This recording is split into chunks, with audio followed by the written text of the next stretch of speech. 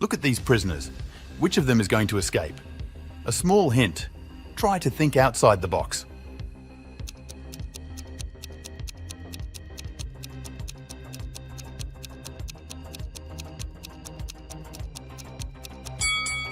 It's the police officer next to them who's going to escape. It's actually a prisoner in disguise. Have you noticed that piece of orange inmate shirt sticking from under his uniform jacket? Look at these people. They have got into a trap, and only a miracle can save them. They're hanging upside down in the air with their legs tied. On the ground, under the redhead girl, venomous snakes are slithering. Under the head of the guy, a fire is burning. And on the ground, under the blonde girl, there are a couple of aggressive scorpions. Who is the only one that can escape in this situation?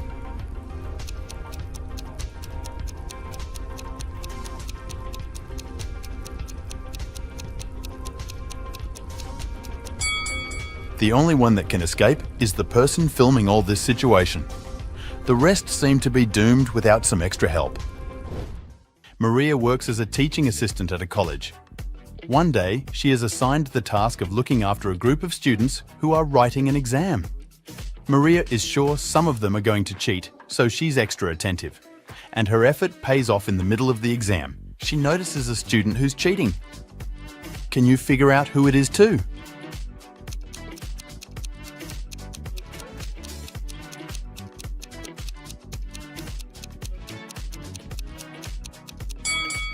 It's that girl in the back of the classroom. She has the answers written on her leg. Look at these people very attentively. One of them is a millionaire. Take a few minutes to guess which one it is.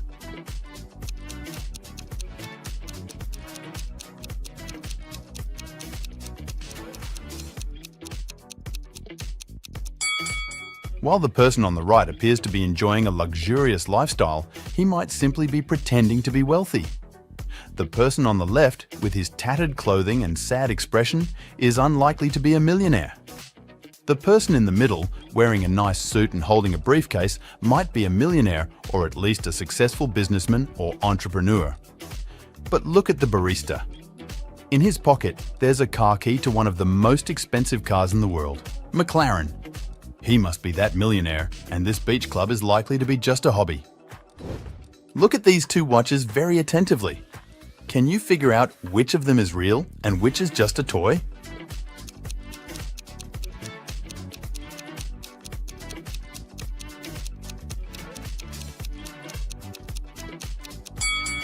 The watch on the left is a toy. Look at its mean-at hand. It's too long and won't be able to pass all the way around the watch face. You're trapped in a castle far away from any town or city. You can actually escape by choosing the right path. But which one can lead you to freedom?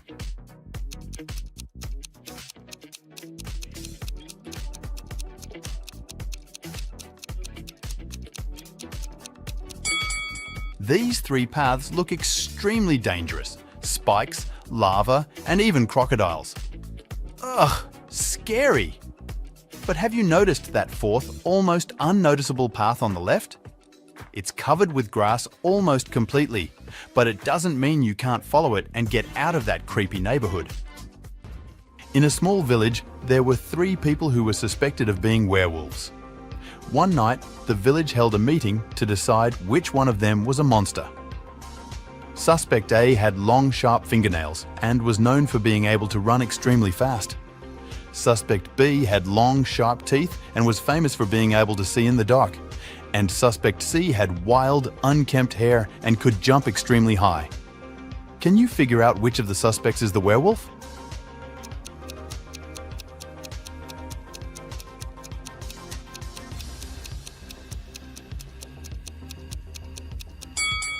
It's Suspect B. Long, sharp teeth and being able to see in the dark are both typical characteristics of werewolves. The other suspects have unusual traits as well, but they are not necessarily associated with werewolves. 4 friends went for a walk in a forest. People said an evil wizard lived there. The young people didn't believe those rumors, but when they were in the middle of the forest, a wall of fire blocked their way. Look at the things the friends have, what they can use to put out the fire.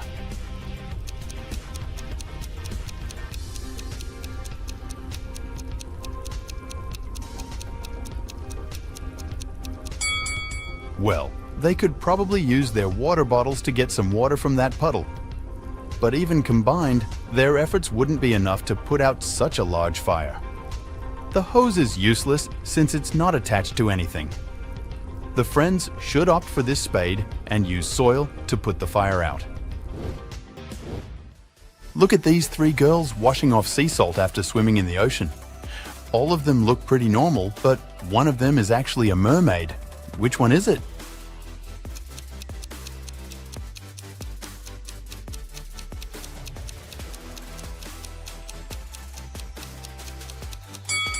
It's the girl in the middle. If you look more closely, you'll notice that she's just faking and not letting her skin and hair get wet. While walking in the mountains, you hear a deafening noise. It's a landslide. You end up blocked in a cave. You see these tunnels in front of you. You're shocked to discover that a fire-breathing dragon is guarding the first passage. The second passage is almost completely blocked by poisonous vines growing there. And in the third tunnel, you can see the red eyes of very hungry wolves. What should you do?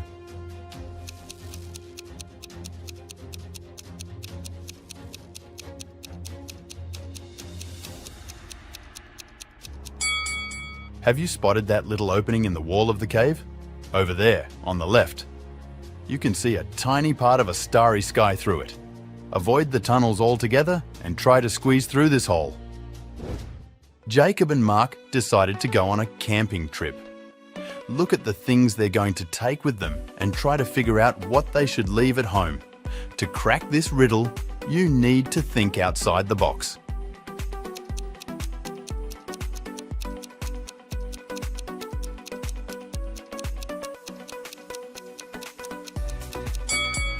Look, a tent, game, rice, lamp.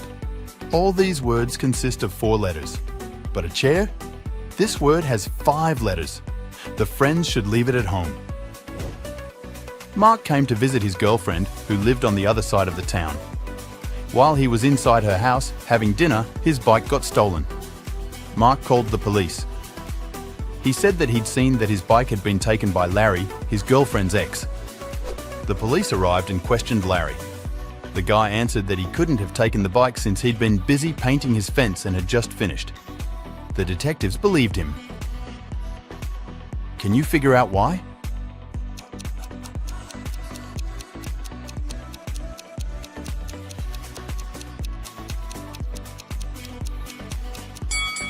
Larry's story seems to be true. There's fresh paint on the grass by the fence, which proves that the guy indeed painted it recently. This granny claims the nurse steals her pills, but the nurse says it's a ridiculous accusation. Can you tell who's lying?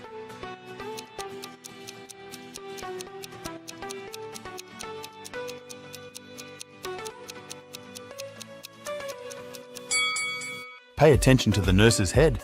She's wearing not a hat. It's a container with pills. So, the granny is right. She doesn't get her pills because the nurse takes them. Olivia's husband was a hunter.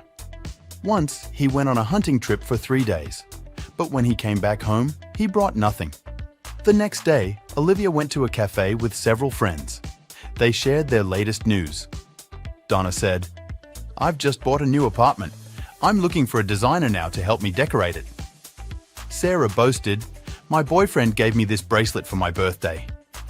Nina said, "And I went skiing in the Alps. It was a fantastic trip, except for those awful mosquitoes." Olivia left the cafe in tears. She was now sure her husband was cheating on her with one of her friends. Can you figure out which girl is her husband's lover?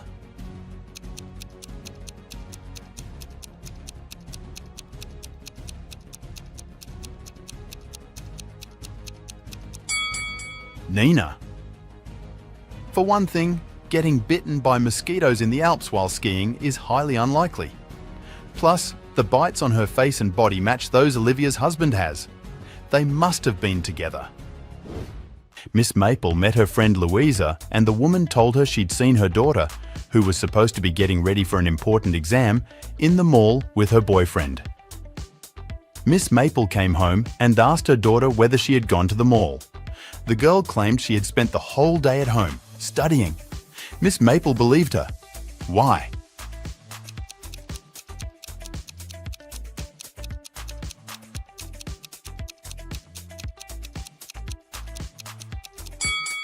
Do you see that course book on the girls' table?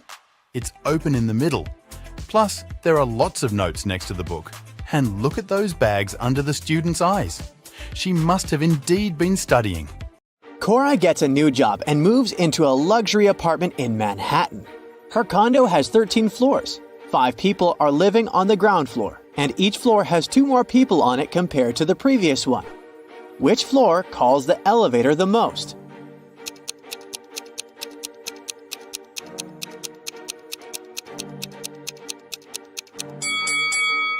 Any person who lives on a floor other than the ground floor would have to call the elevator to reach their respective floors. So, the ground floor should call the elevator way more frequently than the other floors. Oh. Cora meets her neighbor, Mason. He has 4 daughters, Hannah, Elle, Eve, and Anna. What pattern did he use to name them?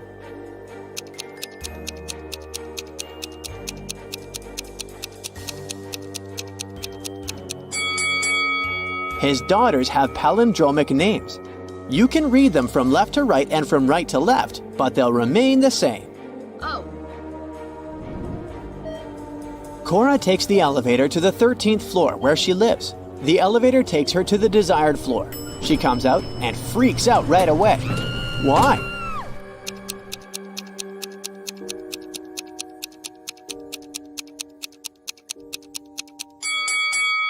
Take a look at the mirror. It didn't reflect the number 13 correctly. Oh God. 4 movers show up to help Cora with her boxes, but one of them is an imposter. Hello. Can you guess who?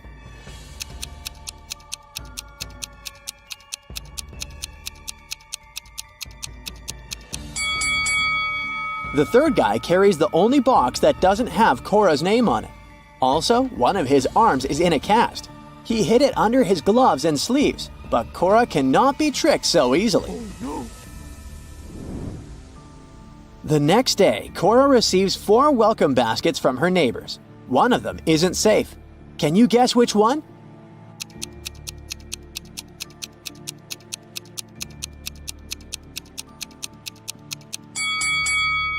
The second basket looks delicious, but take a closer look. There are bugs instead of chocolate in these cookies. Yuck! Cora wants to hire a cleaner to take care of her apartment. She interviews 3 people. Sandra says she has 20 years of experience in this field. Harry is a student who needs extra money to pay his bills and buy food. And Bianca has recently moved from her parents' farm. She needs a job as soon as possible. Who's lying?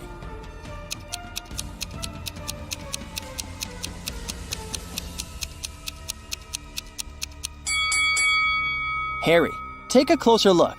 He's too transparent to be a real human. Ghosts don't need to pay bills and buy food. Liar. Oh no. There's a swimming pool on the roof of Cora's condo. She goes there and meets 3 neighbors in the shower. One of them is not from this planet. Can you guess who?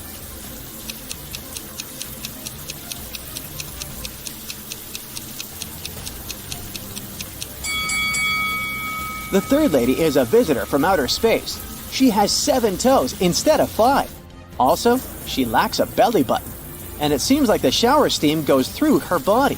Oh God. Cora comes back home and finds out that someone stole one of her expensive paintings and replaced it with a cheap copy. What? How did she know?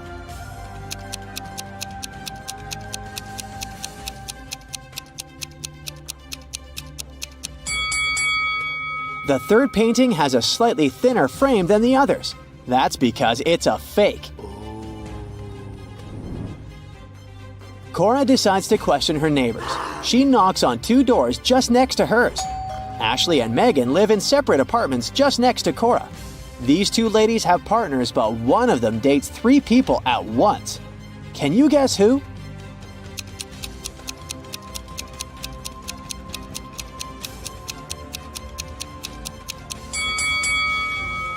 Ashley has 3 different cakes in her fridge, so she probably had 3 different guests recently.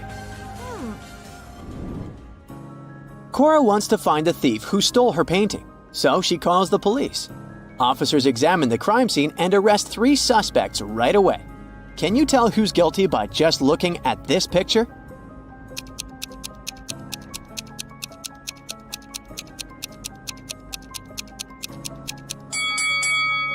The thief left footprints of sneakers on the carpet next to the paintings. Only the first suspect has the matching shoes and size. The next morning, Cora goes hiking in the woods, and eventually she gets lost. There are 3 routes that she can take. One has animal footprints, the second one has human footprints, and the third route is along the river. Which path is the most reliable?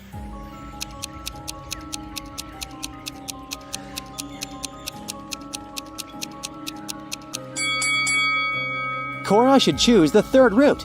Animals might be dangerous and people are not reliable, but the river will lead her to the city or a bigger body of water with a beach. In the evening, Cora goes to the local concert hall. One of these guys is a real magician. Can you guess who?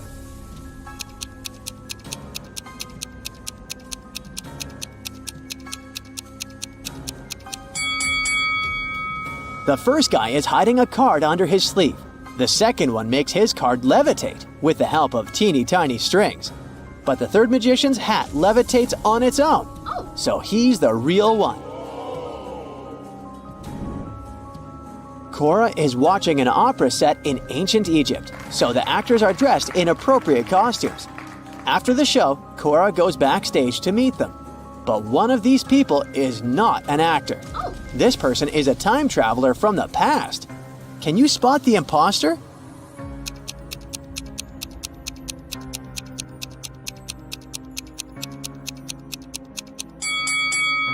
All 4 people are dressed in ancient Egyptian costumes, so we should use the method of elimination. The first guy is using a smartphone, so he's probably an actor. The second lady has a modern manicure, so let's exclude her too. The fourth lady has a sports car tattoo on her leg, so she must be from this century as well. Therefore, the third guy is a time traveler. Cora arrives at the condo after the opera late at night. She enters the empty lobby and suddenly hears weird sounds from the basement. Cora goes there to check and finds herself in a secret, spooky dungeon. She finds a door with a combination lock which requires a 4-letter password. There is a mirror next to the door. Someone wrote the word "live" on its surface.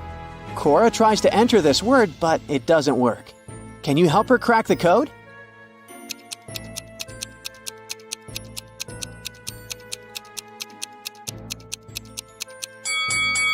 The mirror is part of the clue.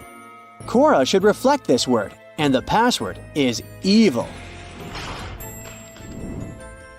Finally, Cora opens the door.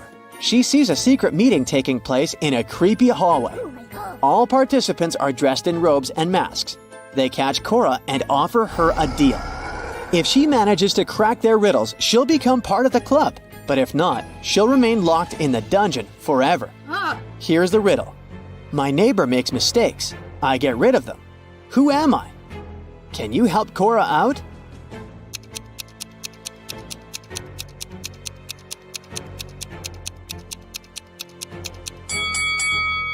I'm an eraser. Cora nails it, and now she's invited to go into the Hall of Mirrors alone. Cora sees a bunch of fun reflections of herself in the weird mirrors, but suddenly she freaks out and screams. Why is that?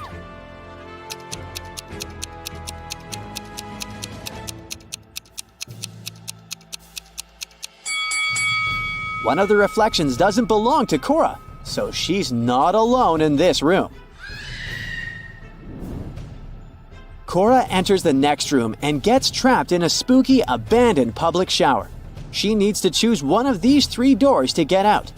There's a bunch of hungry rats behind the first door. There's an unknown glowing substance behind the second door. It may or may not be toxic. And there's a firewall behind the third door. Which way is more or less safe?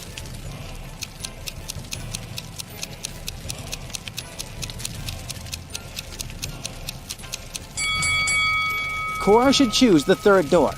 Look around. She's in the shower, remember? She can use a bucket and water to put out the fire. Now Cora needs to crack this twisted circle maze to find the way out. Can you help her?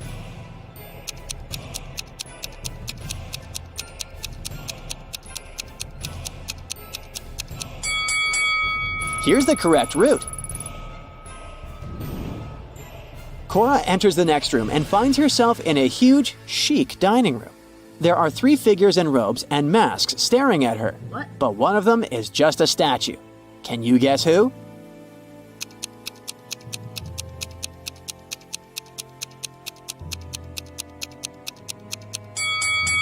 The first figure is breathing deeply. The second is blinking. You can see it through the mask. So the third figure must be the statue. Oh God. People in masks give Cora 3 envelopes. She can choose one of them and take what's inside as a gift. One of them contains a $100 million diamond necklace. Another one, a pair of wool socks. And the third one, $10,000 in cash. Each envelope is signed. The first one says, "Necklace isn't here." The second one says, "Necklace is here." And the third one says, "Necklace might be here." Can you help Cora make the right choice?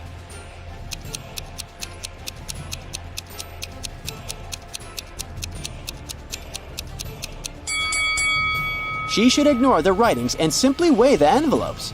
The desired one should be much heavier than the others. Oh yes. Cora gets her necklace. The secret club members take off their robes and masks and turn on the lights. Cora recognizes her neighbors. That was just a welcoming prank. But still, something is odd here. Can you guess what?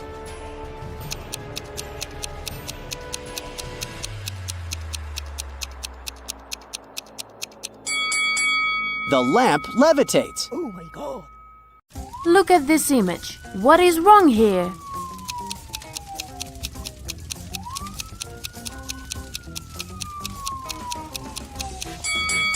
Fire tracks are usually red, not green. Great job! Now, how about this picture?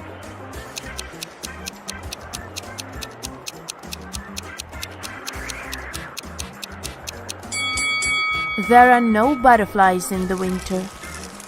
And one more image for you. Look at these people. Do you notice anything strange?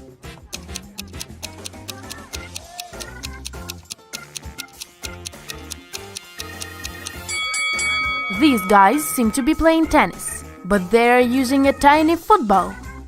2 people were born at the same moment, but they don't celebrate their birthdays on the same day. How is it possible?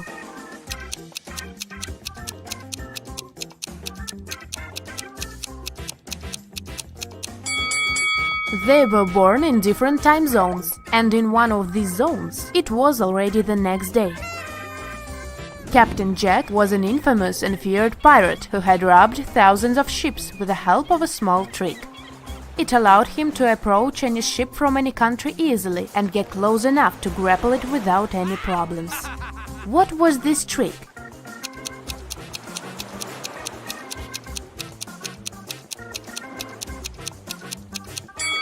Captain Jack had a collection of flags from different countries. Instead of using Jolly Roger, fearsome black flag, he raised the flag of the country the nearing ship was from, and it got him immediate access. A man was in a 9-story building when a fire started. He jumped out of the window, and he didn't get any injuries. How is it possible?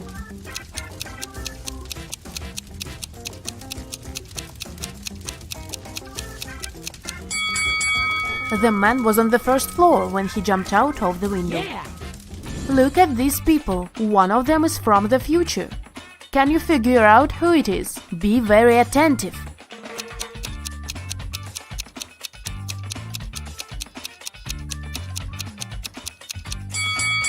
Right, it's this guy. He's got a smartphone in his pocket.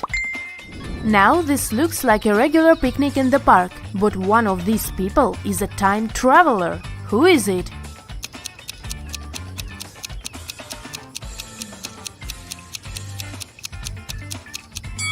It's the guy with the USB port in his arm. At this party, there is a person who came from a different epoch. Your task is to find them.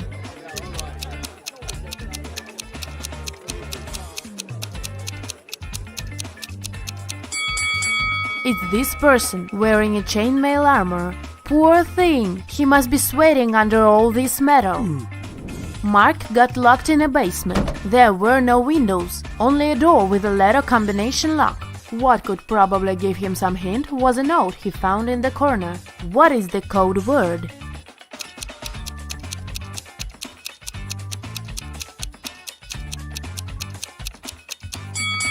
Mark managed to get out of the basement. The code word was SMART. The key to this riddle was hidden in the alphabet. P plus 3 letters is S, N minus 1 letter is M, and so on. Lisa woke up in the morning and found out that quite a large sum of money was missing from her purse. Her husband was on a business trip, so the person who had taken the money could only be one of her 3 kids. Her daughter Karen, who was 17, her 15-year-old son Christopher, or her 20-year-old son David. Lisa asked her children what they had been doing the previous evening. Karen said that she had gone to bed right after dinner because she had had a headache. Christopher said that he had gone to a nightclub with his best friend Rick. And David answered that he had had his football practice. Lisa immediately knew who had taken the money. What about you?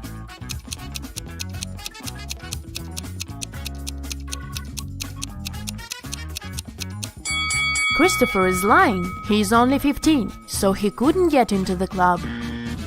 Melanie invited her colleague Maria for dinner. Maria was surprised. She thought Melanie didn't like her, but the hostess prepared a very nice meal. She even cooked tuna for both of them. She cut the fish in half, and each of them ate their portions. Sometime later, Maria paled and lost consciousness. She was taken to a hospital. It was bad food poisoning. Several days later, police arrested Melanie for trying to poison Maria. But how did she do it?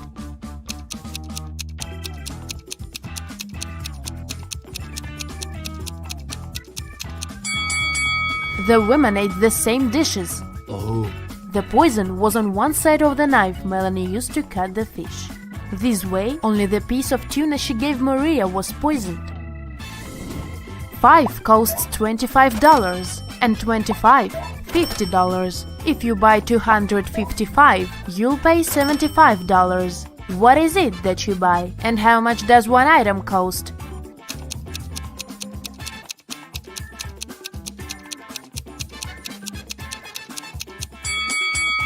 You're buying door numbers, and one digit costs $25. You are sailing around the world on your yacht when you get caught in a terrible storm. At one point, you hit your head against the mast and lose consciousness. When you come round, you find yourself on a beach, surrounded by unfriendly-looking locals. It turns out that they dislike foreigners. They offer you 3 options. They can send you to a cave filled with tarantulas. They can throw you into a pit filled with yellow scorpions. Or you can meet several hungry lions. What option should you choose to survive?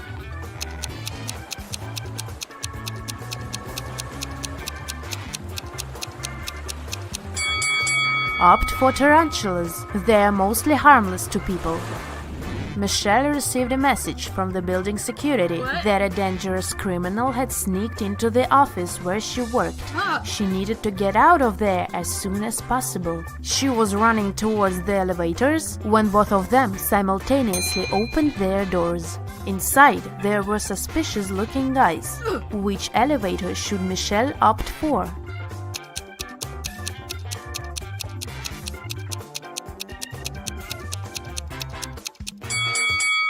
Michelle should run to the second elevator. The criminal has just entered the building. He can't be coming from upstairs. You've been driving for hours, but there's still no sign of civilization. Eventually, you have to admit that you've got lost. You are tired, thirsty, hungry, and have no money to buy anything. Suddenly, on the side of the road, you see 4 doors. Behind the first door, there is plenty of drinking water.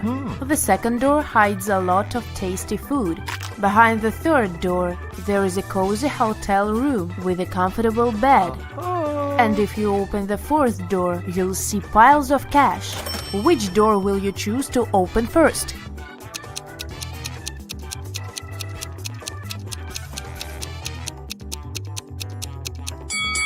The first door you should open is the door of your car.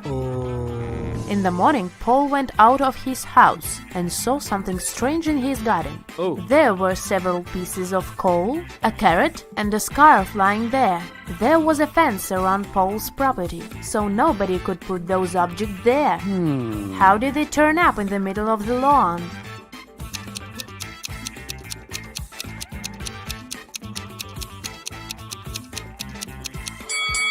It was warm at night, and a snow person that had been standing there melted. Detective Lucas Brown was invited to Long Road College, as more and more thefts occurred there. In a week's time, the man had 3 suspects. "What were you doing when the last theft happened?" he asked each of them. Thomas said, "I was away on that day. I had to drive my younger sister to her music lesson." Amanda replied, "I spent that day in the library, getting ready for my presentation." Ryan said, "I'm going to Denmark with my parents this summer. That's why I spend all my free time learning Dutch." Lucas immediately understood who was lying. Can you figure it out?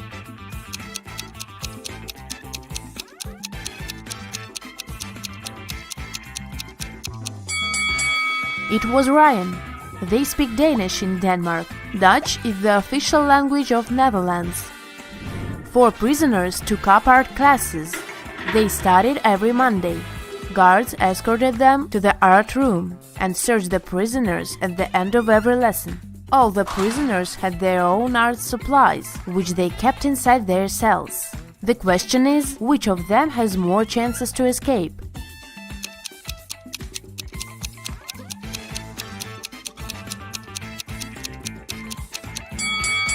Your time is over, and the answer is this prisoner. He can use his supplies to paint his clothes green. This way he'll look like a guard and will be able to sneak out of jail. Criminals kidnapped 3 bank workers to get secret financial information from them. The bankers were locked in a basement with only one window high above the floor. The men decided that at least one of them had to escape and warn the police. The men stood on each other's shoulders, but the one on top still couldn't reach the window. What can they do to escape?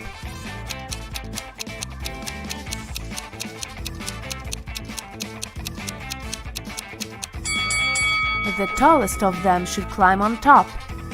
And since this man also has longer arms, he will manage to reach the window. Tyler is on his way to visit his grandma. She lives on the opposite side of the village. It's her birthday, and he wants to give her the cakes that he has prepared. Unfortunately, there are 7 bridges that Tyler needs to cross to get to her house. And there's a mermaid under every bridge. The mermaids always require payment from those who cross their bridges. Before Tyler can cross the bridge, he has to give the mermaid half of all the cakes that he's carrying.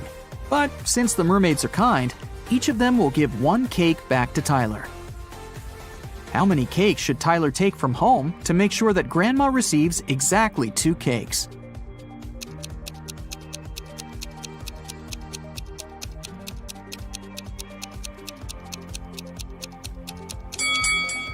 Two. Tyler will have to give half of his cakes at each bridge, but he'll still get 1 cake back. If Tyler takes 2 cakes from home, he'll manage to stay with 2 cakes after every bridge. Will is going on a jungle trip for 1 day. He asked his wife to pack something to eat, something to drink, and something to help him stay warm. When Will opened his backpack, he found just one thing. Can you guess what it was?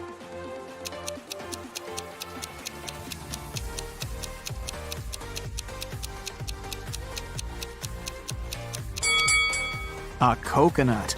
Will can drink coconut water. He can also eat the coconut meat. And finally, Will can use the coconut peel instead of wood to warm himself up. Nina decided to play a quiz game. She kept asking the same question to everyone she met, and each time she got a different answer. Can you guess what the question was?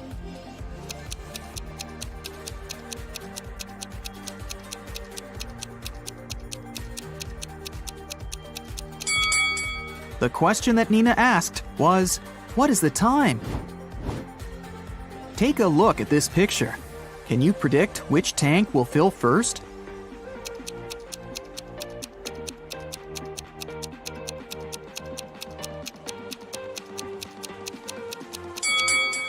Tank 5. The connection between Tank 5 and Tank 2 is blocked, so the water will move into the 5th tank from the first one, but it won't go to Tank 2. Therefore, Tank 5 will fill up first. What about this complicated structure? Can you tell which of the tanks will fill first?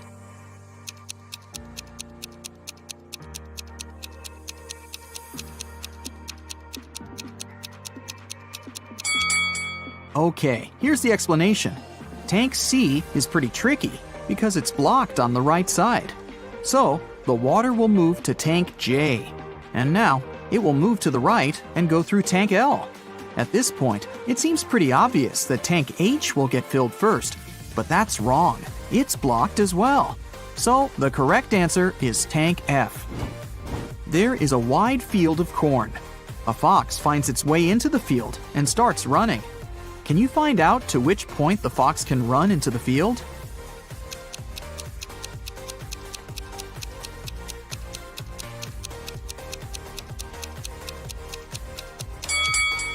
The fox can only run to the middle of the field. After that midpoint, the fox will actually be running out of the field. Stacy is a weather forecaster. It's raining today at 11:57 a.m. Can you help her figure out the chances of sunny weather in 72 hours?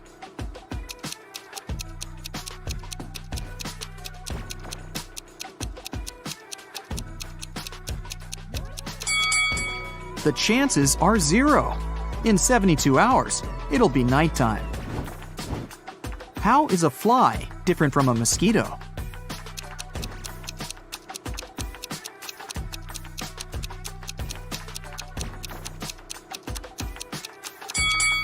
A mosquito can fly, but a fly cannot mosquito. This is Rick, and these three ladies are Melanie, Meg, and Millie. Melanie loves strawberry ice cream. Meg loves blueberry ice cream. And Millie hates ice cream. Can you find Rick's wife among these women?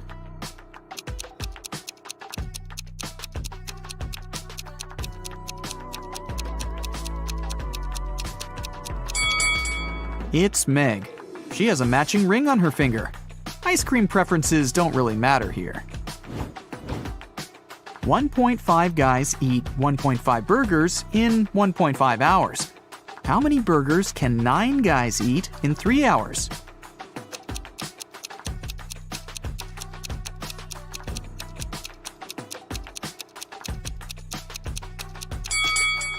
More hours mean more burgers, and more guys mean more burgers. The time was doubled to 3 hours, and the number of people rose 6 times. Therefore, the number of burgers will be 18. Take a look at this arrangement. It consists of 15 matchsticks. How can you remove exactly 6 matchsticks to make 10?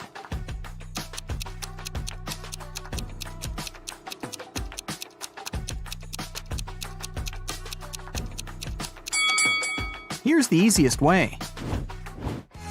Frank is a grandfather. His grandson is about as old in days as his son is in weeks. The grandson is also as many months old as Frank is in years. The sum of their 3 ages is 140 years. How old is Frank? Can you guess?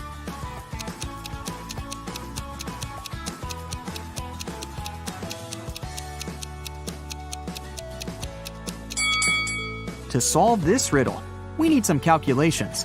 Let's say the grandfather is A, the son is B, and the grandson is C. Since the total age is 140 years, we can make up the following equation. A plus B plus C equals 140. Also, The grandson is about as many days old as the son is in weeks, which can be expressed in this equation. 365c equals 52b. And finally, the grandson is as many months old as Frank is in years, so 12c equals a. Now we can put this information into one big equation and calculate the final result. 12c plus 365c divided by 52 plus c equals 140. 624c plus 365c plus 52c equals 7280. 1041c equals 7280, so c equals 6.99. Since the task said that the grandson was about as old in days as his father in weeks, we can round up that number to 7. Therefore, Frank is 84 years old, and his son is 49. If you multiply all the numbers on your phone, what number will you get?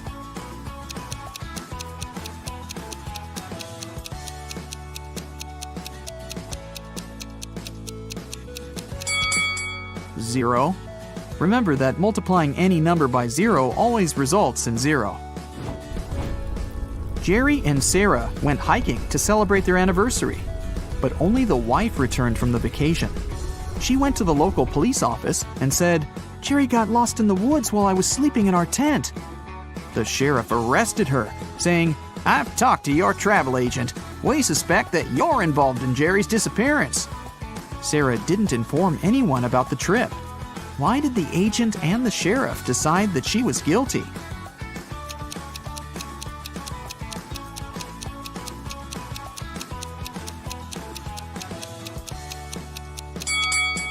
Sarah bought only a one-way ticket for her husband and a round-trip ticket for herself. It means that she was sure that she would be returning alone. Can you tell which of the following statements is true? One statement here is false. 2 statements here are false. 3 statements here are false.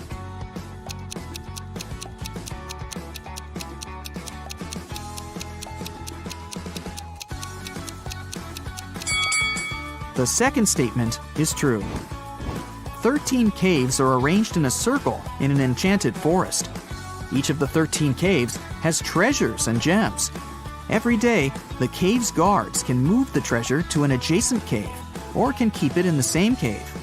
Meanwhile, every other day, treasure seekers visit the forest and have enough time to enter any 2 caves of their choice.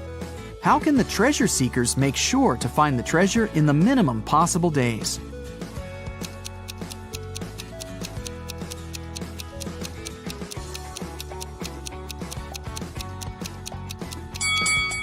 One of the treasure seekers should move clockwise every day, and one of the treasure seekers should move counterclockwise. This way, they'll find the treasure in a minimum of 7 days. Alice was sitting in her hotel room. Suddenly, she heard a knock on the door. She opened the door and saw a creepy woman standing outside. The woman said, "Oh, I'm really sorry. I thought this was my door." Then she walked through the corridor to the elevator. Alice didn't know the woman. She locked her door and called the hotel security. Alice asked them to arrest that woman. Why did the woman seem suspicious to Alice?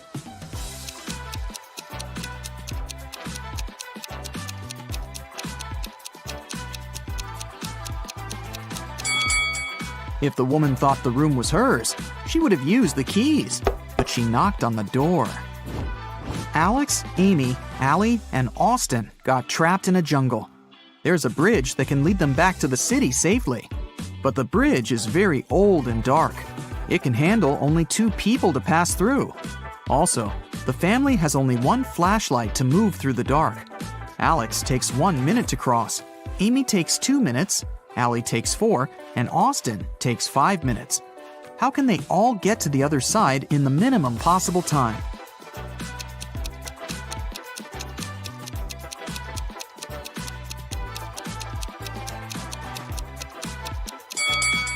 Here's what they've got to do. Alex and Amy should go first. It'll take them 2 minutes. Then Alex should spend 1 minute going back to Allie and Austin. Now Allie and Austin should take the flashlight and cross the bridge. It will take 5 minutes. Then Amy should come back to Alex. At this point, they've already spent 10 minutes. And now, Alex and Amy will have to spend 2 more minutes crossing the bridge. And this is how all of them will reach the other side in 12 minutes. Stephanie is a college professor. A supervisor will be visiting her class tomorrow. The supervisor can ask the students any questions. They can be either easy or difficult. Stephanie will still have the right to decide which student will be giving the answer to each question. Stephanie wants to leave the best impression. What instruction should she give to her students to maximize the chances of receiving a correct answer for each question? Can you help her?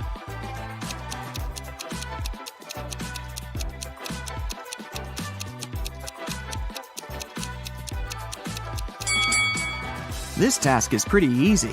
All Stephanie needs to do is to ask all the students to raise their hands on every question. But those students who know the right answer should raise their left hand, and those who don't know the right answer should raise their right hand. This strategy will help Stephanie to get only correct answers. The supervisor will also be impressed because all the students will raise their hands. Molly and Polly are twins, but only one of them is a real police officer. Can you tell who?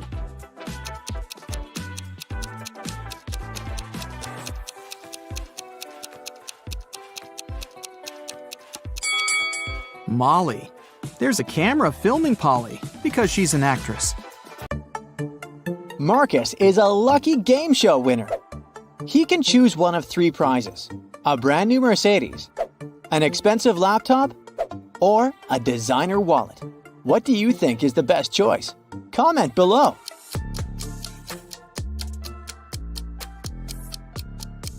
Look at this Mercedes. The logo is crooked. The car must be fake. The same goes for the wallet. This logo is supposed to be written in a different way. That's what the real logo looks like. But the laptop seems to be okay. The logo is correct. So, Marcus should probably opt for this device. On a rainy evening, Megan came home and found that someone had eaten her chocolate bar. She asked her sisters whether one of them had done it. Maria said she'd been working out in her room and hadn't left it the whole day. Amelia said she would never eat someone else's chocolate. And Emma answered that she'd been outside, watering plants in the garden. She'd just come home herself. Help Megan find out the truth and share your ideas in the comments. It must be Emma. Why would she need to water plants outside if it's raining? Kayla was staying at a hotel in Paris. One day, someone broke into her room and took all her expensive stuff. The police had 3 suspects. Alan said that he had been trying to pour himself some coffee downstairs, but with his arm in a sling, it had been extremely tricky. Marie told the police that she had been at the reception trying to solve some issues with her shower. And Bruce said that he had been sleeping. Help the detectives figure out who's guilty and leave them a message in the comments.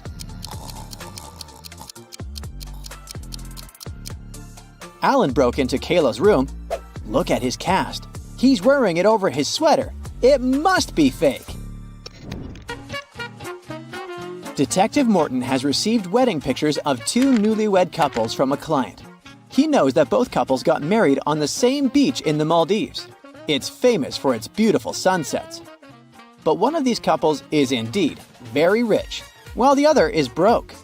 For some unfathomable reason, the detective client wants to know which couple has money. If you figure it out faster than Morton and write your answer in the comments, the detective will probably have to give you his badge.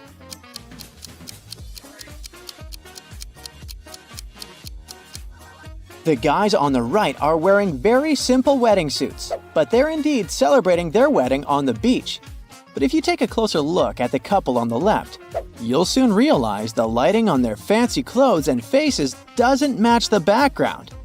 Plus, you can spot a few green screen fragments at the edges of the picture. Their photo isn't real. They can't afford to go to the Maldives in real life. They're broke. Mark found himself in the middle of a forest with 3 paths in front of him. The first one was covered with burning hot coals. The second path was so cold that it felt like Antarctica under his feet. And the third path was covered with sharp nails that were able to pierce any footwear. Tell Mark in the comments which path he should choose.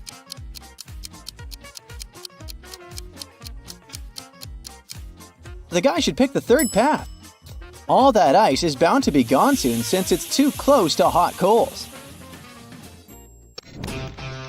Adam was driving home late at night when he noticed he was about to run out of gas. He stopped at a gas station to fill his gas tank and buy some snacks. Inside, there was a cashier and another customer dressed in black.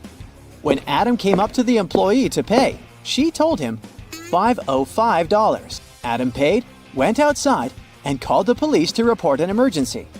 If you have any idea why he did so, comment below.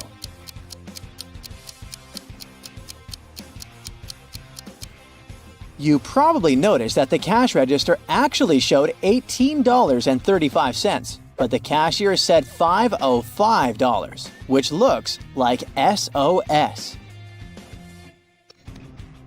Detective Brown rushed to an expensive restaurant. Someone had stolen a gold spoon there. If the detective didn't find the real culprit, the waiter would have big problems. Luckily, there were still a lot of people in the restaurant, and Detective Brown questioned the main suspects. A group of friends said they were celebrating a birthday. They wouldn't spoil their party this way. A cheerful man said he'd been walking in the area and had dropped by to check out this place. And a miserable-looking guy answered that his wife had left him, and he had come to the restaurant to take his mind off his problems. You must help the detective to find the criminal. When you do, write your answer in the comments faster than the others.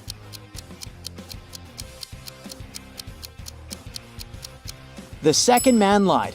He'd said he'd been to the restaurant for the first time, but look, he's wearing a hat with the restaurant's logo. Gotcha! Adam's car broke down right in the middle of a deserted forest road. But the worst thing was that it was winter, snowdrifts were huge, and the wind was freezing cold. Adam had to get to the nearest town, and fast. But if he followed the first path, he'd have to deal with hungry wolves. The second road went through the area inhabited by bears, and if he took the third path, he'd have to cross a river covered with thin ice. You need to help the guy as fast as possible and tell him what road he should opt for in the comments.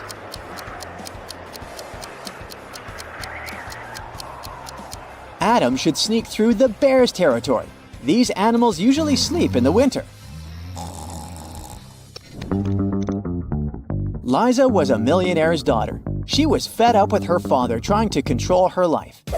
After he told her one day he'd found a fiancé for her, she decided to run away from home. The girl knew her father would send his people to bring her back, so she never stayed in one hotel for more than one night. Once, she found herself in a small town. It was getting dark, and she had no choice but to stop at the first hotel she saw. The receptionist said that her room number was 910 and offered to show her where it was. Liza immediately grabbed her bag, ran out of the hotel, jumped in her car, and speeded away. If you can write in the comments the reason for such a weird reaction, you deserve the title of the true detective.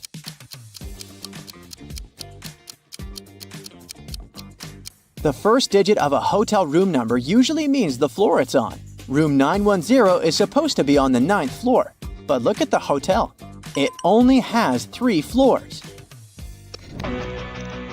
Young fashion designer Bruno was preparing for his first show. He was a bit anxious, so he took a break to steady his nerves. But when it was time for him to present his collection, no one could find him. In an hour, a security guard saw him in the bathroom, lying on the floor. Someone had hit him on the head. The police had 3 suspects. Maya, one of the models, said she had had problems with her dress and hadn't even had time to leave the dressing room. Catherine, one of the guests, said that she was Bruno's biggest fan and had been wearing his clothes for years. Apparently, she had no reason to hit him. Sam, the designer's assistant, said he had rushed to the nearest coffee shop to get Bruno an Americano to calm him down. Who is the culprit? Share your ideas in the comments.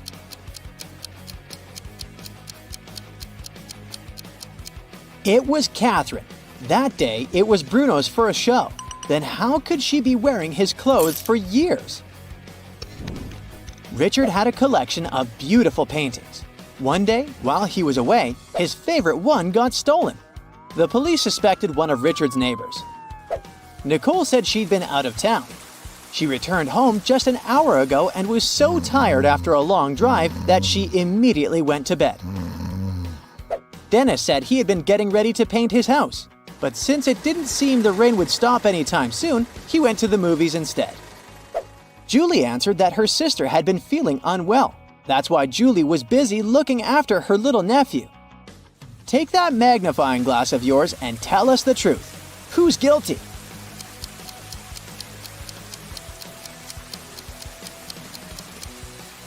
It was Nicole.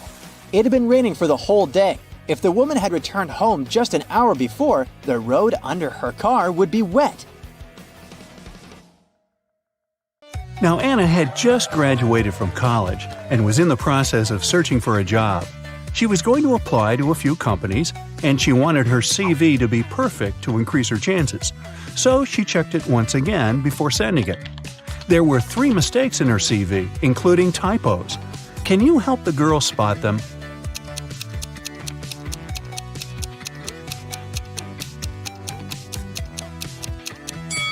Take a look at the year when she graduated from college.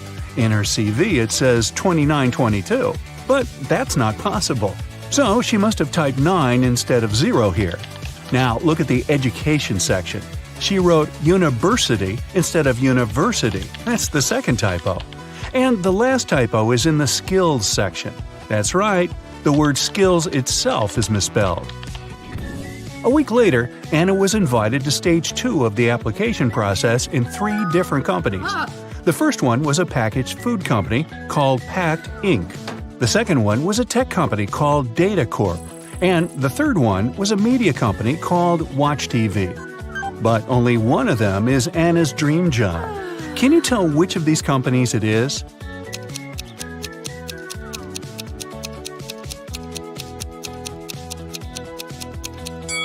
Take a look around her room. You'll notice that there's some merchandise from Data Corp. Anna has their sticker on her laptop, and there's a Data Corp mug on her table. But most importantly, do you see that Post-it note on her mirror that says goals? Her number 1 goal is to get a job at Data Corp. If the first 2 hints didn't convince you, this certainly will do. The talent recruiter of Data Corp soon called Anna. She said the girl would pass stage 2 of the application process if she guessed her name correctly. But of course, I will give you a hint, she said. My name is 2 of 7 Chicago, 2 of 6 London, and 1 of 9 Edinburgh. What? Can you tell what the talent recruiter's name is?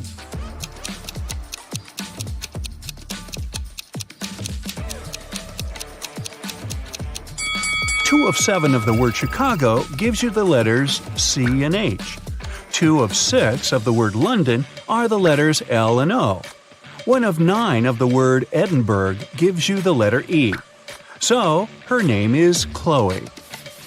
Chloe informed Anna that she had passed stage 2 and the company was inviting her to San Francisco for a face-to-face interview. That was stage 3 of the application process. Oh my god. The recruiter also said that the company was going to cover all of her expenses if she answered this next riddle correctly. There is a house.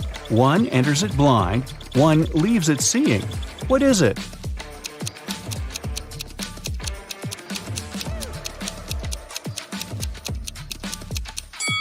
Do you know the answer? It's a school, and Anna answered correctly. On the day of the interview, Anna arrived at the airport too early. She was hungry, so she decided to eat something. There were only 3 restaurants open at the airport. The first one served only different kinds of salads. The second one sold various types of pizza and pasta. And the third place was a seafood restaurant. Which restaurant should she choose?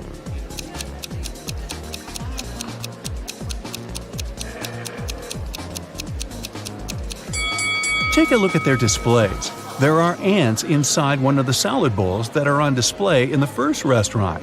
Pass. A few of the fish in the third restaurant's display look rotten. It's probably not a good idea to eat there. So she should choose the pizza and pasta restaurant. Anna entered the place and ordered meatballs and spaghetti. As she was waiting, 3 friends who were eating at another table caught her eye. They all looked like very rich people, but Anna could tell that only one of them was so rich that she could literally buy anything she wanted. Can you tell how Anna figured that out?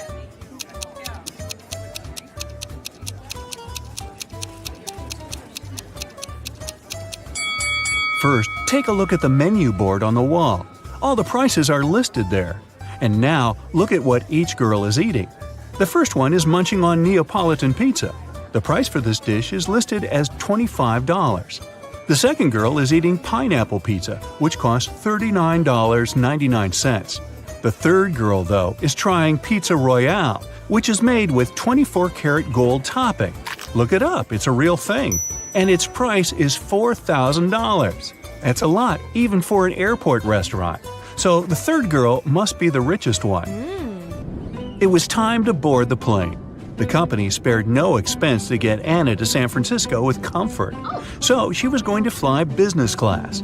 As one of the flight attendants showed her to her seat, she told Anna that she was very lucky to be on this flight because there was a very famous actor on board, and he was sitting next to her. Oh my god. Can you tell which of these people is the actor?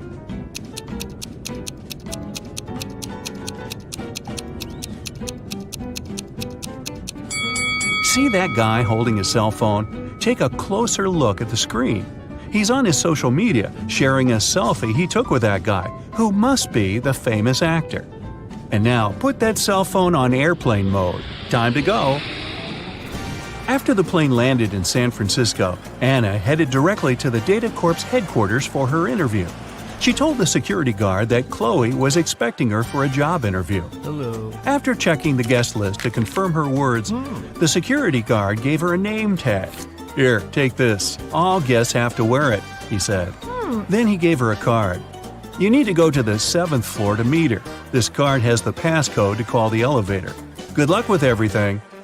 Just as Anna was going to thank him, he interrupted her and continued talking. "And keep this in mind, the elevator will help you ascend in an orderly way." Anna thought, okay, weird. What can that even mean? Then she walked up to the elevator. There were no down or up buttons, just a passcode panel. Then she looked at the card the security guard had given her and saw a picture of a funny face. There were 3 numbers hidden in that image, and they were the numbers she needed to press on the panel. Can you see them?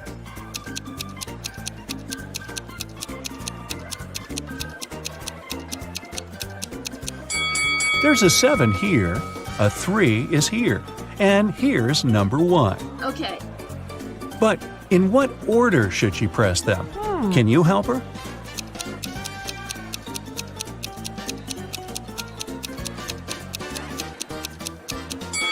Remember the weird thing the security guard said? He actually gave Anna a hint. The elevator will help you ascend in an orderly way. Ascend, order. So, she needs to enter the numbers in ascending order from the lowest to the highest. It means that the passcode is 137. Ah, here comes the elevator. Anna pressed the button for the 7th floor, but the elevator stopped on the 2nd floor. 3 people were going to get in. Anna was excited to see some Data Corp employees, but one of them didn't actually work there. Can you tell who?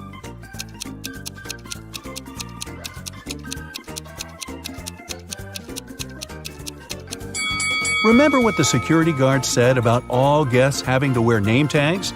This lady has one too, so she is a guest and isn't working there. Anna got off at the 7th floor and was greeted by Chloe. The woman directed her toward the manager's office. Anna walked in. "Hello, Anna, I'm Edith," the manager said. "I'm the one who's going to interview you since you are applying for the manager's assistant position. I saw your CV and I was impressed. You've been solving all the riddles correctly, too. I have one last riddle for you, and if you crack it, we'll hire you. Oh my god. I'm a bean, but I'm not magic. I can be roasted, but I'm not a turkey. I can be ground, but I'm not pepper. I can be pressed, but I'm not a button. What am I? Quick, help Anna get this job."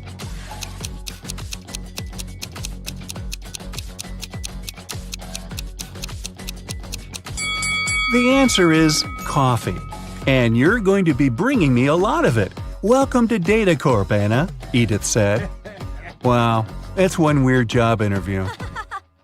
Camilla is packing her bags for her epic trip to Hawaii. She'll be staying in an all-inclusive spa hotel. Is there anything she won't need?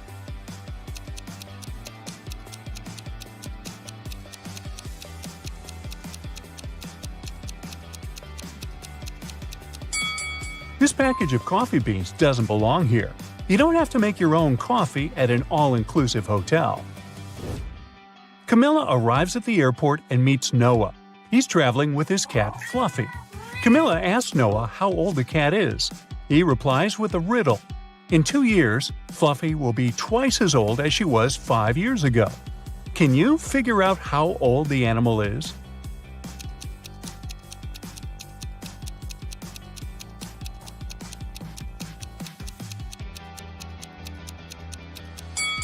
Fluffy is 12 years old.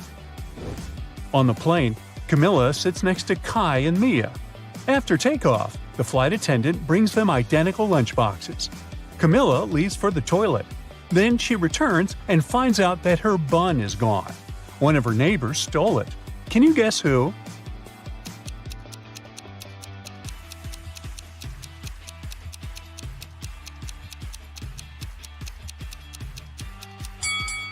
Kai has an untouched bun in his lunchbox, but there's another hidden up his sleeve. Shame on you, Kai! Camilla lands in Hawaii and arrives at her hotel. There are 3 ladies in the lobby. 2 of them are millionaires. Can you spot the one who's not?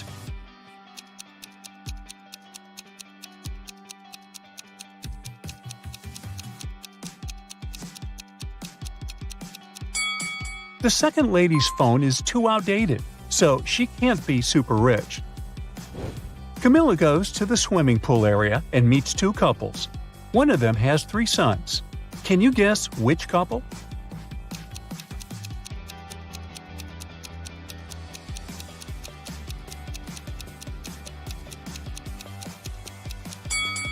The first one. Take a look at his tattoos. There are 3 suns on his hand. Each sun symbolizes one of his sons. Time to check out the spa. Camilla looks out the window and spots these 2 scenes. One of the clients is in danger. Can you guess who?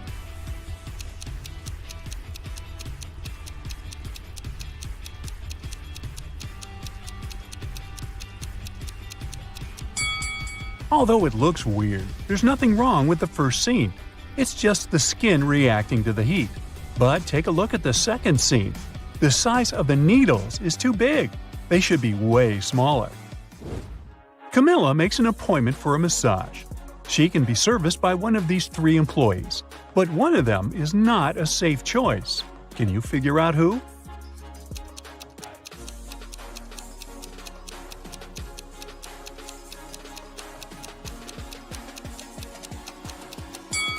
The third lady is dangerous. Her nails are too long and sharp to perform a massage.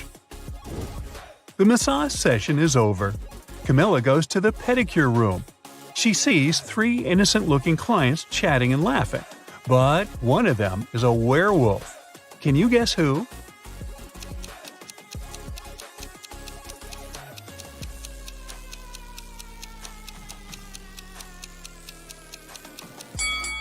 It's the second lady. Take a look at her glowing wolf eyes. Ooh. The pedicure is done. It's time to check out the sauna. Camilla leaves her expensive slippers on the porch and enters the hot space. 5 minutes later, she begins to feel that it's time to leave. Oh no! Someone stole her slippers! Camilla questions 3 ladies nearby. Bianca says that she spent the last 30 minutes inside the sauna, so she couldn't see what was going on outside. Kelly is barefoot, but she swears that she didn't touch Camilla's stuff. And Nina says she's too squeamish to touch other people's shoes. Who's lying?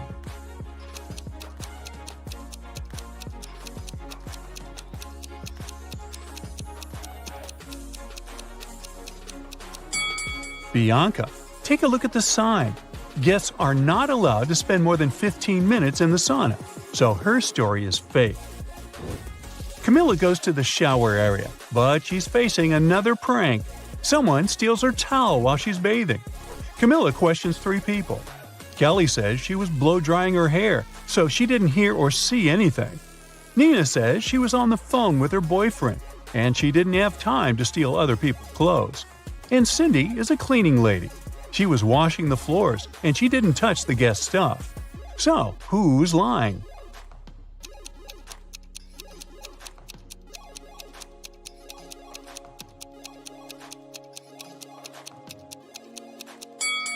Kelly's story is fake. Her hair isn't dry. In the evening, Camilla goes to the local restaurant. Suddenly, she spots a curious family in the dining area. One of these guys is a real ghost. Can you figure out who?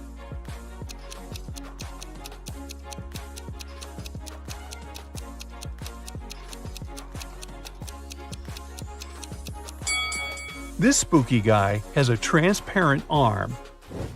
Surprisingly, Camilla meets her college friends who are vacationing in the same hotel. They haven't seen each other for 10 years. So the guys throw a fancy private party. Camilla has to make a phone call.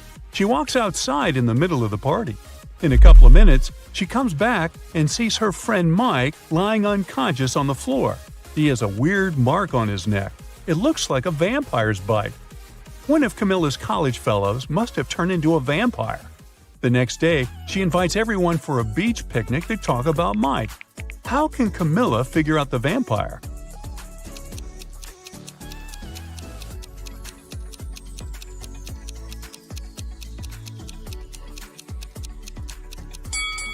She invited her friends to the beach during the daytime. The one who would refuse to go must be the vampire. Camilla is hanging out on the beach. She takes a pretty picture, and then another one. She looks at the resulting shots and spots 5 differences. Can you also see them?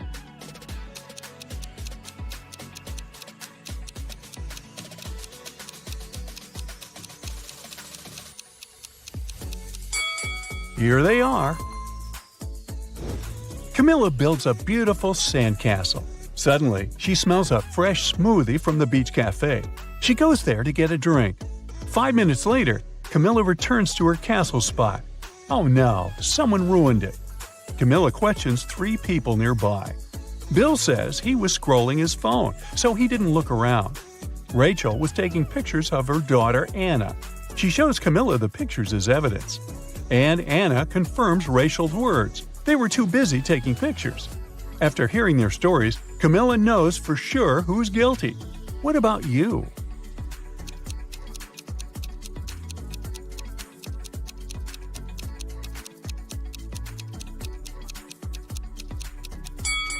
Take a closer look at Rachel's pictures. Anna stands in the same place where the castle used to be. She destroyed it with her surfboard. Camilla takes a walk on the beach and spots a beautiful wedding ceremony. Can you figure out which one of these ladies is his wife?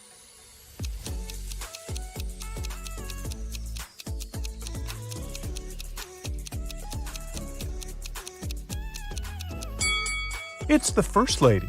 They have identical tattoos. In the hotel restaurant, Camilla spots another touching scene. 2 guys are proposing to one lady, and she accepts one of their proposals. Can you figure out her new fiancé?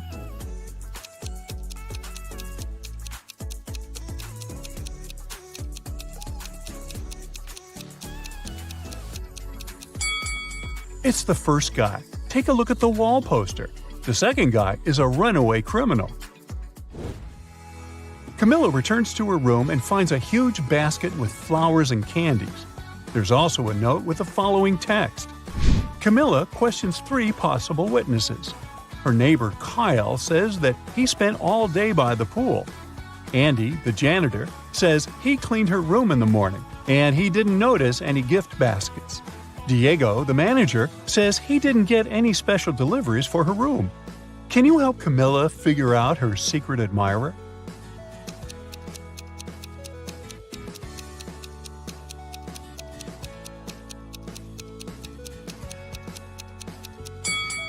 It's Kyle. If we read this text backwards, we'll get the following message. Your secret admirer is Kyle. Well, that's a clue. Kyle invites Camilla on a date to a rooftop restaurant. The view is beautiful, so she takes 2 pictures.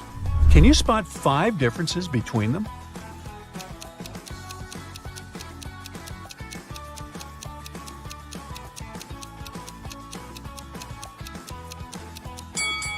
One, 2, 3, 4, and 5. There you go. Kyle and Camilla look at the menu and choose the same dish, spaghetti carbonara.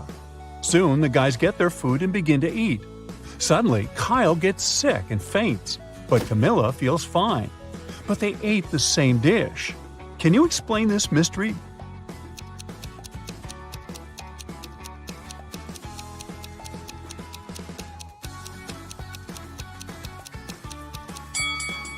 The poison was in the black pepper. Kyle added it to his spaghetti, but Camilla didn't. That's why she feels fine. The next day, Camilla visits Kyle in the hospital. She comes across these 2 individual patients. Can you guess which of them is richer?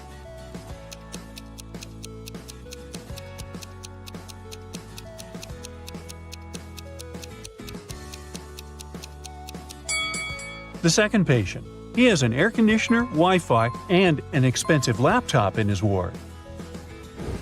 What about these 2 patients? Can you guess who's richer?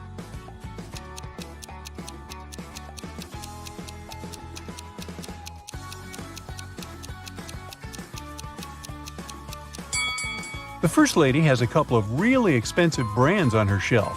Therefore, she's the rich one. Camilla continues wandering around the hospital and finds a spooky basement. Can you spot anything odd here?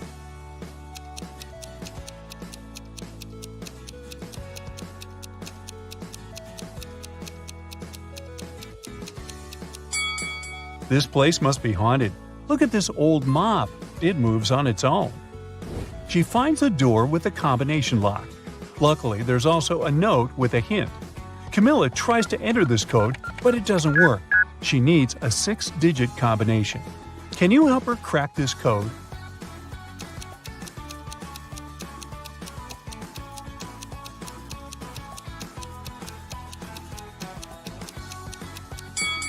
Camilla should literally enter 2831 and 26, and now she can make her great escape. 3 wealthy businessmen complained to Detective Brooke. This week, an unknown criminal stole a car from each of them, and he left no traces. But Brooke figured out his pattern. She thinks the thief will soon commit new crimes.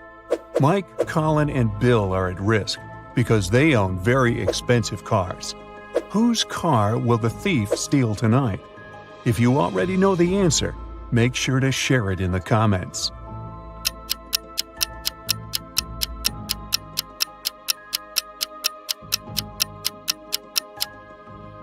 Let's take a closer look at the order of the thefts. The colors of the cars match the colors of the rainbow: red, orange, and yellow. So Colin's green car will be the next target. Detective Brooke finds the criminal's garage and begins rummaging around. He has a secret door protected by a combination lock. There's a note with 4 images next to the door. Brooke thinks for a while, presses 4 numbers, and opens the door. What numbers did she press? If you nailed it right away, please let us know.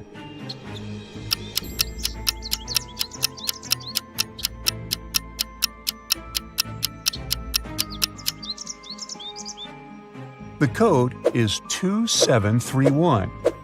Each digit corresponds to the number of colors of the object in the picture. Brooke enters the secret room and sees 6 rings on the table. Try to memorize all the details, because you're going to need them later. Okay, now, can you find the rings that were not present in the original picture? Make sure to share your answer.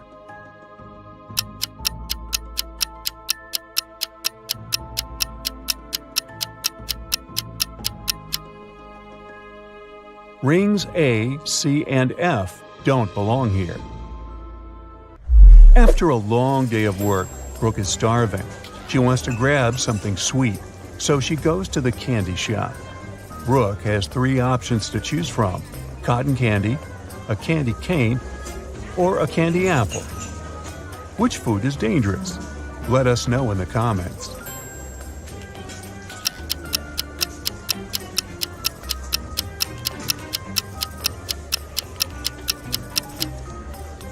Take a closer look at the cotton candy. There's a tiny spider stuck inside. Yikes! As for the apple, it has a little worm inside. So Brooke should definitely buy the candy cane. Brooke is passing by the food court and spots 2 families. One of them is super rich, while the other one very broke. Can you guess who is who? Think carefully and feel free to leave your answer in the comment section below.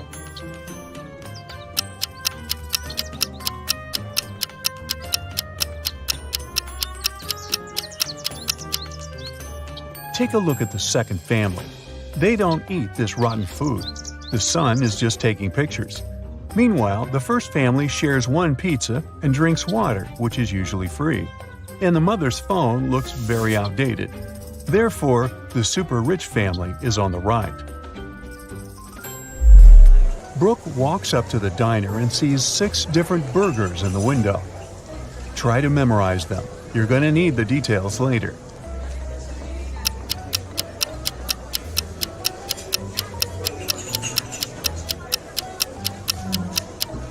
Now, let's take a look at the 9 images. Which of these burgers didn't appear in the initial picture? Give this video a thumbs up if you already know the answer.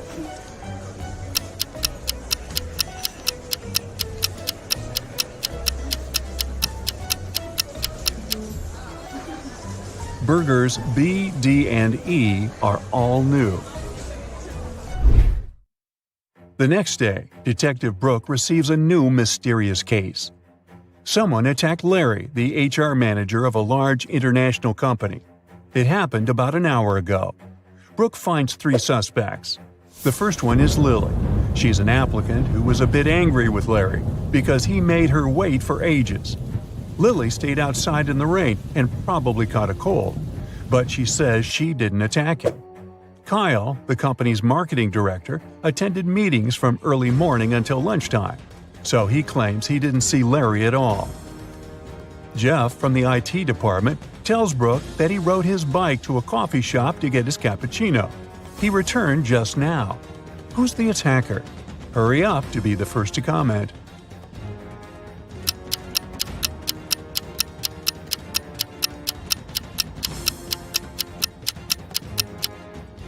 Jeff.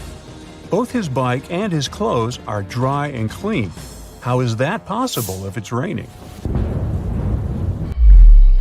Jeff runs away. Detective Brooke starts chasing him.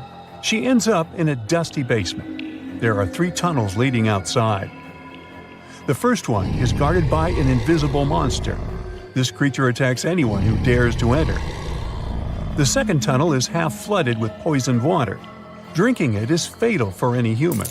And the third tunnel is infested with mutant cockroaches. They can fly and bite people. Which way is more or less safe? Give this video a thumbs up if you already know the answer.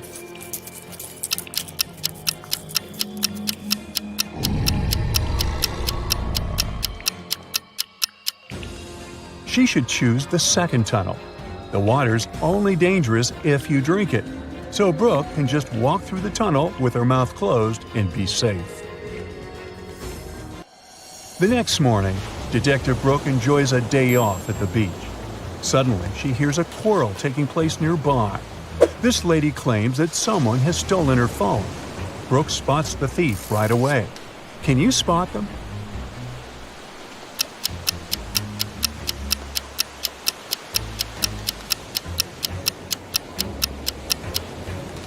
This blonde lady stole her phone. She's taking selfies with her own phone, but there's another one hidden in her swimsuit. Busted! Hit the like button if you managed to crack this riddle. Brooke spots 6 parrots on a tree and takes a picture.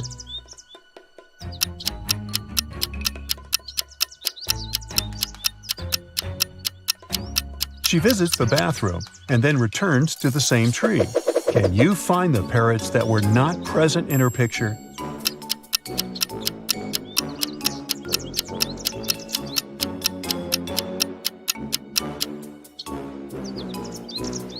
Parrots A, E, and F arrived just now.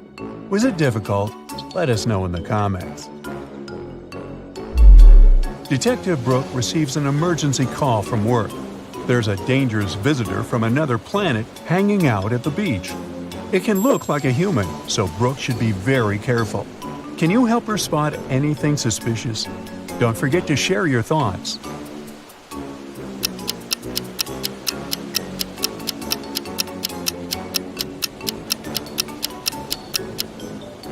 This volleyball player has too many arms for a regular human. Detective Brooke is working on her laptop in a coffee shop. Oops, it's time to visit the bathroom. Brooke decides it's safe enough to leave her stuff unattended. But after going to the bathroom, she finds out that her backpack and her laptop are missing. Brooke runs outside and sees 3 elderly ladies with picnic baskets sitting in the park. She interrogates them, but the ladies swear they didn't notice anything suspicious. Miss Anderson has just joined her friends. Miss Smith is eating her sandwich and reading a newspaper, and Miss Gold is taking pictures of squirrels. But still, Detective Brooke arrests one of the ladies. Can you guess who? Hurry up to be the first to comment.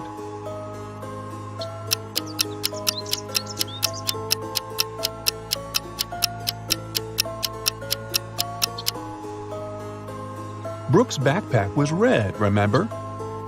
There's a red strap hanging out of Miss Anderson's picnic basket. Ooh, busted. Detective Brooke comes across a poster with 6 animals: a cat, a camel, a cheetah, a chicken, a crocodile, and a pig. Which animal doesn't belong here?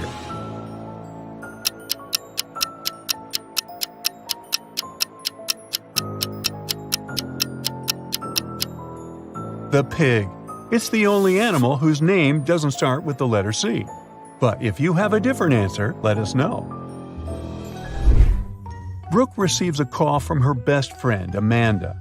She suspects that her boyfriend, Will, has a secret from her. Amanda wants to access his laptop to investigate, but she doesn't know his password. Luckily, there's a hint note right on his desk. It says Apple, Man, and Dawn. Give this video a thumbs up if you crack this code.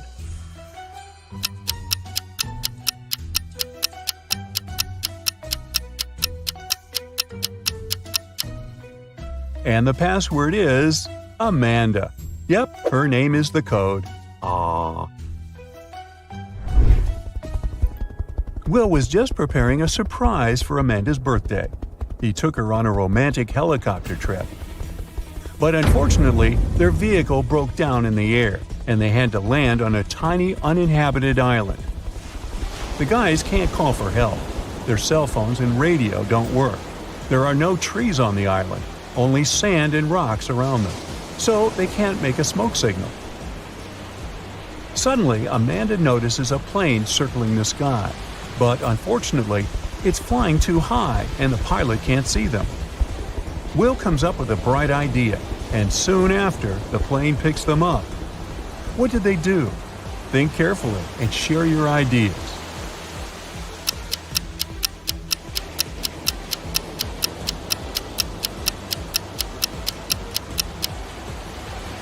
They use rocks to spell out SOS on the sand.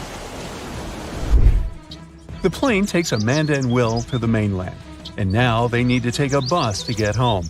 Only one of these 4 buses will take them to their final destination. Can you guess which one?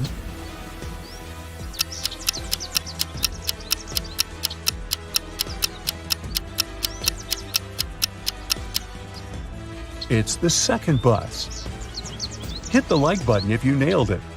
And if you want to train your thinking on a daily basis, don't forget to subscribe. Mary runs a wedding planning company. She arrives at her office early in the morning. Oh no! Someone stole the entire supply of expensive sun-dried tomatoes prepared for the upcoming party. Oh no. Mary closed her office at 10 p.m. last night and the snacks were right there. She calls the police. The detective identifies 3 suspects and visits their houses. The guard was on duty last night. He assumes that the thief could have sneaked into the office while he was on another floor. According to the cleaning lady, she's allergic to tomatoes, and she can't even cook them. And a hairdresser who works nearby claims that she closed her salon at 8 p.m. last night and went home right after that. Who's lying?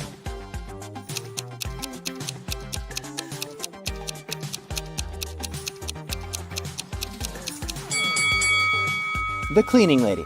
She has a tomato plant in a pot on her windowsill, so she lied about her allergy.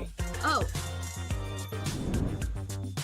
Meet Mary's 2 wedding planners, Polly and Dolly. Polly is super rich, while Dolly is very broke. Can you tell who is who just by looking at this picture?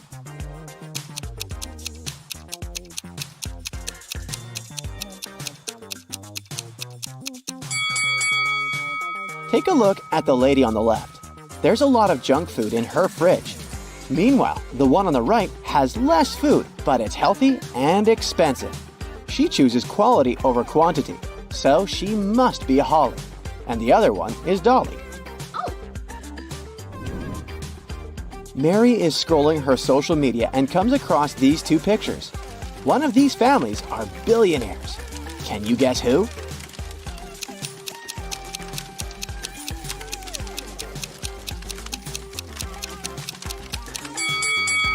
Each member of the first family has their own Christmas stocking, and they have a nice fireplace. The second family, though, has only 2 stockings, and their fireplace is fake. So the first family is rich. Mary is looking through some photos of wedding parties. Can you tell which newlyweds are broke?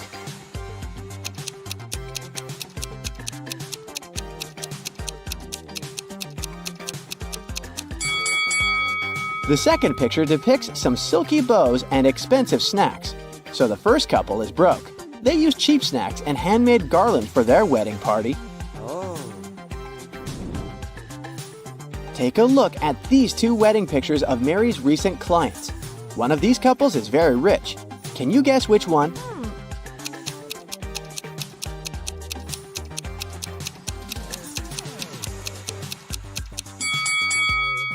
The first couple rented their outfits. That's why the sizes don't quite suit them. Oh. Meanwhile, the second couple's outfits are more casual, but they're neat and expensive. Mary is visiting an expensive clothing store. She witnesses the following scene. One of these customers is broke, while the other one is a millionaire. Can you tell who is who?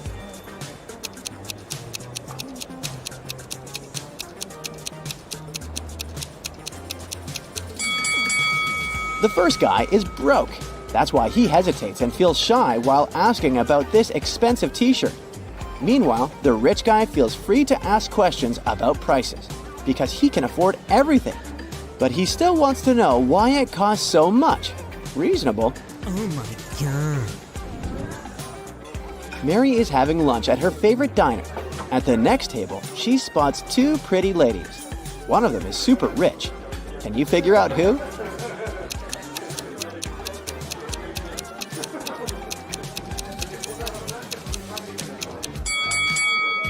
The blonde lady has an old smartphone with 1 camera. Meanwhile, the redhead has the latest phone, so she's the rich one. Oh, yes. Mary leaves the diner and comes across these guys on the street. One of them is just pretending to be broke. Can you guess who?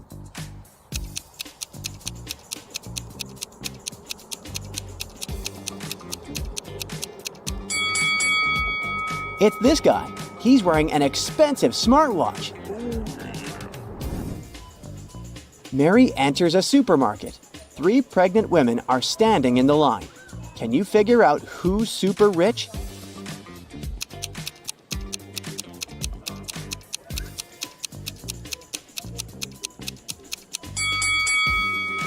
The first lady is very pregnant, but she keeps on working, which probably means that she needs the money.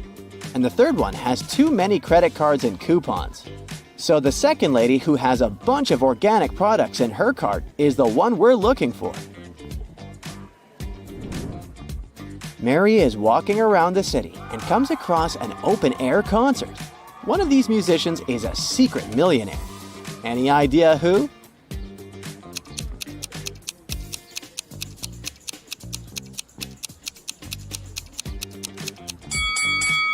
This lady. She's wearing diamonds under her simple outfit. Oh, yeah. Mary brings a box of chocolates to the office to treat her coworkers. The box had 57 chocolates, out of which all but 17 were eaten. How many chocolates are now in that box?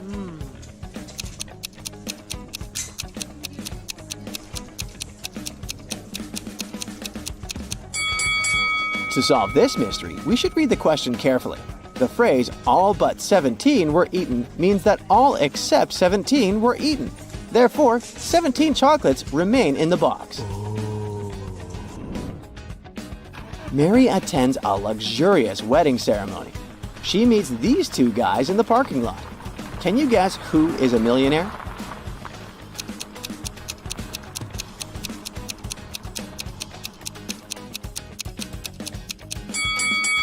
This guy is a taxi driver, while the second one owns a sports car. So he's a millionaire. Mary enters the party. She goes to the bathroom and sees two ladies applying makeup. Can you figure out whose husband is richer?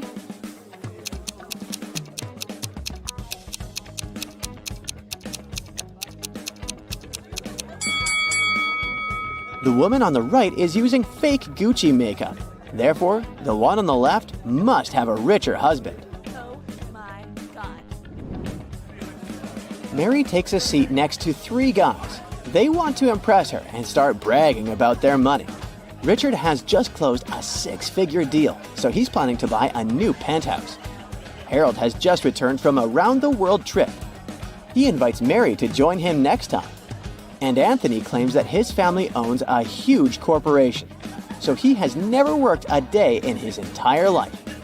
One of them is lying. Can you guess who?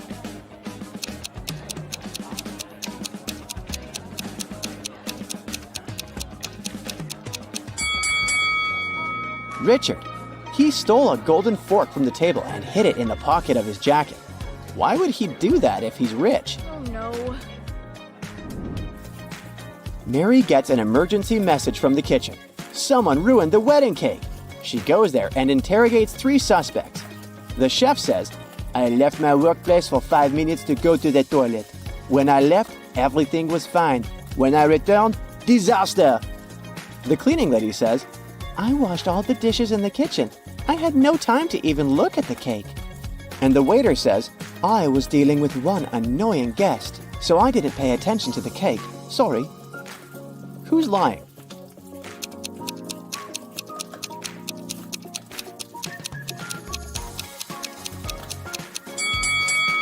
The cleaning lady said she washed all the dishes, but there are still dirty dishes in the sink. Busted! Mary is searching for a perfect location to host the next wedding party. She finds 4 available options, but only one of them is a safe deal.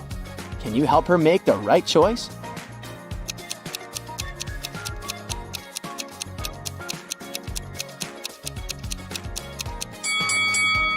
The first restaurant looks chic and fancy, but there are cockroaches on the ceiling. Ew. According to the info box, the second location will be built in the next century, but it looks pretty ancient, so it's probably a scam. Oh. The fourth restaurant is nice, but it has leaking pipes. No. Thus, Mary should choose the third option. Yes!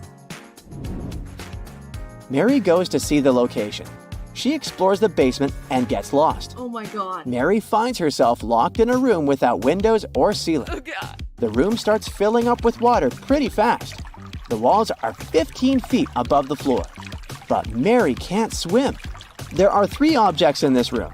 A wooden barrel that is 3 feet tall, a 4-foot-high bike, and a 5-foot-long rope. Mary is 6 feet tall. Can you help her find a way to survive?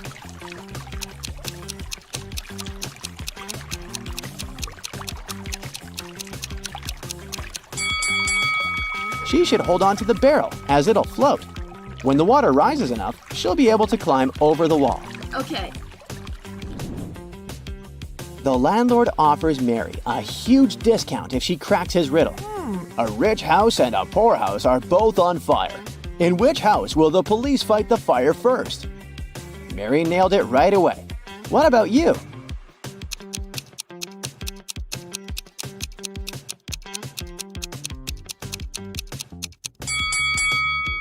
The police don't fight fires. The firefighters do. Mary's two besties send her selfies. They're both bragging about their new expensive dresses. One of them is broke, while the other one is a millionaire. Can you guess who is who?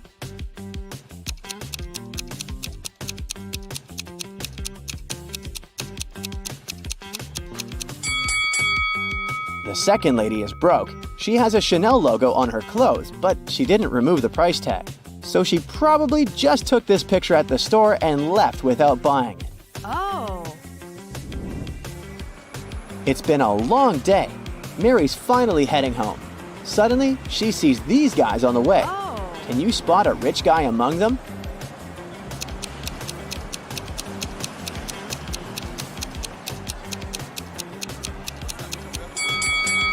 This guy has a car. So Charles found himself locked in a small room. He didn't know what had happened. Just then, he saw a door. He approached it and tried to open it, but it was locked. There were 3 buttons. On one button, there was a circle. On the second one, a triangle. On the third, a square. Charles didn't know which one would unlock the door. Luckily, though, there was a note. It said 1248. Which button should he press to get out?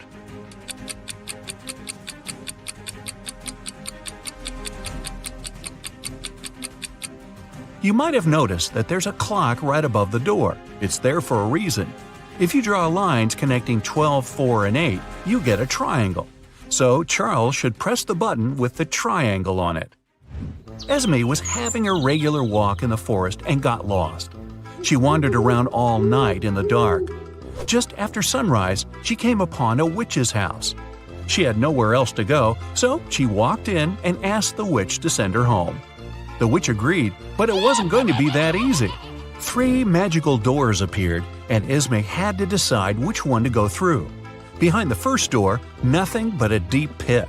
Behind the second door was a shower of toxic liquid. Behind the third door was an open space with a vampire waiting for her. Which way should Esme go?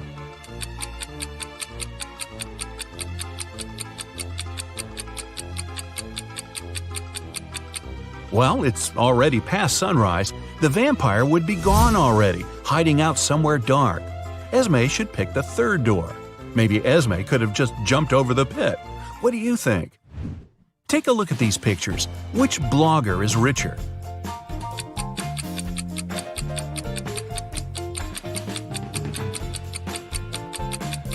The second one.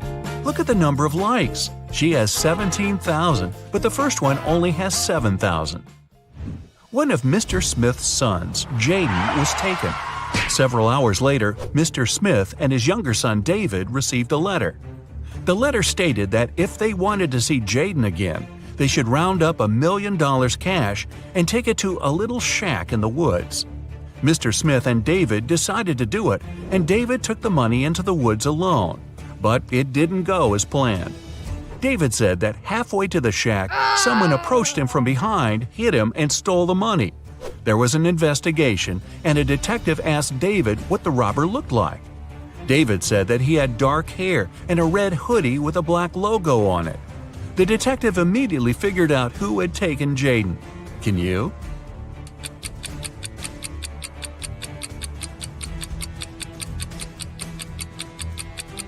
It was David. He said the robber approached him from behind, but somehow he still managed to remember some pretty specific details about the robber. Nah, he made it all up. Abigail wanted to buy her mom the best birthday present ever. The problem was she had 0 ideas. She decided to sneak into her mom's computer, go to her online shopping cart, and see what she had saved in there. When her mom left for work, Abigail sneaked into her home office and turned on the computer. Uh-oh, it required a password, and Abigail didn't know it. There was a sticky note attached to the keyboard. It was a clue. 1 apple, 2 orange, 2 kiwi, 1 lemon. Can you guess the password?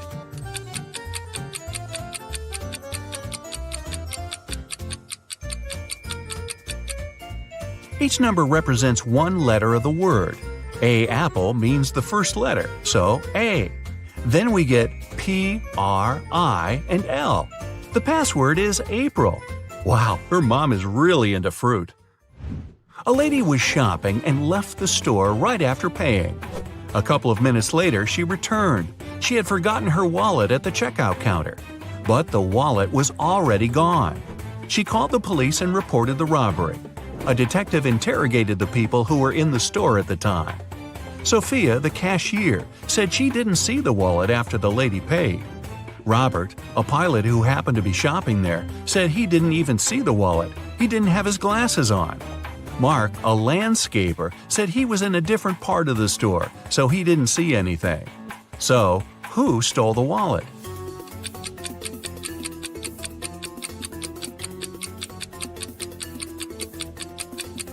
It was Robert, the pilot. He looks pretty blind without his glasses, so he's definitely not a pilot. Why would he lie about that? Unless… Amelia's brother, Neil, was a crazy scientist. In the past year, he'd been working on a time machine. One day, he ran into Amelia's room and screamed. He'd done it! He'd invented a time machine and it totally worked. He said he had already tested it. He managed to talk to William Shakespeare, Princess Diana, and Sherlock Holmes. Amelia didn't believe him at all. Why was she so sure about it?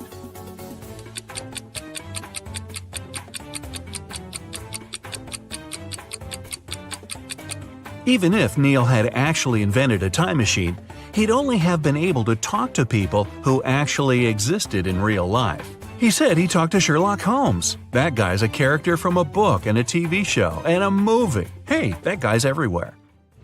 A woman called the police and reported that she had been robbed. She said she was in a restaurant bathroom fixing her makeup. Someone had come up from behind and hit her on the head, so she didn't know what the person looked like.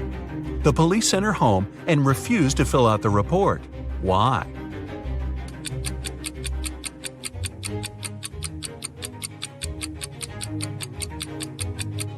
The woman was fixing her makeup, so she must have been looking in the mirror. She would have definitely seen someone sneaking up behind her. She lied and made up the whole story. Grab your detective hat and head over to Europe for this next one. Bill was traveling from Paris to Berlin by train. When the train got to Berlin, Bill wasn't on it. His friend reported him missing. The investigation began, and somewhere between Paris and Berlin, they found some interesting clues. There were footsteps that belonged to Bill, and a few feet away, his luggage. A detective found the person who had been sitting next to Bill on the train. His name was Sam. He said that Bill didn't have a ticket. When he saw the ticket inspector coming, he decided to make a run for it. He threw his suitcase off the train and then jumped. The detective didn't believe his story and arrested Sam for pushing Bill off the train. Why?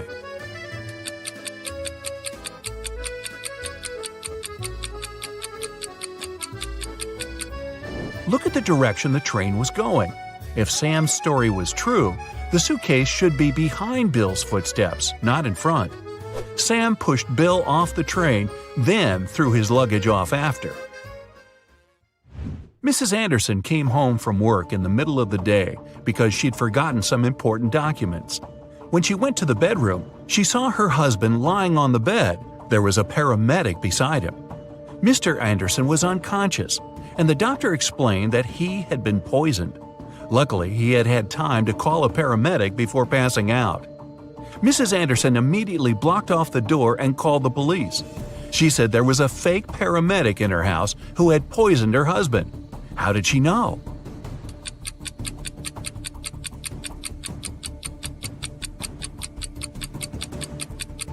You might have noticed that when Mrs. Anderson arrived, there was no ambulance in the driveway.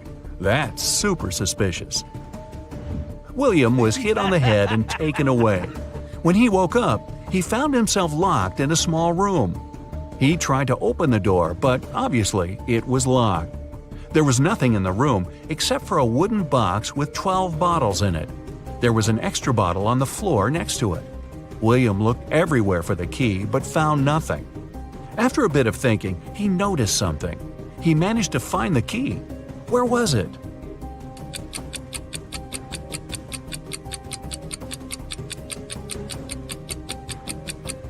Look at the bottle on the floor. It's exactly the same as the others, but for some reason, it's a bit lower. There must be a fake floor in the box. That's where the key is. Several women went missing in a small city. The police searched for months, but they couldn't find any trace of them. One day, a detective got lucky. He saw a hooded figure who matched their description, followed it, and found the place where they were being kept hostage. But when he busted in, there were just 3 women. They all said that they had been locked in this small room, but the detective knew that one of them wasn't a victim at all. The first woman said her name was Emery. She had spent around a year in that room. The second woman, Aria, said she had been there about 6 months. The third woman said her name was Brielle and that she had been locked up in there for about 2 months. Can you tell who's lying?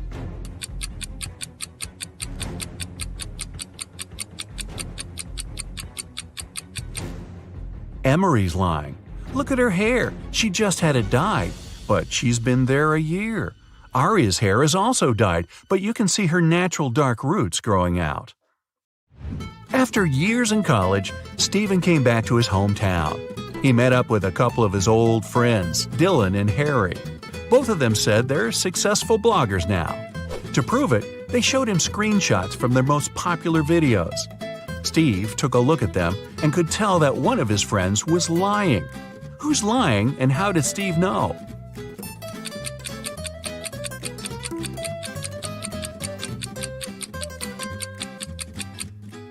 Harry's lying. The number of views for his video is 2.1 million, but the number of likes is way higher, 4.5 million. That's impossible, or at least really suspicious. Harry probably photoshopped that screenshot. Uh-huh. Get ready to decipher the enigma. 3 women gathered at a table in a popular cafe. Their appearances seemed to reveal their financial status. 2 of them looked wealthy, while one woman didn't seem to be as well off. Look at these ladies very attentively and write in the comments which of them is not actually rich. The answer might not be as obvious as it seems.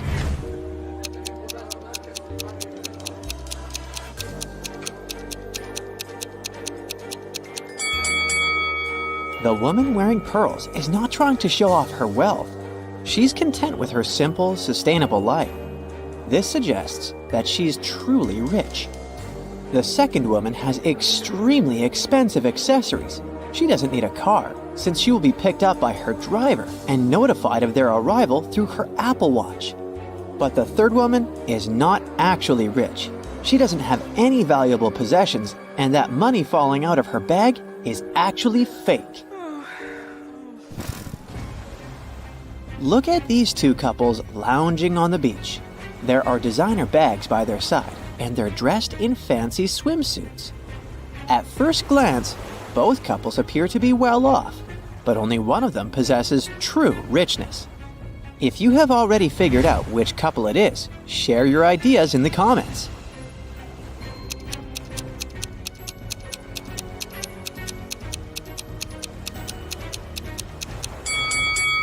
The couple on the left have some fake items.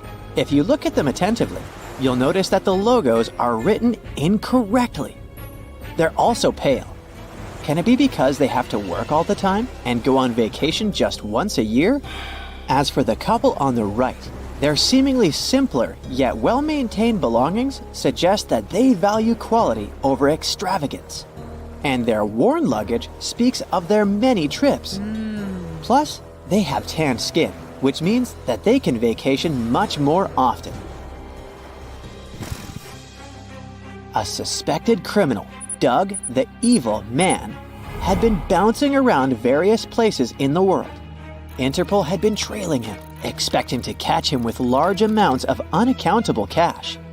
When they finally got their hands on the criminal, they only found sunglasses, a wallet containing about 50 American dollars, credit cards, and some foreign loose change.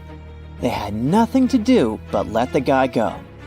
In reality, though, man managed to sneak a fortune right before the authorities' eyes. If you have any ideas about how he did it, share them in the comments.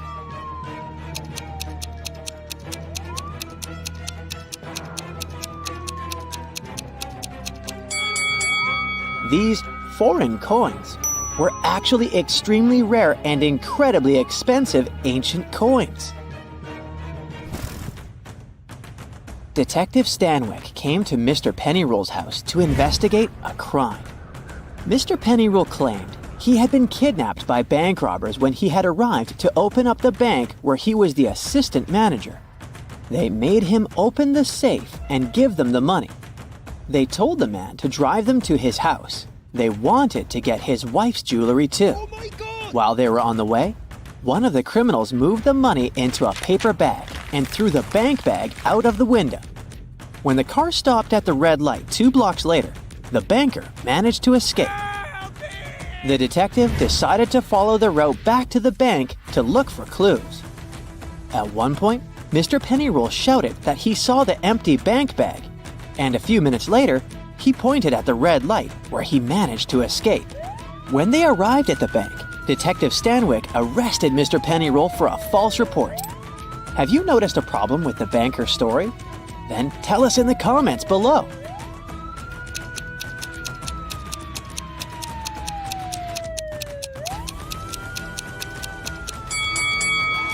While heading back to the bank, they should not have reached the money bag before they reached the corner where Mr. Pennyroll jumped out of the car.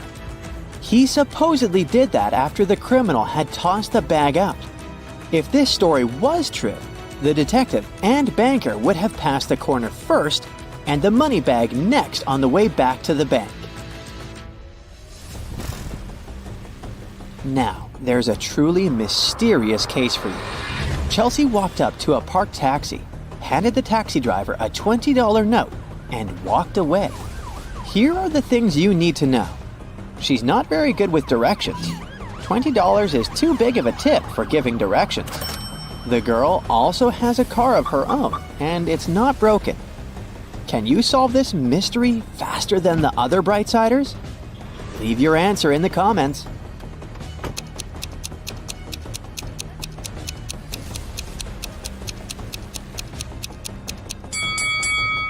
Chelsea was lost and paid the taxi driver to take her to her destination. She followed him in her own car.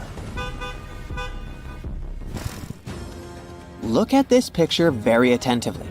Can you spot a thief and explain your choice in the comments below the video?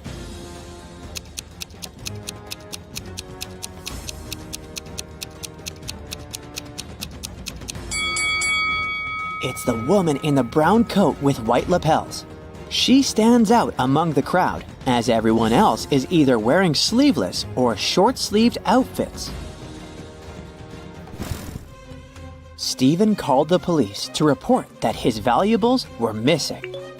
When the police arrived, the man told them he had gone on a camping trip alone. He just got there and set up his tent when it started raining heavily. He hurried to get some dry firewood and left his bag with his wallet and all the documents inside the tent. When he came back, everything was gone. The police officers didn't believe Stephen and fined him for making a false call. Have you figured out how they understood that the man was lying? Tell us in the comments.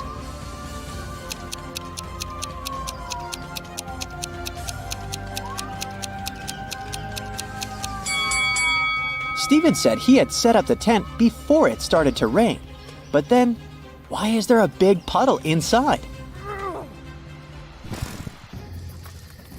Tom vanished at around 10 p.m. on Friday in the fall. A police officer questioned his 4 friends. She suspected that one of them had something to do with the guy's disappearance. She asked each of them what they had been doing at that time. Adam said he had been choosing an outfit for a date. Daniel was getting ready for a party that was going to take place at his apartment. Sophia said she had been relaxing by doing yoga before her night shift at work. And Jake was watching birds in the park.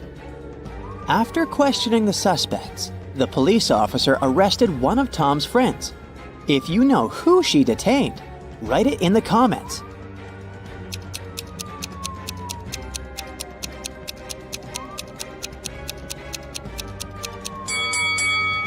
It was Jake. At 10 p.m. in the fall, it's too dark to see birds outside. Police officer James was called into a small hotel to investigate a mysterious jewelry disappearance. Emily had checked in the night before and put all her expensive diamonds in her hotel room safe. After she came back from lunch the next day, the jewelry was gone. James had 3 suspects. The receptionist said she had been out on her lunch break. The maid said another guest had checked out earlier that day, and she had been cleaning their room. Susan, another hotel guest, said that she had just woken up. One of these people is lying.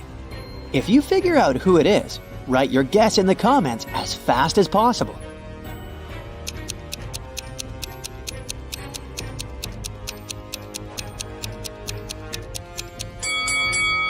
It's Susan. She said she had just woken up, but look at her bed. The maid had already made it. Joan came home one evening and discovered that someone had robbed her house. When the police arrived, they went to question the neighbors. Victoria said that she had been visiting her friend who lived 2 blocks away.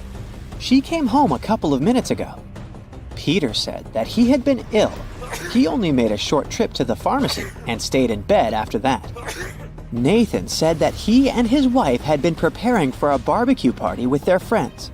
But it started raining heavily, and they had to cancel their plans. Help the police and write the name of the thief in the comments below.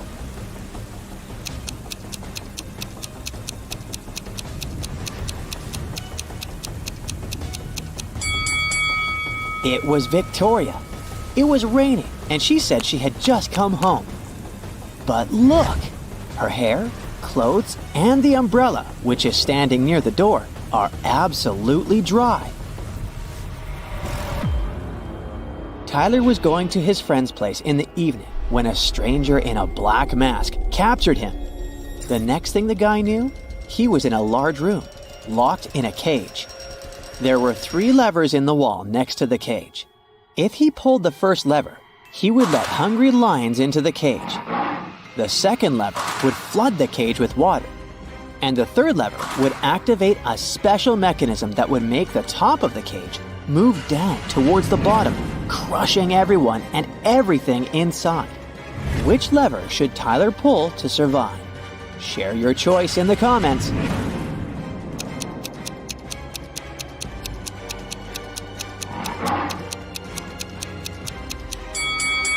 His only choice is the second lever. All the water will flow out through the bars of the cage. Amy's elder sister, Vicky, gave her this shopping list and asked her to get some groceries. Amy took the list without even looking at it, but when she arrived at the supermarket, she realized that her sister had pranked her. Vicky has encoded the names of the products she needed. Can you help Amy figure out what she's supposed to buy?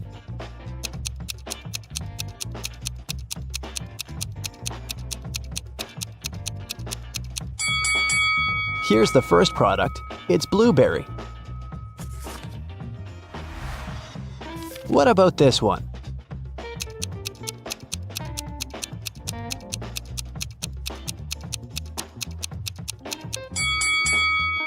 Watermelon. Can you recognize this food?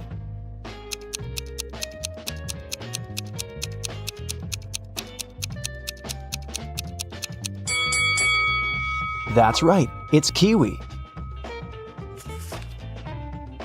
Here's the next rebus. Can you crack this code?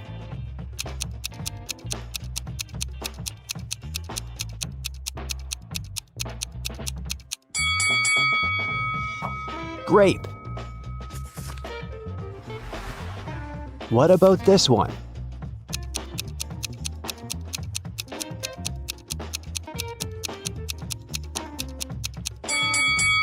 Pineapple. Great job. Next riddle. Any ideas?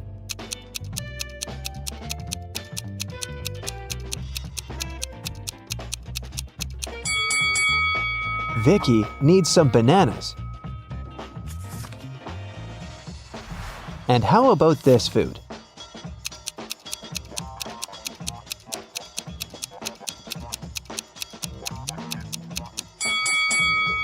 That's right. Amy should buy some oranges. And here's the final product. Can you figure out what it is?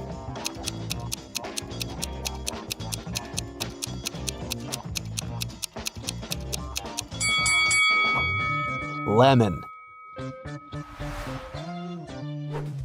Amy took everything she needed and headed to the cashier.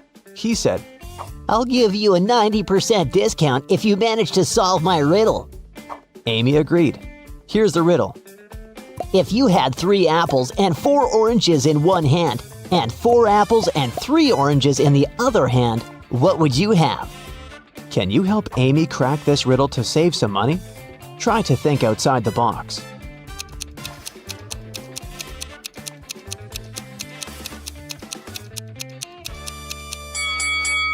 Obviously, you must have very large hands to hold all this.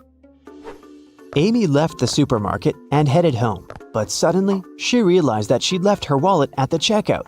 She ran back to the supermarket, but the wallet was nowhere to be found. Amy questioned 3 people standing nearby. Bob, the cashier, said, "Sorry, I didn't see your wallet. I had the other customers." One of the customers, Kim, said, "I think I saw the cleaner take your wallet from the checkout after you'd left." And the cleaner, Nancy, said, "Who do you think I am? I need this job to support my family." Who stole the wallet?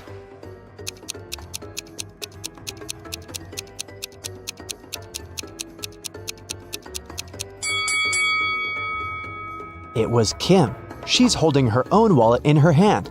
But there's also Amy's wallet hidden in her boot. Amy didn't want to waste her time, so she told Kim, "I won't call the police if you give me back my wallet and crack my riddle." Kim agreed. Here's the riddle.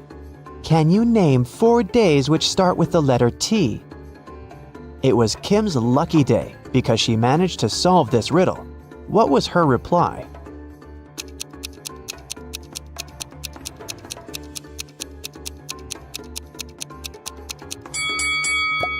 Tuesday, Thursday, today, and tomorrow. Amy, Vicky, and their boyfriends Josh and Greg went hiking and got lost. They wandered around the forest for a few hours and found this sign. There were 3 paths through the forest. The first one would take them to a toxic swamp. No one has ever returned from that swamp alive. Hungry tigers were blocking the second road, and to use the third path, the guys had to cross an ice-cold mountain river. Which way is the safest?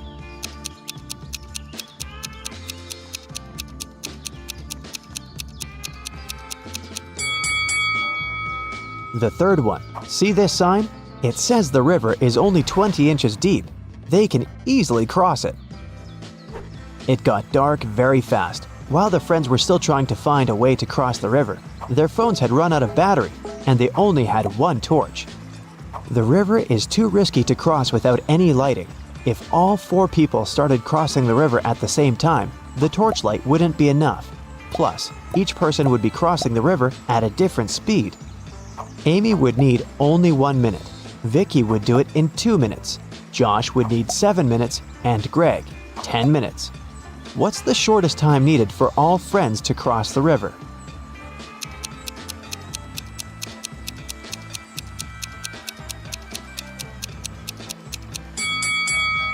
Usually, people jump to the conclusion that the fastest person should guide everyone. In this case, Amy would have to accompany Greg. It'd take 10 minutes. Then she would need 1 minute to come back.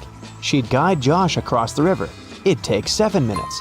Then Amy would spend 1 minute to return for Vicky and make the final 2-minute walk across the river. In this case, the entire process would take 21 minutes. But our task is to minimize the time. That's why we should find a way for the slowest people to walk together. So here's the correct order.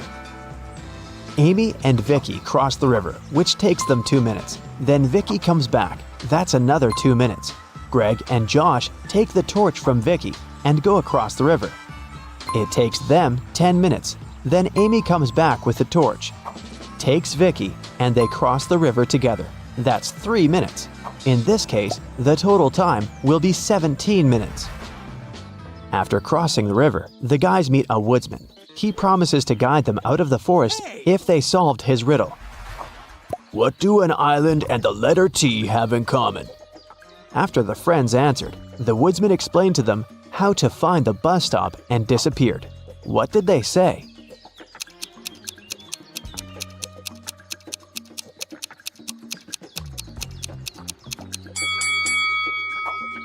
The letter T and the island are both in the middle of the water.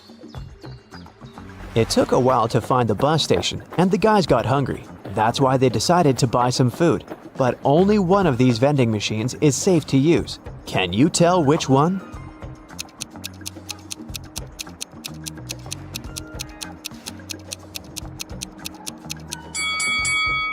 Someone scribbled "cash eater" on this vending machine, so it's probably not working. Cockroaches are crawling all over the food inside this machine. The guys should use the second vending machine. When the bus arrived, the guys realized that they didn't have enough cash to buy the tickets, but the driver was very generous. He said, "I'm gonna give you a free ride if you crack my riddle. It's very simple. Why is 6 afraid of 7? Amy solved this riddle right away. What about you?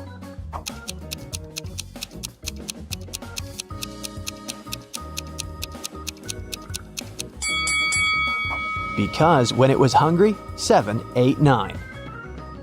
The guys took their seats on the bus. Can you find anything weird here?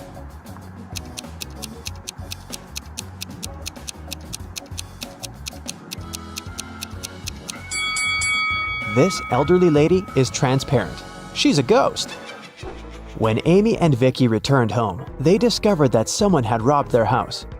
The girls called the police. Detectives questioned 3 neighbors. Mary said, "Last week, my husband Rick and I were sunbathing in the Maldives.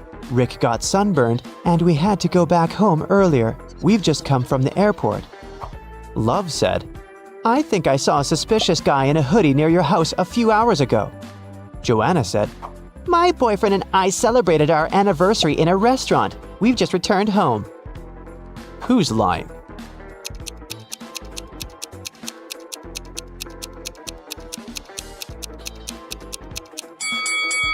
Mary. She said that Rick had gotten sunburned, but now he looks perfectly fine, and he doesn't look tanned either. Amy decided to get a new job to save some money for college. She sent her resume to the local bank and received an invitation for a job interview. The HR manager offered her a riddle to challenge her logical thinking.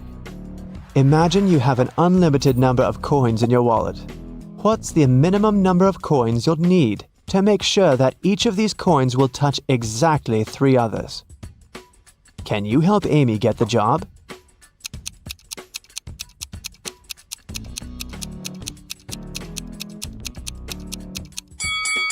The correct answer is 4.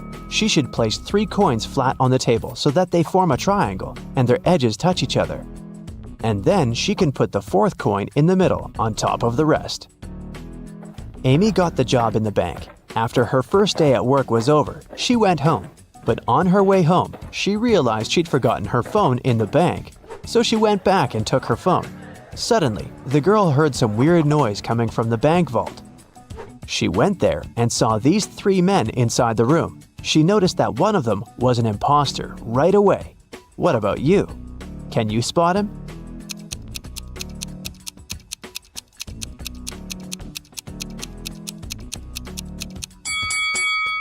The 3rd guy doesn't belong here. Look, he's wearing a police badge. He must be working undercover.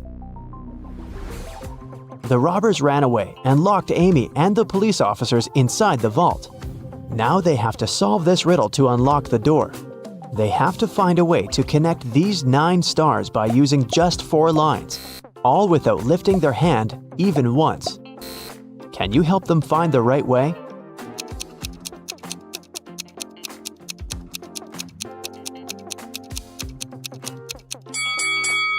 Such a task requires creativity, and this shape meets all requirements. But maybe you came up with something better. Amy bought flowers for her sister's birthday. She was walking down the street holding the bouquet in her hands. Suddenly, a man in a mask ran up to her, grabbed the flowers, and ran to the nearest restaurant. Amy started crying. A patrol car stopped next to her. Amy told the police officer what had happened. They went to the restaurant together to find the criminal. There were 4 men with very similar bouquets. Can you tell who robbed Amy?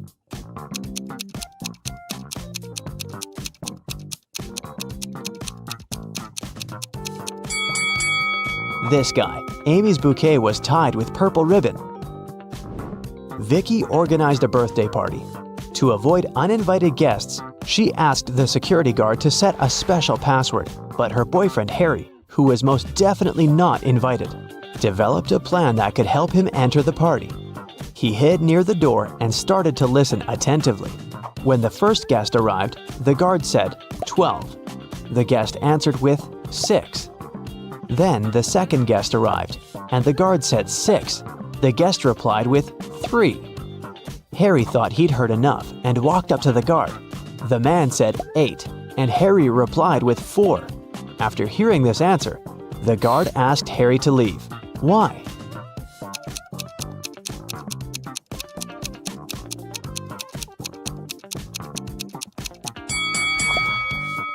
Because the password is not half the number. It's the number of letters in the word. He should have said 5 because the word 8 consists of 5 letters. Can you count the number of squares in this image?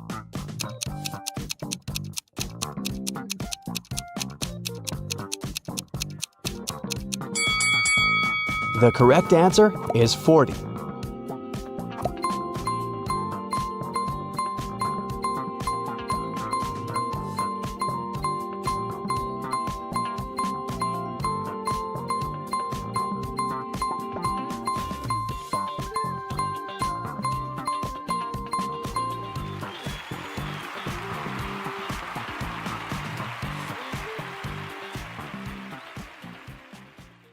During the math class, Mrs. Stevens had a task for the students. They had to say, what was 3 plus 3 times 3?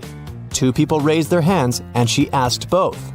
Toby said that the answer was 18. Cassidy disagreed and said that the answer was 12. Who is right?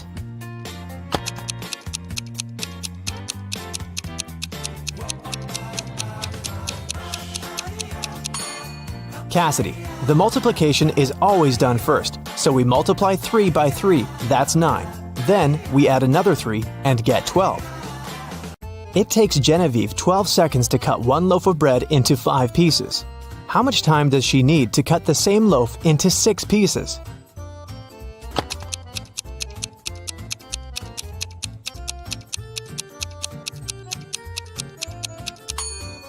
"15 seconds to cut the bread into 5 pieces. She must make 4 cuts. If it takes her 12 seconds to make 4 cuts, it means she makes 1 cut in 3 seconds. If she now wants to cut the bread into 6 pieces, she needs to make 5 cuts. And since 5 cuts takes 3 seconds each, the combined time will be 15 seconds. How many years in the 21st century have had 365 days?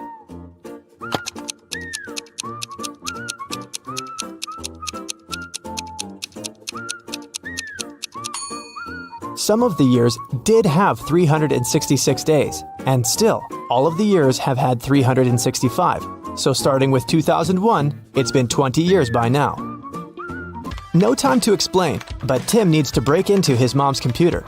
The problem is that he doesn't know the passcode, but here's a hint. What's the passcode?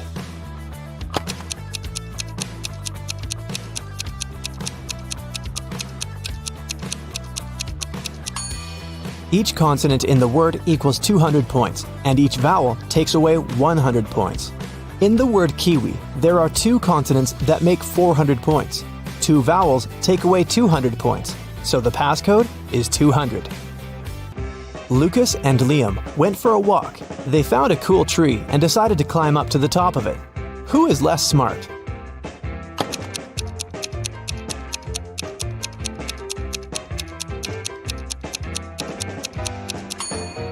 Lucas. The branch he's going to use is about to crack. He's in for a nasty fall. Michael and Logan are bloggers. To boost their popularity, they decided to take selfies in dangerous places. Michael is taking a selfie while surfing a huge wave, and Logan is taking one standing on the edge of a bridge. Who is in greater danger?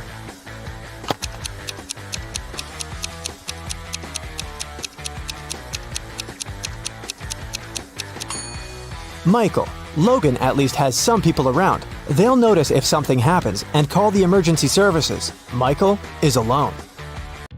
Thomas and Abigail were going on a date. Thomas arrived half an hour earlier and decided to go and buy some flowers. Abigail had just returned from London and was driving to meet the guy. Who is doing something wrong?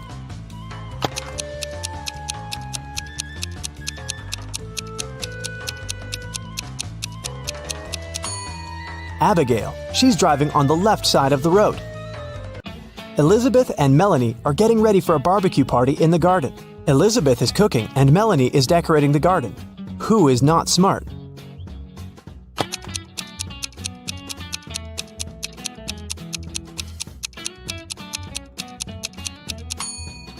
Elizabeth. While she's cooking, the meat is going bad in the sun. It was June, and students were going to have their most difficult exam. Each of them was assigned to a particular seat, but a professor was paying special attention to one of the students. He supposed they were going to cheat. Who was his suspect and why?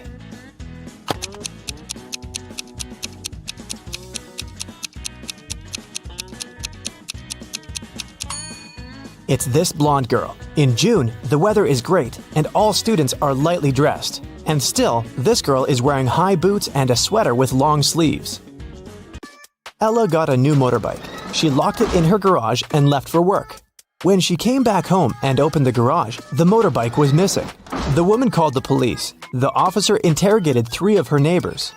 Ryan said that he'd been away the whole day and hadn't seen anything. Colin said, "When I was walking the dog, the motorbike was still there." Jane said that she had come to Ella's house to ask her for some garden tools, but Ella hadn't been there, so she'd left. Who stole the motorbike?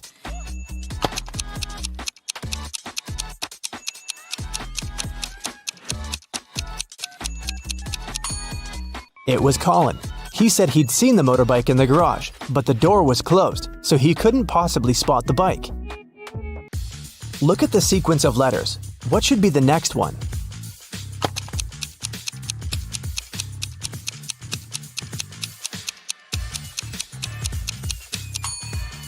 Each of these letters is the first letter of some day of the week. S stands for Sunday, M for Monday, and then we've got Tuesday, Wednesday, Thursday, and Friday. The only one that's left is Saturday, so we need an S. Mark was locked in a dungeon. There were 3 ways out, but none of them looked safe. Behind the first door, there was a huge and strong guard. Behind the second door, there were 3 big and very hungry dogs. Behind the third door, there were many little robots that were ready to charge at Mark at any second. Which way should the guy opt for to get out and stay safe?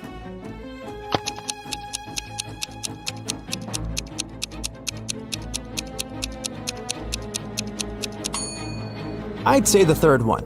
Although there are angry little robots, they're still super small and probably can't cause much harm. Emily woke up in a weird place she'd never been before. She looked around and saw 3 ways out. But there was a catch. Behind the first door, there was an iron block with a motion sensor that would crush everyone who entered the room. Behind the second door, there was an electric shock device that never missed. Behind the third door, there was broken glass all over the floor. Which way should Emily choose?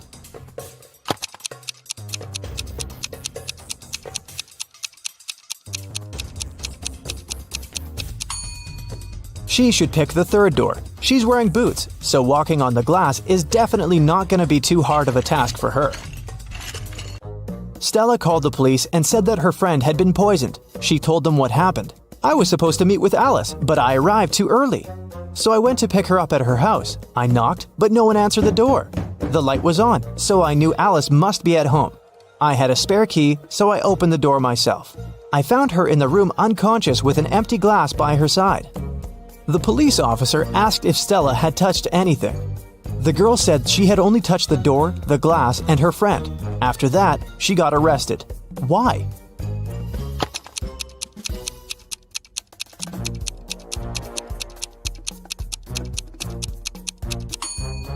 She said the lights had been on, but she didn't say anything about touching the light switch.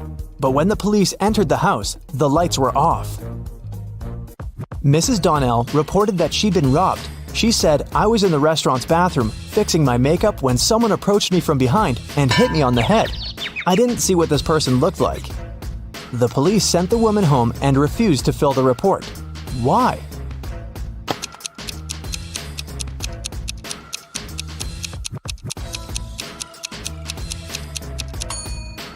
The woman was fixing her makeup. This means she was looking in the mirror. If someone had tried to approach her from the back, she would have definitely seen this person. But she said she hadn't. She probably made the whole story up. A cleaning man was washing the windows in an office building and fell from the 3rd floor. Everyone agreed it must have been an accident. Luckily, Detective Callum was nearby. Once he came closer and saw what had happened, he concluded that it couldn't have been an accident. Someone pushed the man out of the window. How did he understand it?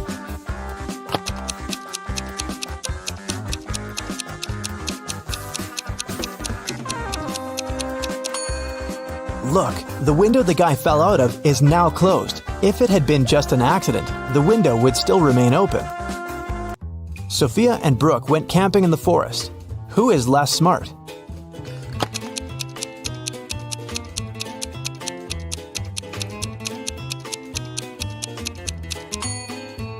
Brooke. Look, she's wearing heels. Nicole and Kate are late for work. They're both driving fast, breaking the speed limit. Which of them is in greater danger?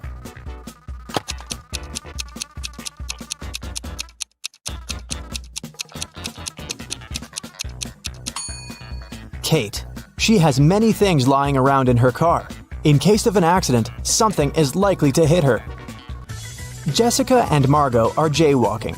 Jessica is listening to music and Margot is texting her friend. Who is in greater danger?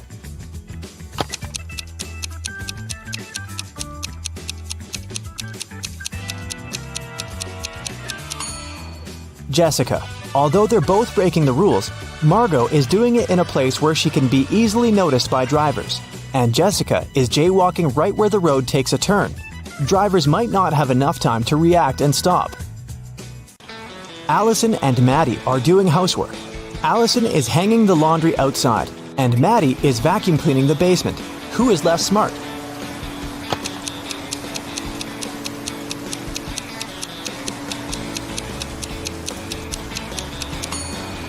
Allison. She's hanging the laundry outside, but it's raining. After Theodore was shipwrecked, he found himself on a deserted island. Luckily, he still had his pills. There were 2 green and 2 yellow ones left.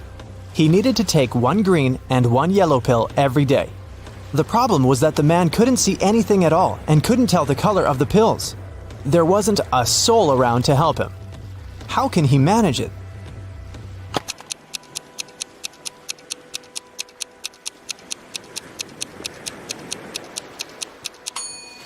Theodore should break each of the 4 pills into half and eat half of each of the 4. This way, he'll eat exactly 1 green and 1 yellow pill. Camilla and Vivian are sisters. For her birthday, Vivian got a beautiful bracelet. Camilla liked it too and occasionally borrowed it. One day, Vivian noticed that the bracelet was gone again. She knocked on her sister's door. Camilla opened it, saw Vivian, shut the door again, and locked it. Half a minute later, Vivian broke into the room and started searching for the bracelet, but she didn't find anything. Then she realized where the accessory was. Have you figured it out?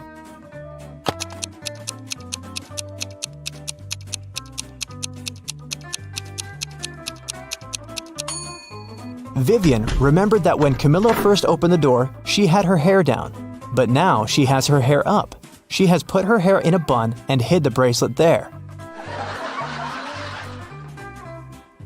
Once, a prison guard accidentally overheard very disturbing rumors. Someone was planning a prison break. The guard watched all the footage from the surveillance cameras and discovered that 2 women had been behaving suspiciously. One of them was a former bodybuilder, muscular, with short hair, and covered in tattoos. The other was quiet and reserved. She preferred to spend time on her own and sometimes cried in her cell. After watching the video several times, the guard figured out which woman was planning to escape. Can you do the same?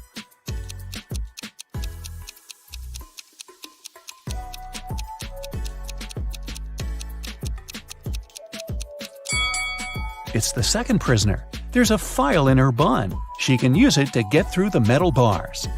Mark comes up to the table. There are 3 apples, but only one of them is safe to eat. The other 2 are poisonous. Unfortunately, Mark can't skip breakfast. So, which apple should he eat?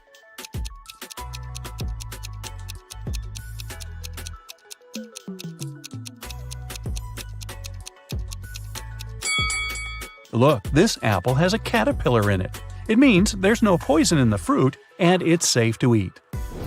These 3 women, Jessica, Mary, and Olivia, went shopping.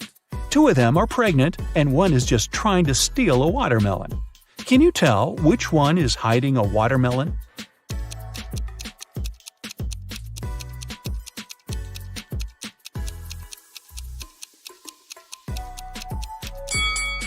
It's Olivia. She's wearing heels. It's not the kind of shoes a pregnant woman would choose to wear. Nathan, a successful entrepreneur with a multi-million-dollar business, and his friend Jackson, a famous private detective, returned from a long-term trip abroad. They decided to stop by at Nathan's villa on the way to the city. When the men entered the house, though, they saw that everything more or less valuable had been taken away. The entire villa was a mess. "I've only been away for a month. What happened here?" exclaimed Nathan. Jackson took an apple from the dining room table and started to munch on it thoroughly. "The lock isn't broken. It means the person who took your stuff had the key." After a while, the detective asked Nathan to invite 3 people. Mia, Nathan's niece, told Jackson she hadn't visited her uncle's home. She had been having serious problems with her car for already 2 months. And the villa was too far away from the city to get there by public transport. Sarah, the maid, claimed that she had stopped by several weeks ago to bring some food and tidy up, but since then she hadn't been to the villa. Adam, the gardener, told the detective he had been on vacation and had just returned. He even offered to show his plane tickets to Jackson. The detective figured out immediately who was behind the mess. You have 8 seconds to figure it out.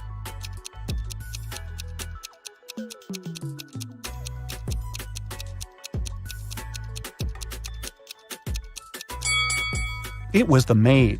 She said she brought food several weeks ago, but the apple Jackson grabbed from the table was perfectly fresh. Once, Ms. White heard someone crying. It was her little student, Abigail. The girl told the teacher her cookies had been disappearing from her locker. Someone had been taking them for already several weeks, but Abigail didn't know who. Ms. White decided to help the girl. They equipped the locker with a simple alarm that had to go off if someone who wasn't Abigail opened the door. They hid behind the corner and began waiting. In 10 minutes, they heard the alarm. When they reached the locker, it was already empty and there was no one nearby. But Ms. White noticed somebody disappear behind the art room door. She rushed inside, but everything looked normal. And still, the teacher needed no more than a minute to understand who had been eating Abigail's cookies. Look at the picture of the art room carefully. Can you find out the answer within 8 seconds?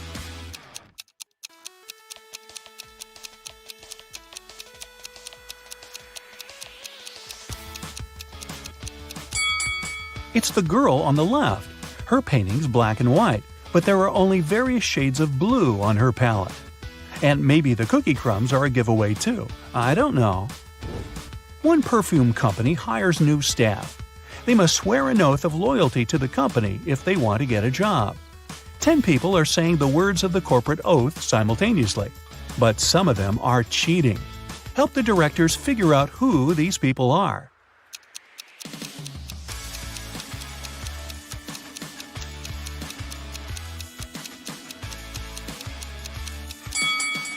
This guy keeps his fingers crossed, and the man on the left is standing with his legs crossed.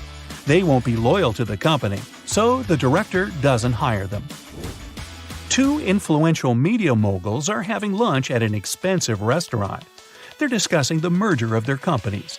The transaction amount is several $billion. They're whispering since the terms of this deal are top secret, and they suspect that someone can hear them.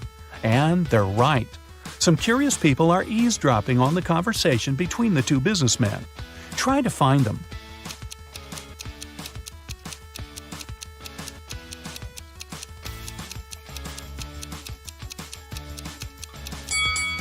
The girl at the next table is reading a newspaper that is turned upside down.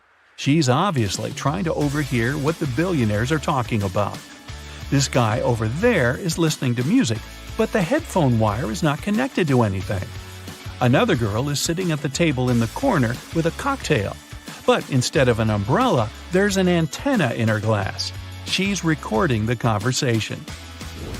"Where are my employees?" a boss shouts. He's furious because 3 people haven't come to the office. He calls each of them to find out the reason. All 3 tell him they got ill. The boss doesn't believe them, so they have to arrive at the office. Mary is wearing a warm jacket, hat, and scarf. She sneezes, coughs, and looks sick. Lori is walking on crutches. Her leg is in a cast. Sometime later, Michael appears. He's got a hand injury, and now he can't type. The boss is sure that one of them is faking. Who is it?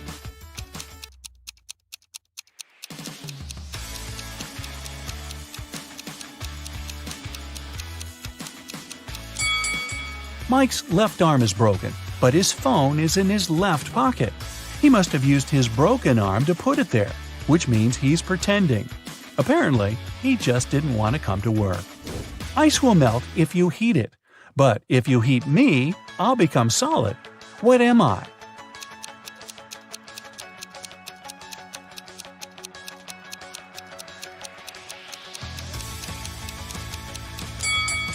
I'm an egg. You buy this thing to eat, but you never eat it. What is it?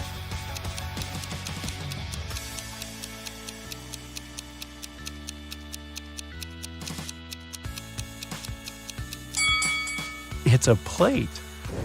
Mia was going back home one evening. It was 11 p.m., and she had to cross a small dark park in front of her house. Suddenly, she heard footsteps behind. Someone grabbed her bag and ran away. The girl called the police, and they questioned 4 suspects. Jack said, "I was choosing an outfit for a party." Camilla was getting ready for her final exam at home. Andrew told the police he had been watching birds in the park. Nora was at her yoga class. After the interview, the police understood who was behind the robbery. Can you?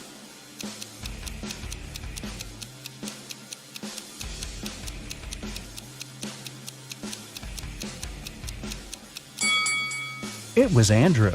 At 11 p.m., it's too dark to see birds. James left a folder with important documents on the table in his home office and went to a business meeting. When he returned, he found out that the documents had disappeared. James had 3 suspects.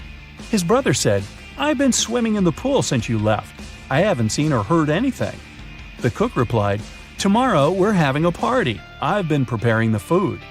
The security guard told James, "I've been outside all this time, checking the garden for mice." Who knows where the documents are?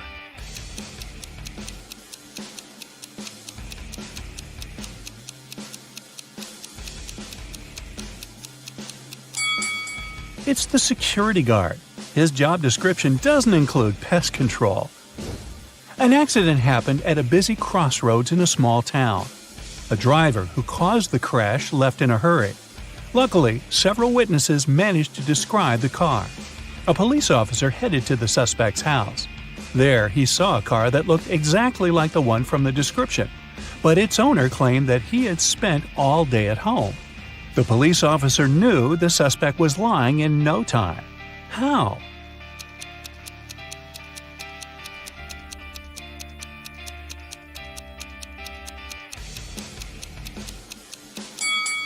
He touched the car hood.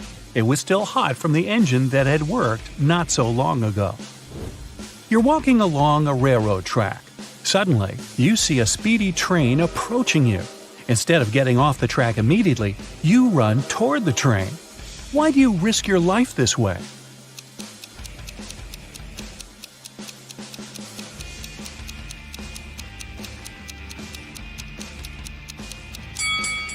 When you notice the train, you're on a bridge. You can't leave the track right away and have to run to the closest place where you can do it. Mason is moving to a new town. On the way, he makes a stop at the local gas station. He wants to pay for gas and snacks, but his red leather wallet is missing. Mason interrogates 3 people standing nearby. Ashley says that she didn't touch Mason's stuff. Both of her hands were full of sandwiches. Lily says she was taking selfies for her social media. And the cashier, Xavier, said that he didn't notice any red wallets. Mason knows for sure who's the thief. What about you?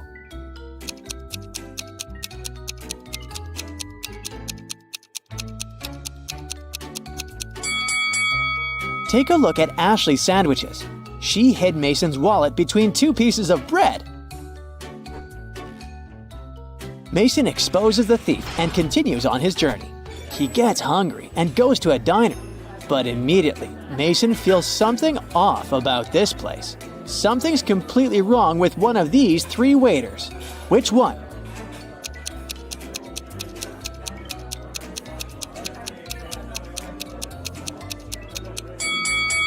The lady on the left has wolf teeth, and she doesn't wear any badge on her uniform, so it makes sense to stay away from her. Mason arrives at the town late at night. He parks his car and looks around. Suddenly, Mason notices an unconscious lady on the ground. He calls the police and an ambulance. They arrive very quickly. Meanwhile, the lady comes to her senses, but she finds out that all her money is missing. The police have 3 suspects, Mason and 2 other pedestrians, Noah and Mike. Who's the thief?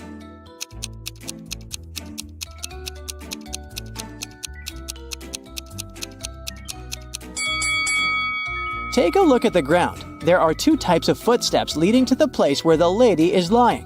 One of them belongs to her, and the other one was left by Mason. There are 2 parallel straight lines left by a wheelchair. So the thief must be Mike.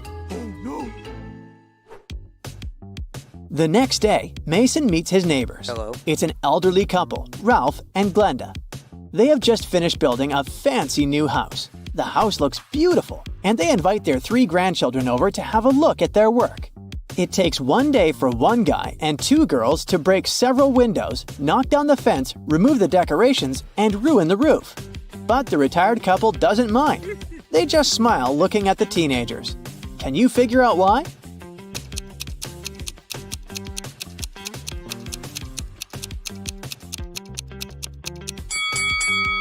The grandparents made a gingerbread house and invited their grandchildren to enjoy it. Dinner time. Mason enters a local restaurant. 2 tables are occupied, but this is not a regular boring restaurant. One of these families belongs to the mafia. Can you guess which one?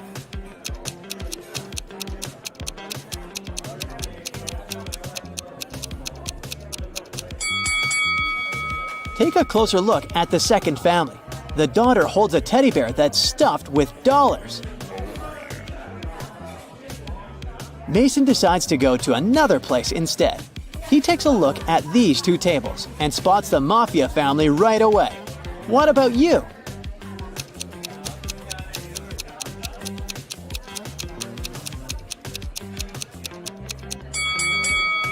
It's the first family. The father has a red laser dot at the level of his heart. A sniper is aiming at him. Mason switches restaurants again. 2 tables are occupied by innocent-looking families. Yet again, one of these groups belongs to the mafia. Can you guess which one?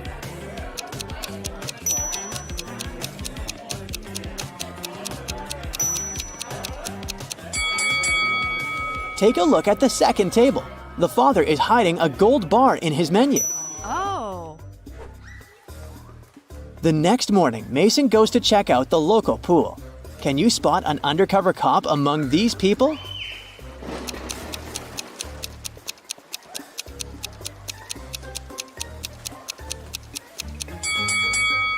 This guy has a suspicious earphone in his ear. Why would he need it while swimming? Mason is terrible at packing. Today, he's going camping in the forest. Can you help him pack his stuff? Take a look at his bag and spot all the useless items.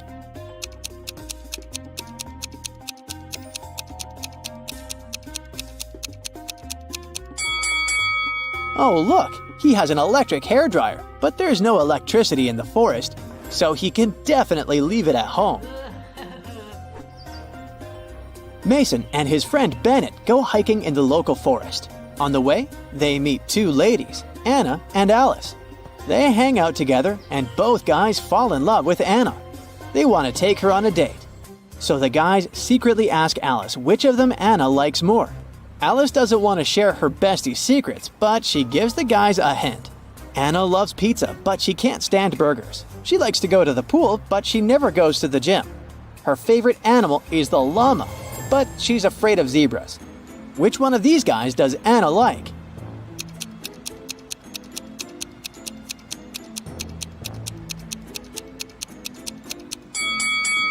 Alice wanted to give the guys a clue, so we have to look for some patterns in her words.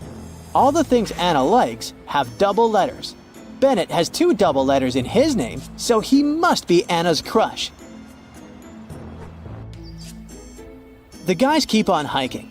Suddenly, they see a beautiful large apple tree growing on a cliff. If a powerful wind blows towards the land, where will the apples fall?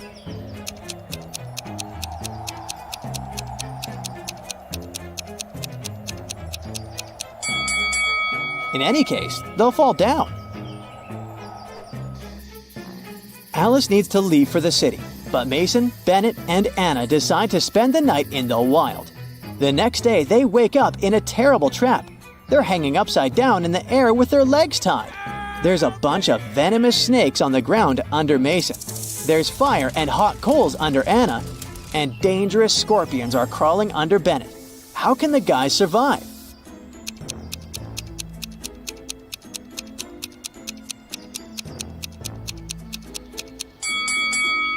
Can you see that black cloud with lightning?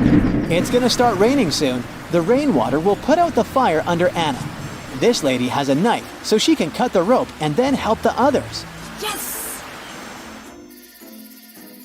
The guys escape, but they get lost in the forest. It gets dark. They're wandering around and come across a creepy cabin. It belongs to a witch. She says the guys must solve a riddle if they want to escape from her land. The witch writes a number. There are 2 special things about it. What are they?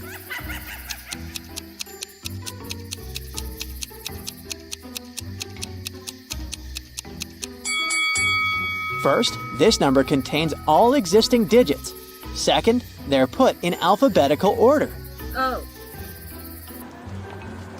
Mason and his friends return to the town. Meanwhile, someone robbed the local museum and stole the most valuable painting. Oh no. A detective investigates the crime scene and finds the thief right away.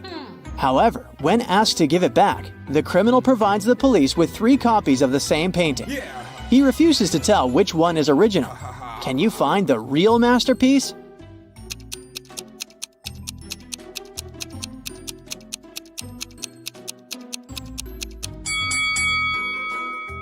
Each painting has a different frame, but only one of them is perfectly similar to the other frames hanging in the museum. And since this museum uses the same style of frames, this painting should be the original. Mason gets a new job in a small company. Only 4 people work with him. One day, Mason comes to the office and he doesn't find his favorite slippers. Mason always puts them on while working. He searches everywhere and finally spots them on the roof of the building. Mason is furious. He questions his coworkers. Bill says, "I don't even know where you keep your slippers." Phil says, I'm terrified of heights. I've never climbed up there. Mara says, I'm wearing high heels today. I can hardly walk in them. And Ella says, I respect you too much to prank you, sir. One of them is lying. Who?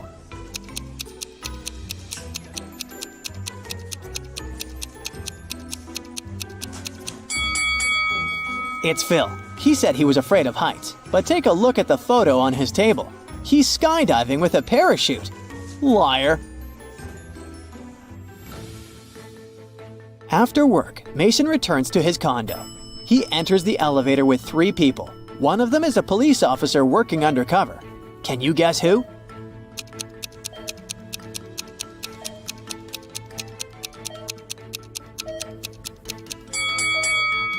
Take a look at this old lady's outfit. She has a tiny hidden video camera in her hat. Mason enters his apartment. Oh no! Someone broke the lock and stole his precious golden cup. Mason calls the police and they question 3 neighbors. George was painting his living room all day. He listened to loud music so he couldn't hear anything. Bella was walking with her boyfriend all day long. They've just returned home. And Aaron was sick, so he only went out once that day to take out his trash. He heard weird noises from Mason's apartment. Who's lying?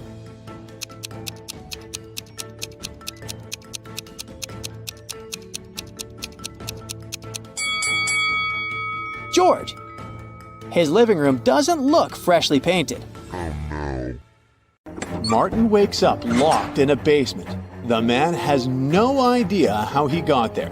Probably through a hatch in the ceiling. There are 3 doors leading out of the room. Behind the first one, there's a deep pit with metal spikes at the bottom. The second door leads to a lake with hungry piranhas. And behind the third door, there are crocodiles. But the worst thing is that the room is starting to fill with water. You need to help Martin, and fast. So write in the comments what the poor guy should do to save his life.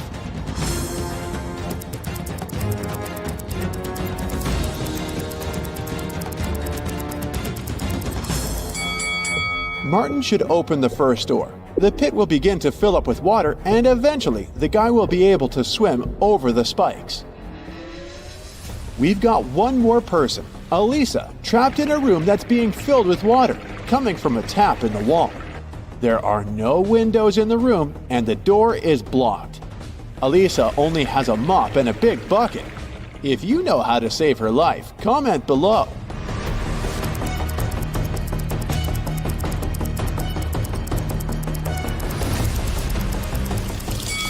It's actually not so dangerous. Elisa just needs to turn off the tap.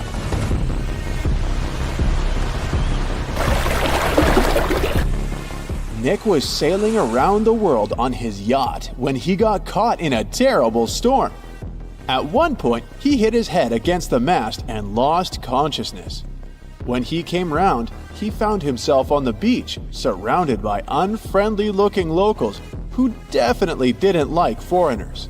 They offered Nick 3 options: sending him to a cave filled with tarantulas, throwing him into a pit filled with yellow scorpions, or taking him to meet several hungry lions. If you don't write in the comments which option the guy should choose, it might end badly for him.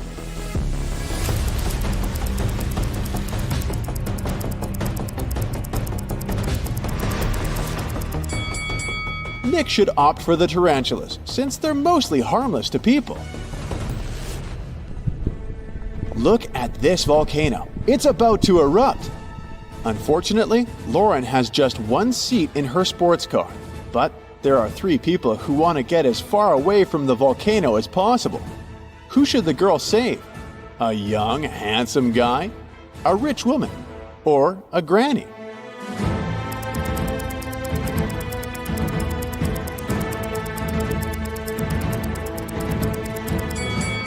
While the guy and the woman are young and can move fast, capable of running away, the elderly lady won't make it. Lauren should give her a lift, but if you disagree, write your opinion in the comments. Look at these teachers. One of them is a vampire. You need to react fast to save their students from untimely demise.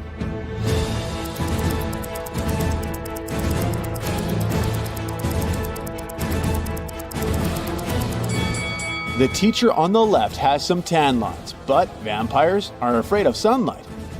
The one on the right has a cast on her leg. He's unlikely to be a vampire. But the one in the middle has all her body covered. She's even wearing gloves. She must be the vampire we're looking for since she's afraid of sun rays touching her skin. Melanie invited her colleague Maria for dinner. Maria was surprised since she thought Melanie didn't like her. But Melanie prepared a very nice meal. She cut the fish in half, and each of the women ate their portions. Sometime later, Maria paled and lost consciousness. She was taken to a hospital. It was bad food poisoning. Several days later, police arrested Melanie for trying to poison Maria. Write in the comments how she managed to do it. After all, the women ate the same dishes.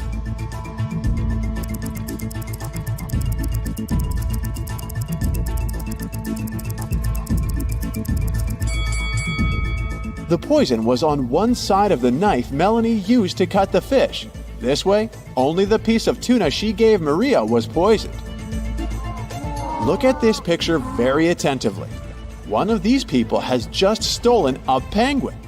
If you can figure out who the thief is, write "got it" in the comments.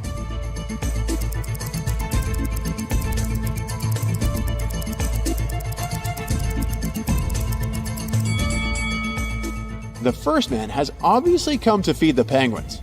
The lady is really pregnant. As for the young guy, he has a heavy backpack, which is leaking. The penguin must be inside. Look at these people. One of the women isn't a real wife. If you can answer correctly in the comments which one it is, you're a true detective.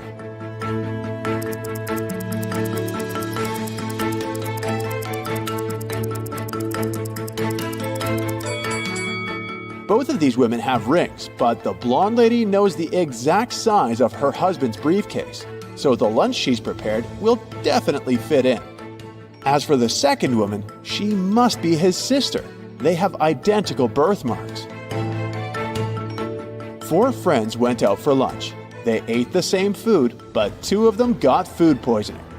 Why are the rest fine? Switch on that inner detective of yours and write your answer in the comments below.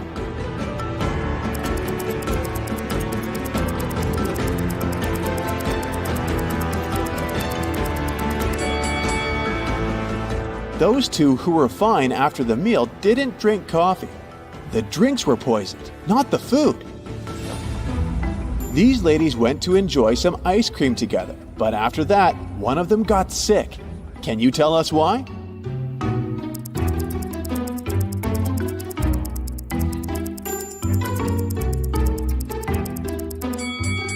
The woman who later got sick had berries on top of her ice cream. The other ladies ate ice cream with cinnamon. Michelle was about to leave her office when she received a message from the building security that a dangerous criminal had sneaked inside. The woman needed to get out of there as soon as possible. She was running towards the elevators when both of them simultaneously opened their doors. Inside, there were suspicious-looking guys. Which elevator would you opt for? Share in the comments.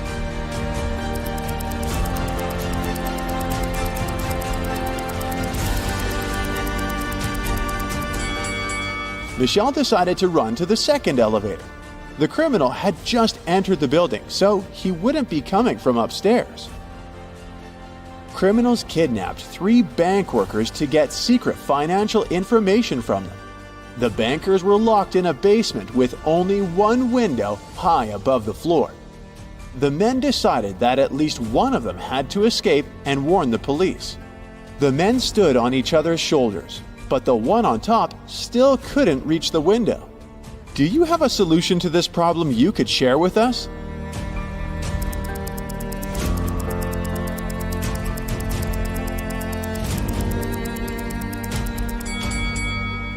The tallest of the bankers should climb on top.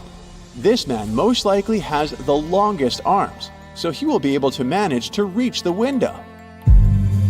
Luke took part in a scientific experiment, but something went wrong, and he ended up in a place where there was nothing but 3 portals. One of them led to a polar desert in Antarctica. The second one opened into a volcanic crater filled with molten lava. And behind the third portal, there was the dinosaur age with huge diplodocuses roaming around. Which portal would you jump through? Tell us in the comments.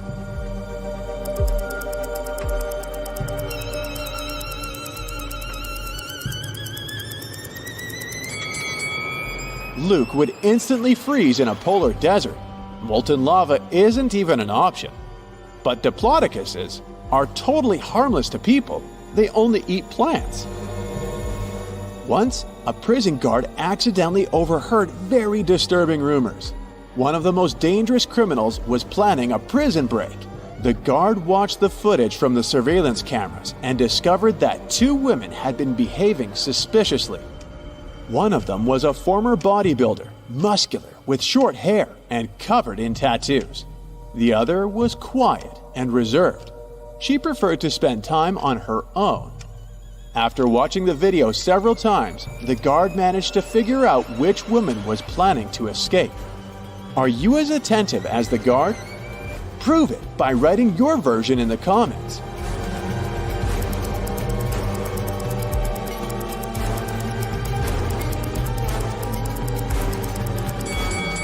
The second prisoner is planning an escape. If you look attentively, you'll notice a file in her hair bun. She can use it to get through the metal bars. Two famous film producers are having breakfast in an expensive restaurant. They're discussing the budget for a sequel to a very successful movie that got $500 million at the box office. They're talking very quietly since they mention important details of the script. They suspect that someone might overhear them. The producers are right. Some curious people are indeed eavesdropping on their conversation. Find them.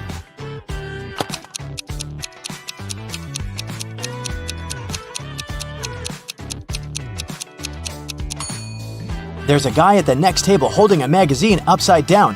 Obviously, he isn't reading it. That girl over there is a journalist. There's a camera lens sticking out of her backpack. See? And that man is eating a salad, but you can notice a microphone hidden in his long hair. Three people are standing in line in front of an ice cream truck. The first guy is taking a cone from the vendor. The guy behind him is nervous. His hands are in his pockets. The third guy is looking at something through binoculars. Which one of them is a police officer?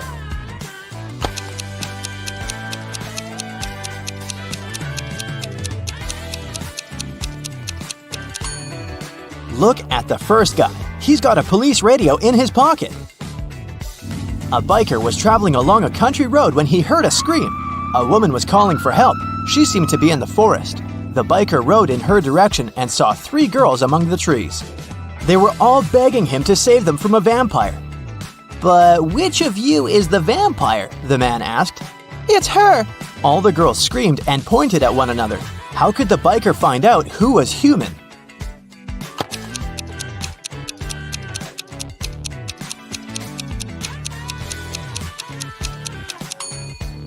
There are two side mirrors on the motorcycle. The biker needed to turn the handlebars and check which girl reflected in them. Mary opens her eyes and realizes that she's somewhere unknown. The last thing she remembers is walking in the park and then darkness. There's a lot of garbage in the room. A red lamp is flashing on the ceiling. Mary can leave through the door. It's open. But wait, she needs to take some useful stuff from the room. She can only choose two items. Which ones?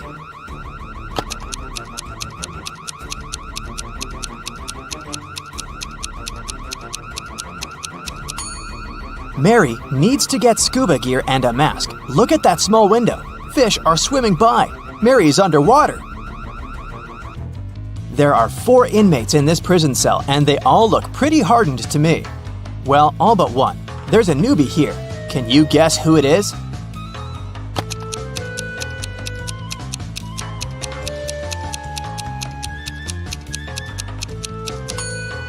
You might have thought on the desperate guy, but look, there are 5 dashes on the wall next to him. He's been in prison for some time already. The new guy is opposite him, with no dashes at all. Alex returns to his top-floor apartment after a workout at the gym. When he's having lunch, water utility workers come and knock on his door. They say the ceiling in Alex's apartment is about to collapse because his neighbors forgot to turn off a faucet. And now they're flooding the building. They ask the guy to evacuate immediately. Alex closes the door and calls the police. Why?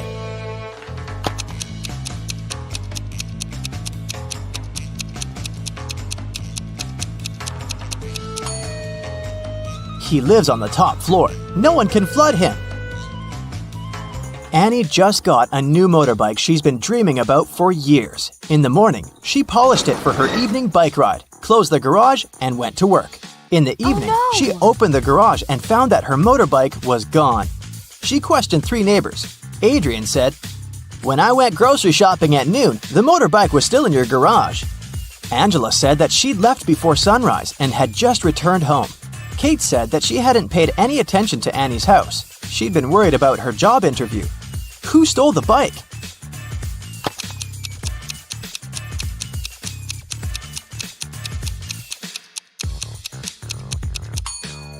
Adrian.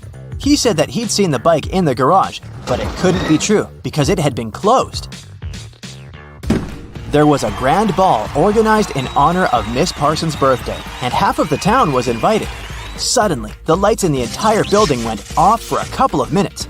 When the lights came back on, Miss Parsons' beautiful diamond earrings were missing. The main suspect was her distant cousin, Sylvia. But the girl said that she'd been in the bathroom fixing her makeup. She didn't even notice the lights had gone out because she'd been busy. Who's lying, Miss Parson or Sylvia?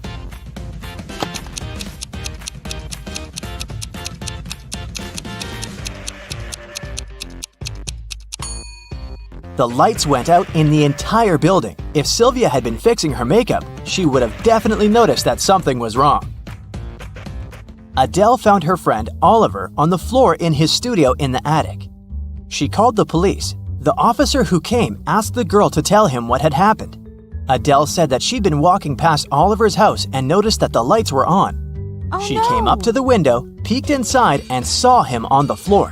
She called the police and ran into the house. The officer didn't believe her. Do you?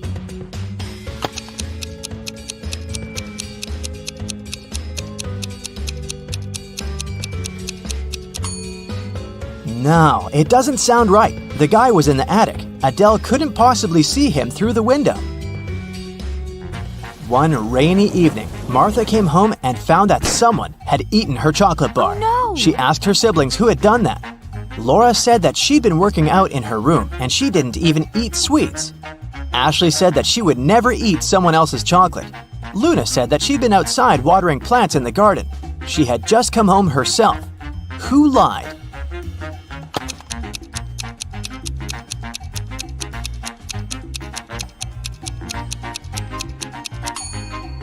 I'd say it was Luna. It was raining outside, so she didn't really need to water the plants. Colette always wanted to get a cat, but her mom wouldn't allow her. Once, the girl found a kitten in the street and brought it home. She decided to hide the animal from her mom. Still, one morning, Colette's mom walked into her daughter's room and realized a cat lived there. How did she figure it out?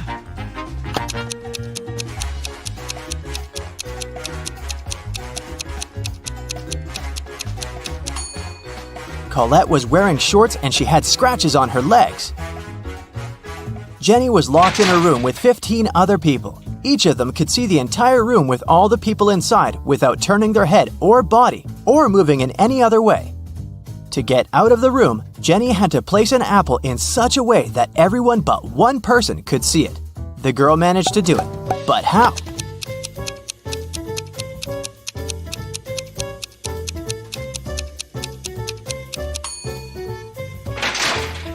She put the apple on top of one person's head. An old sailor hauled a treasure chest from the seabed. As soon as he took one gold coin from there, a pirate appeared in front of him. "How dare you touch my treasures?" the pirate said. "You're doomed to spend half of your life at sea and the other half on land." The sailor is old and he doesn't know how much time he has left to live. How can he spend half of his remaining life in the water?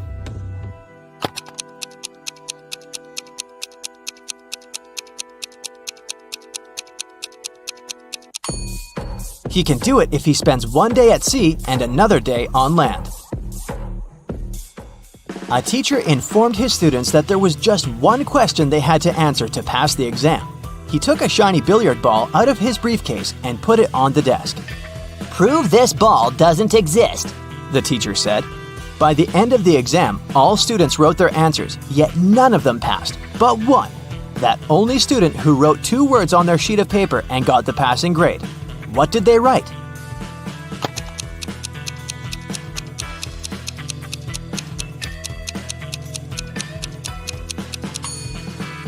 What ball? You're walking through a dark forest and notice a door. It's just standing there by itself. You open it, take a step, and find yourself in a wonderful pink world. There are pink rivers and pink trees there. You see a 1-story pink house and go inside. All the furniture is pink. A meowing pink cat is walking around. You walk down the corridor to the stairs leading to the 2nd floor. What color is this staircase?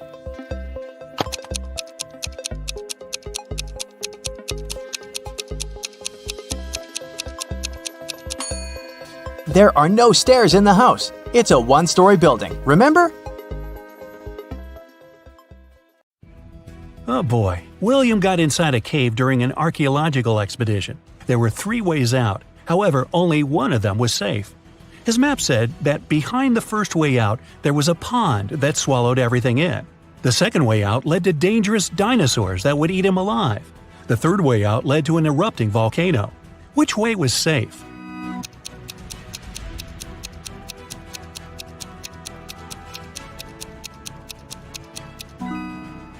The second one, because the dinosaurs went extinct many years ago.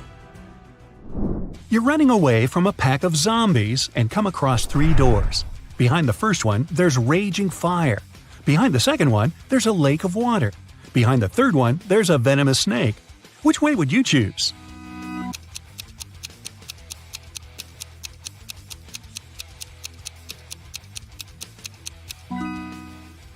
I'd recommend to choose the second one and swim away. It's just a lake. You can do it. During his vacation in the jungles, Aiden was caught by some tribe. They tied him up and said they'd push him into one of the 3 pits of his choice. The first pit was filled with zombies. The second one, there was raging fire. The third one was filled with huge pitcher plants. Which pit should Aiden pick?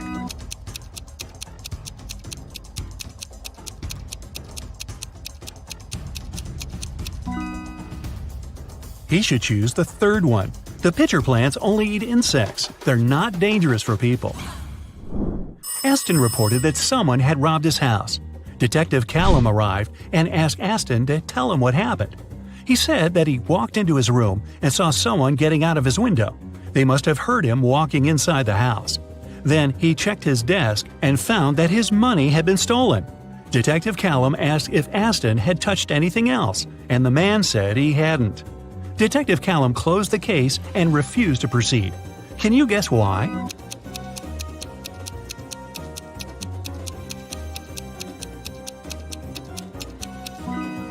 The robber wouldn't get out of the window without stepping on the bed. However, the bed was perfectly made, and Aston said he hadn't touched it. It means there was no robber. Waverly was an archaeologist looking for a pirate treasure. In one of the caves on a deserted island, she finally found it. There were 3 chests, and one of them was filled with gold and gems. However, if she picked one of the wrong chests, terrible things would happen to her. Luckily, there were statements on each of them, but only one of these statements was true. 1. The treasure is in this chest. 2. The treasure isn't in this chest. 3. The treasure isn't in chest number 1. Which of the chests has the treasure?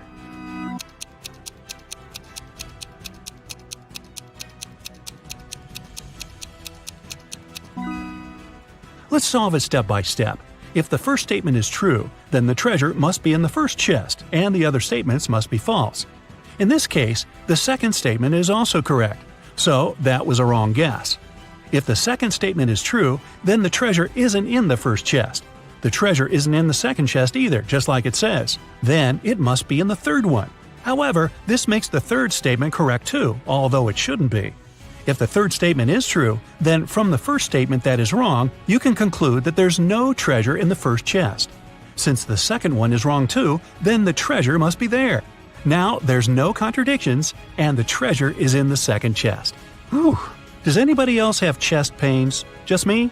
Okay. Skylar and Amelia are pen pals.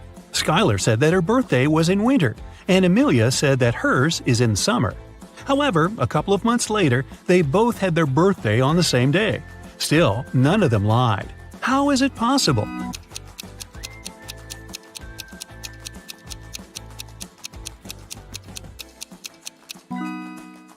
They live in different hemispheres. When it's wintertime in the US, it's summer in Australia, and vice versa. Mrs. Fitz came back from work and found that her favorite cup was broken. She asked her daughters who had done it. Katie said, "It wasn't me." Serena said, "It wasn't me either." Hannah said, "It was Serena." Mrs. Fitz knew her daughters well, and she could tell what happened. Only one of the girls was telling the truth. Can you guess who broke the cup?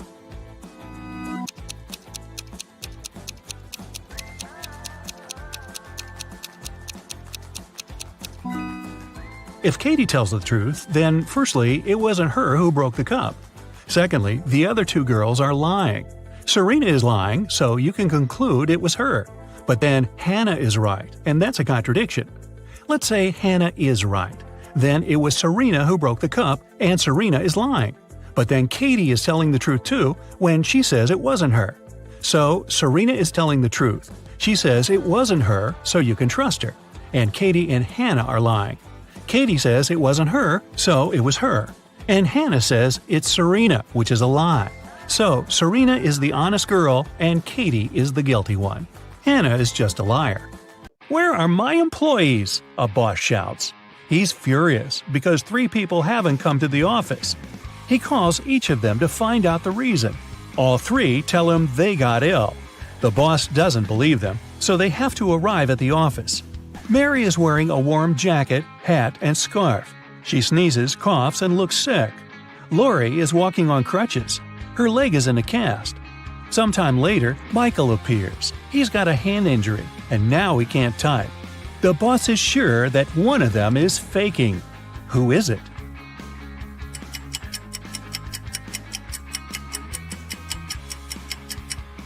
Mike's left arm is broken, but his phone is in his left pocket. He must have used his broken arm to put it there, which means he's pretending. Apparently, he just didn't want to come to work. Jerry is walking through the woods. He's cold, hungry, and lost. The guy takes a few steps and stops because he hears something. He goes toward the source of the sound and finds a large clearing. There are 3 houses. Which one should Jerry enter?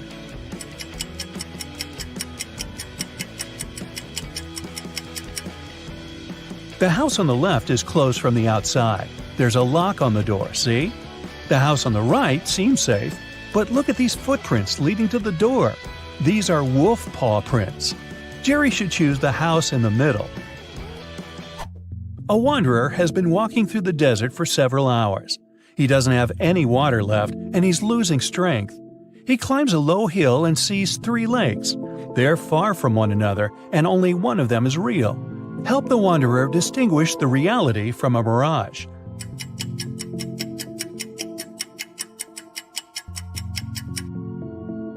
There are palm trees near all the lakes, but only one of them reflects the trees. It means that the lake on the right is real. You're walking along the beach. Suddenly, you hear a scream. A woman is calling for help. She's drowning. You run into the water and swim towards her. As soon as you approach her, you see 3 more people. They're all screaming, but only one of them needs help. The rest are mer people who want to take you to their kingdom. How can you find out which one is human?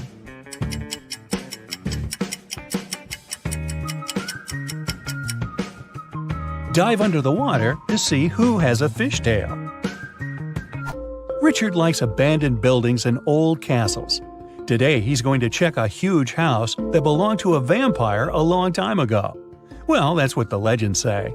Richard certainly doesn't believe this. He takes his camera and sets off. It's dark and cold inside the house. Crackling sounds are coming from the corridor. Richard shines a flashlight and sees 3 vampires. Richard starts running away, but then he stops and returns. It seems these vampires are fake. How did the guy understand this?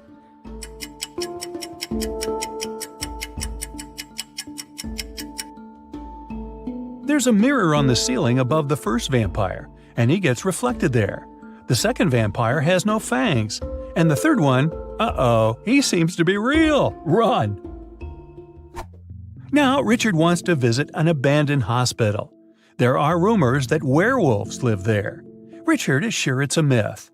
He's walking around dark hospital wards all night, but finds nothing. He's about to leave, but 4 men block the exit. They are howling and growling. Which of them is the real werewolf?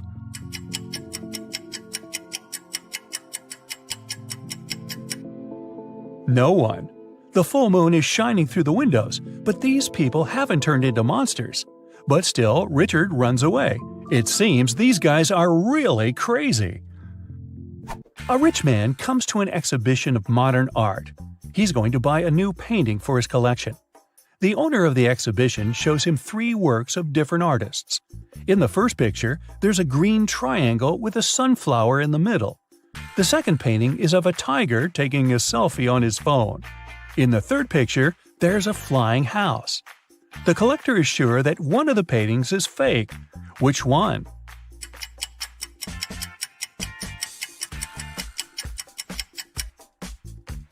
Each canvas has the artist's signature and the date when it was created. The painting with the tiger is dated 1957. There were no mobile phones and selfies at that time.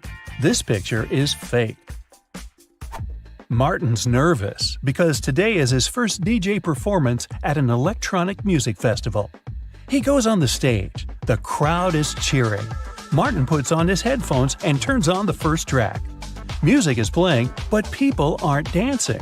Why?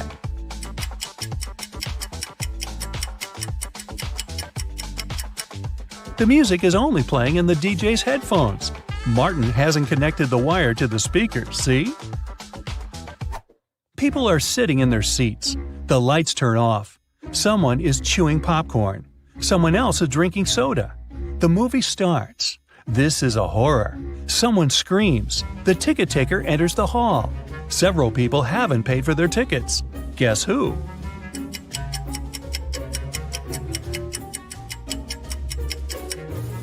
No one has a ticket here. Free entrance, the note pinned to the back door claims. Jack is walking through an ancient, abandoned city in the desert. Treasure is hidden somewhere here. Jack checks the map and finds the right place. He starts digging. 6 hours later, exhausted, he hits something with a shovel. It's a chest. Jack pulls it out of the ground, rips off the rusty lock, and opens it. The chest is filled with ancient gold coins. Each of them costs hundreds of thousands of dollars. Now, Jack is incredibly rich. But he shouldn't be happy because all the coins are fake. Why is that?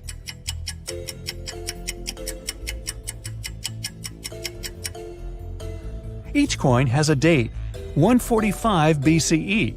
It seems they're really old. But people who lived at that time couldn't write BCE on their coins because they didn't know they lived before the current era. Noah took Kitty to his garden. He said that elf gardens were a little different compared to human ones. Kitty noticed 5 weird details right away. Can you see them too?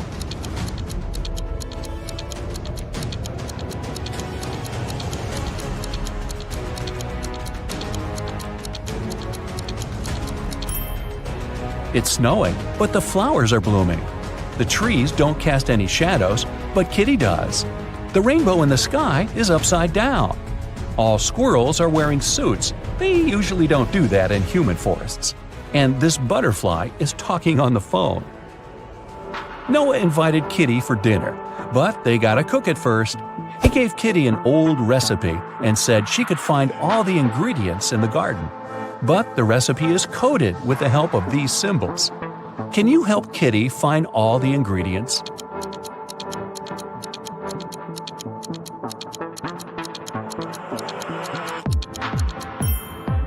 Here comes the first one. It's a potato, and it's hiding over here. Here's the second ingredient.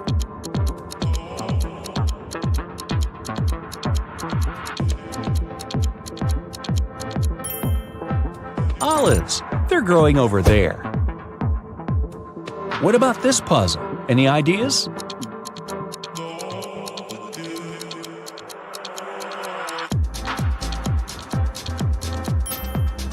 Cabbage. It's over there. Can you recognize this one?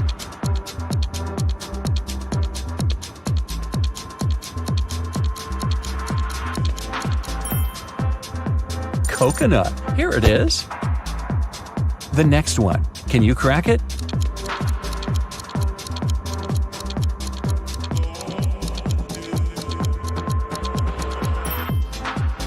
Pineapple. Great job. What about this puzzle?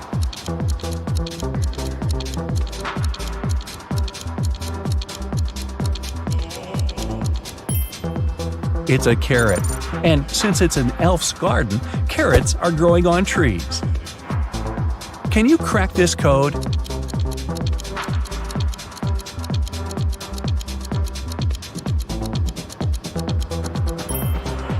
It's a peach, and Kitty can get it over there. Here comes the next ingredient. Any ideas?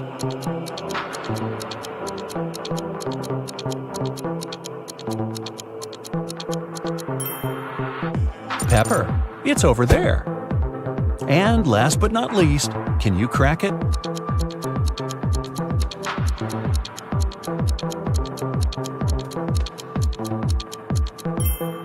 Broccoli. Great job. There's only one broccoli head in this garden, and it's hiding over there. After a delicious dinner, Noah offered Kitty to choose a guest room. He gave her 3 options, but only one of them was safe. Option number 1, a soft bed in the attic. Here's the second option, a cozy sofa in the basement. And the third option is a hammock on an open balcony. Unfortunately, mutant mosquitoes arrive every night. Their poison is safe for elves, but not for humans. Which room should Kitty choose?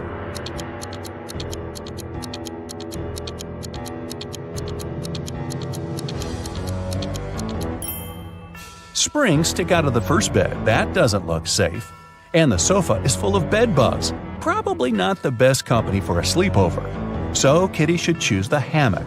She can use this mosquito net to hide from the annoying insects. Next morning, Noah had an appointment. He offered Kitty to meet later in a fancy elf cafe. 4 waiters welcomed her when she arrived there, but one of them was fake. Can you guess who?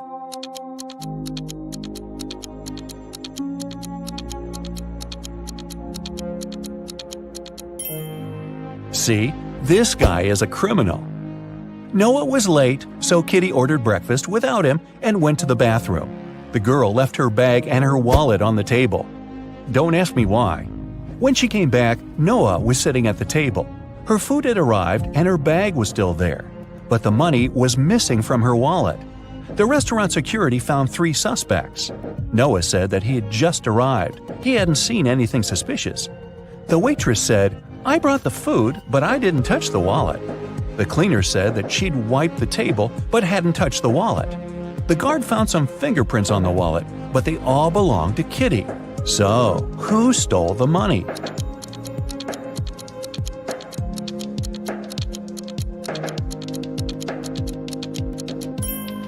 The cleaner. She had her gloves on. That's why she didn't leave any fingerprints. Kitty didn't have any elf money, so Noah offered to pay for her meal. But first, she had to crack this riddle. What begins with T, ends with T, and has T in it? Kitty solved this puzzle easily. What about you?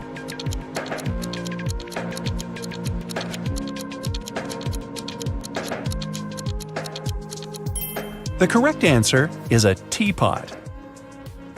There was an incident in a secret laboratory. One of the scientists released a substance that turned people into vampires. Detective Reed arrived at the scene to interview 3 witnesses. The first scientist, Michael, said, "I stopped by the lab this morning to pick up some notes. The machines were working just fine, and I didn't see anyone. I took the papers and left. The second scientist, Lindsay, said, "I closed the lab at night. One of the PCs was faulty, but I was very tired and decided to leave it till the morning. Unfortunately, I overslept." And the third scientist, Jennifer, said, "I got up early and went to the lab to check the devices. No one seems to have entered the room. I fixed one of the computers and left." Which one of them was lying?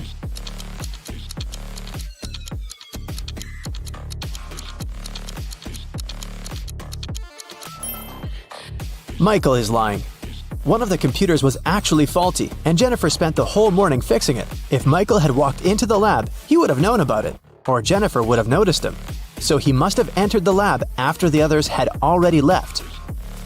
But why would someone release such a dangerous substance? Michael didn't want to confess, so Detective Reed decided to investigate the crime scene to find out who was behind this.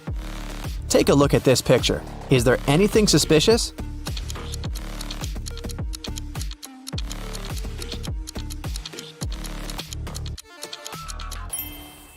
It looks like Michael dropped an ID card. And look, it doesn't belong to him. The name on the card is George Wilson. Let's ask him about the incident. Detective Reed went to Mr. Wilson's office to ask him about the incident. "Oh yeah, I gave my pass to Michael," Mr. Wilson said.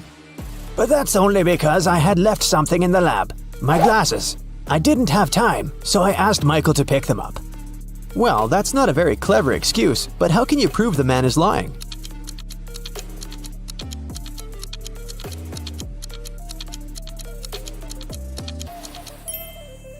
There's an open glasses case on the table, and the glasses are inside. But Mr. Wilson, didn't you say that you left them in the lab? "Oh, did I say my glasses? Sorry, I meant my papers. I made this mistake because I asked my secretary Shirley to look for my glasses yesterday." Find something to prove Mr. Wilson is lying.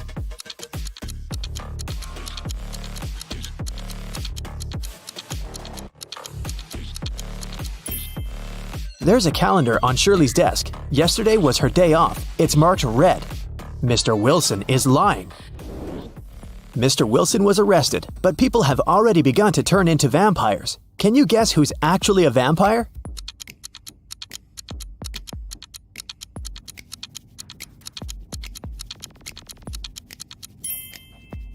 The woman on the right. She's putting on her makeup, but do you see? She isn't reflected in the mirror.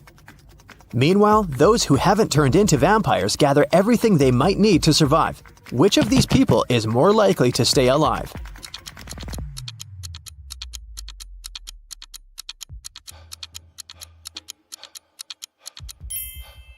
All these supplies won't protect the guy on the right from vampires.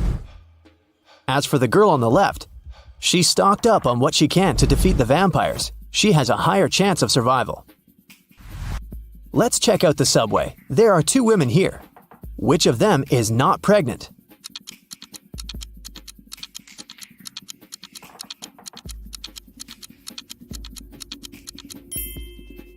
The girl on the left is not pregnant. Look, her belly is of a very strange shape. That's because she has hidden her survival supplies under her clothes. Vampires decided to throw a party. Who among those present is actually an undercover human?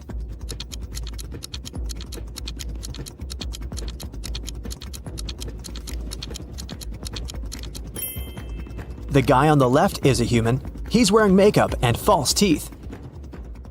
Nikki is also trying to survive. She packed her things and decided to move to a neighboring town. But suddenly, a vampire charged at her car. He damages the vehicle and takes away some supplies. Fortunately, he doesn't manage to bite Nikki. She escapes. Nikki has to stay home. The next day, a young man knocks on her door and asks for help. Is it okay to let him in?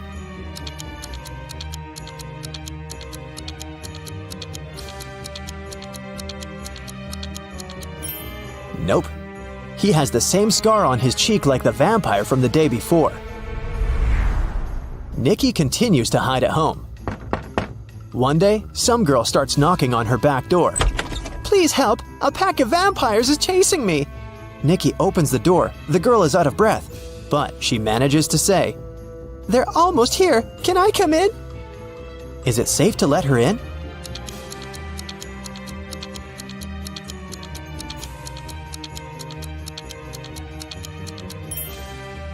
No, this girl is a vampire.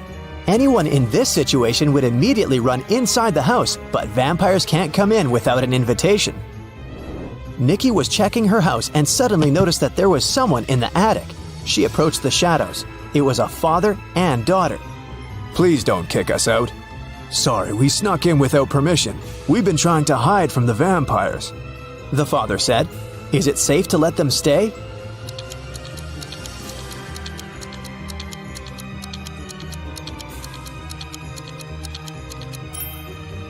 Yes, firstly, they're sitting in the sun, but their skin seems to be okay. Secondly, they managed to enter the house without an invitation. That means they're humans. Nikki let them stay. Let's take a little break. Time for some quick riddles. Think fast. A vampire lived in a one-story black cottage. He had a black cat, a black fish, a black computer, a black armchair, a black desk, and a black phone. Everything was black. What color was the staircase?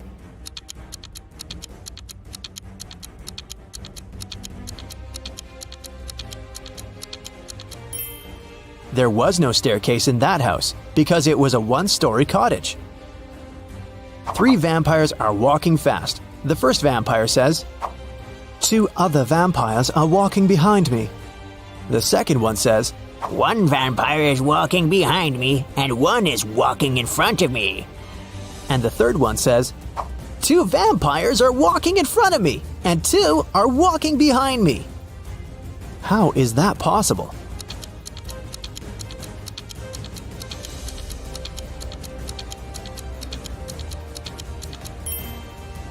These vampires are walking in circles. Humans, vampires, and werewolves gathered in one mansion. There are as many werewolves as there are vampires. There are as many vampires as there are humans. How many creatures are there if 3 of them are werewolves?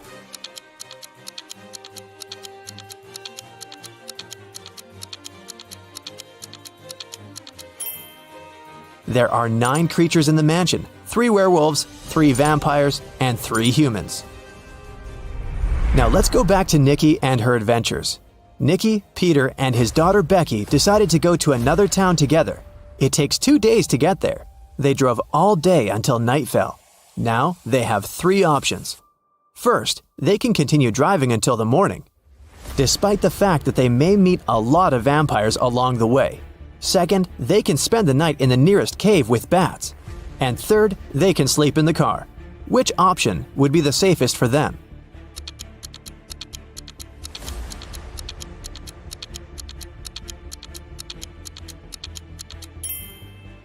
Sleeping in the car is a bad idea. Vampires can sneak up on them in the middle of the night. A night in a cave is also a bad option. Vampires can hide among these bats. The safest option is to keep driving. Although they'll probably meet vampires, they have a chance to survive if they drive faster. They drove really fast and managed to reach the city by the morning. But when they got out of the car, they discovered they were surrounded by vampires. To escape, they need to choose one of 3 roads. On the first road, there's a pack of vampires. They're coming straight at the guys. There are wild hogs on the second road. The third road leads through a dark alley with hundreds of bats. Which of these 3 ways is the safest?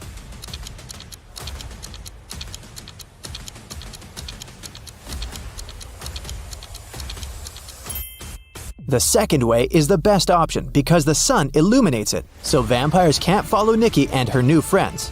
Plus, these dogs don't look too unfriendly.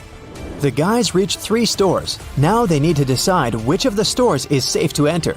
Nikki, Peter, and Becky look through the windows to see what's inside. The first store is empty, but it seems to be full of traps. The second store is full of survivors, but they look dangerous.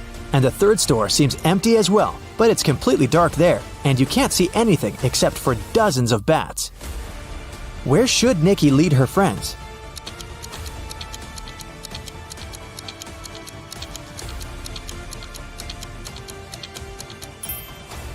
The first store is the safest. If Nikki, Peter, and Becky notice these traps, then the chances are high they'll be able to avoid them. It's worth a try. There's a man in the city who's trying to survive by hiding among vampires. Nikki spent a week photographing vampires to figure out who he was. Will you be able to see who is actually human in these photos?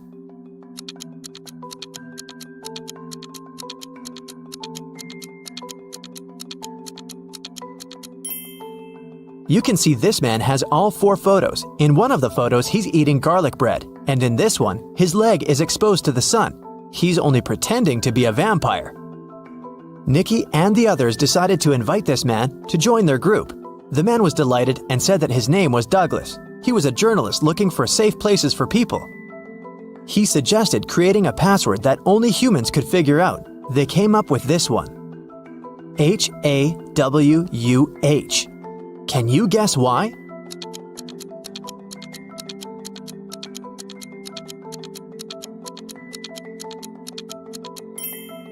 If you look at the reflection of this word in the mirror, you will see Huwan, or Huwan. Flip the letter W and you get the word human. But only those who get reflected in the mirror will be able to solve this puzzle. Nikki and her friends settle down in this town. Can you guess which of these houses belongs to Nikki, in which Peter and Becky live, and in which Douglas has chosen?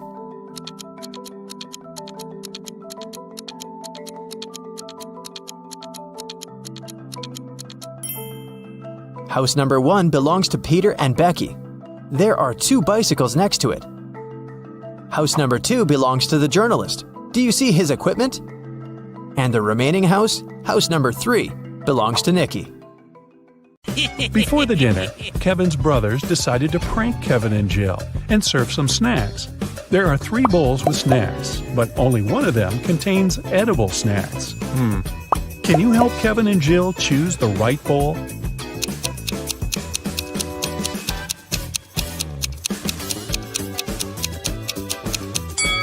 The first bowl has spiders in it. The second bowl doesn't only contain chips, but also Lego parts. And there's a couple of dirty socks inside the third bowl. Therefore, the safest option is bowl number 2. They just need to be careful not to eat Lego parts. During the dinner, Kevin's mother has been asking Jill embarrassing questions. Jill told her 4 facts about herself. She graduated from college with honors. She doesn't have any tattoos. Jill and Kevin met each other online. Her favorite color is blue. But only 3 facts are true. Which one is false?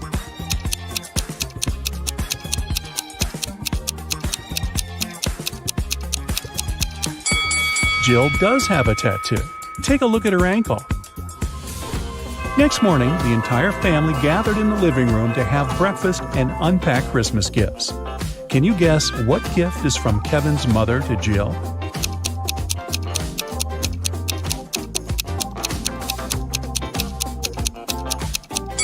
This blue box. It's the only gift wrapped in a different color than others. Kevin's mother probably learned that Jill would come over after having wrapped all the gifts for her family. Besides, Jill mentioned that she loved blue color. Kevin and Jill went hiking nearby Kevin's hometown.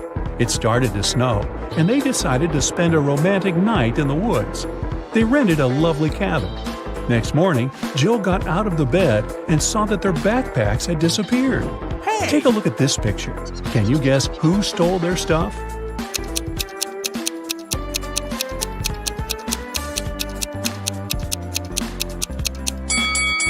Kevin's brothers decided to prank them. There are traces of 2 people on the snow, and one of the brothers dropped one of his purple gloves. Kevin's brothers jumped out of a barn where they hid. They decided to go for a walk and found a secret base in the mountains. It was well guarded, but Kevin's brother Mike found an open door. The door slammed shut just as Mike got inside. He saw 3 pots in front of him. There was a fire in the first one. The second one was full of acid, and there was a working electric saw in the third pot. Suddenly, a mysterious voice said, "You can get a key from one of the pots to break free, but you can't move the pots." How did Mike escape?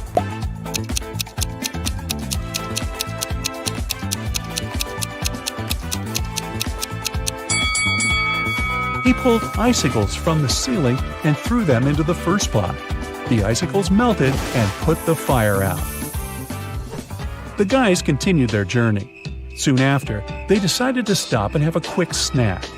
Kevin's second brother, Andy, spotted a cave. As soon as he entered the cave, the way out disappeared. Now he must choose between 3 doors. There are poisonous scorpions behind the first door. There's a sleeping potion behind the second door, and he would have to drink. Finally, there's a hungry tiger behind the third door. What should Andy do to escape?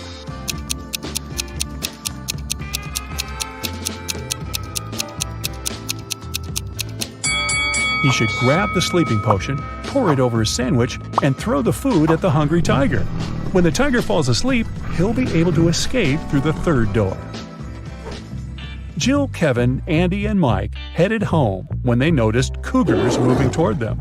The guys started running away and saw a tunnel. It was very dark and scary. They only have 12 minutes to cross it. It takes Mike 1 minute to cross the tunnel, Andy 2 minutes, Jill 4 minutes, and Kevin 5 minutes. The guys decided to split into 2 pairs, but they only have 1 flashlight, and there's no way they go in there in 4. How can they escape?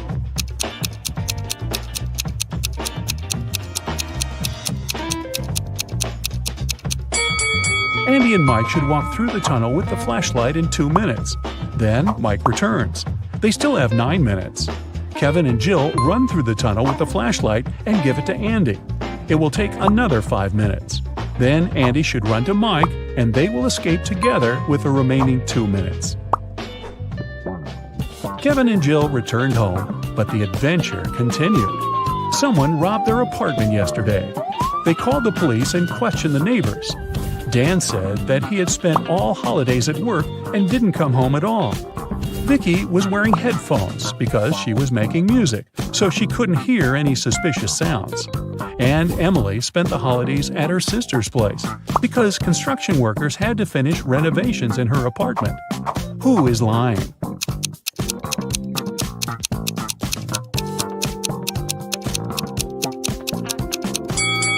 Emily. If they finished renovations, why is her apartment a giant mess? Matt buys a new house. In the basement, he discovers 3 signed boxes and a note. It says that one of the boxes contains $1 million. The 2 other boxes are empty, according to the note.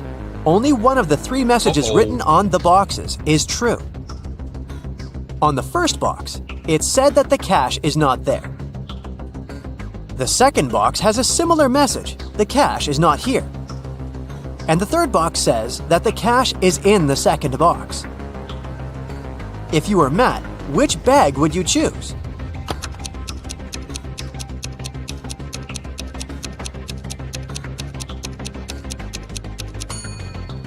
Matt should choose the first bag, as we know only one of the clues is true.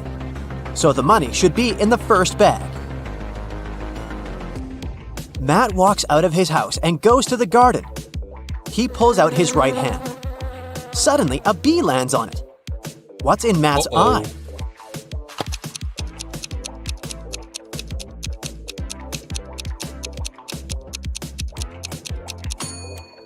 Beauty. Why? Because beauty is in the eye of the bee holder. In the garden, Matt takes 2 pictures. Can you spot 3 differences between them?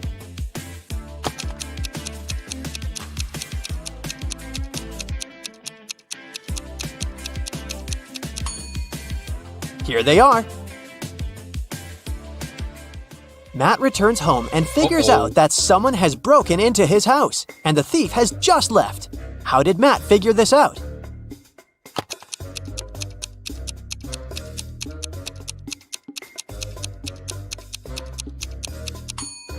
Someone turned on his electric stove and put a plastic bag on top. The plastic is only half melted, so the thief must have left a few seconds ago. Matt goes to his favorite vegan restaurant as usual on Fridays. He orders a slice of pizza, puts it on a table, and leaves for a couple of minutes to wash his hands. Then Matt comes back and finds out that his pizza is gone. He interrogates 3 customers nearby. Harold says, "I'm not hungry, so I didn't even look at your food. I came here for the sake of coffee." Bella says, "I was having a video call with my boyfriend. He lives in another country, so we go on virtual dates every Sunday. Distance is so exhausting. And Anna says, I was taking pictures of my food, so I didn't look around. You can check them out if you don't believe me. After hearing about what they had to say, Matt knows for sure who's a liar. What about you?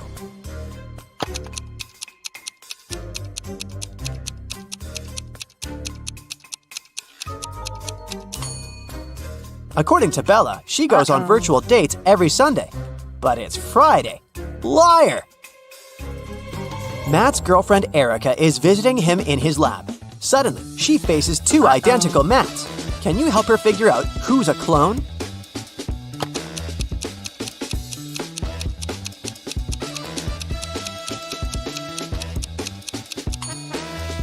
The guy on the right has a scar on his arm. Meanwhile, the clone doesn't have any because his skin is brand new. Matt goes to the mall and buys a bat and a ball for $1.10 in total. The bat costs $1 more than the ball. How much does the ball cost?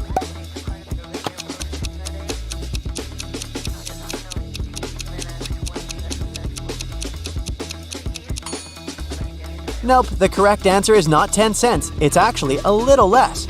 A ball costs 5 cents and the bat $1.05. And together they total $1.10. Someone robbed Matt's lab. The thief stole the cloning device and he's going to hand it over tonight. This is a great opportunity to catch the criminal. The police figure out the approximate place where to look for the device. They decide to question several people nearby. Greg says, "The garbage truck has just emptied the overhead trash cans." Jeff says, I'm in charge of these trash cans. I checked all the cans next to the yellow ones and found nothing interesting. And Bill just points at all the trash cans that someone approached today. Can you help the police find the trash can with the stolen device?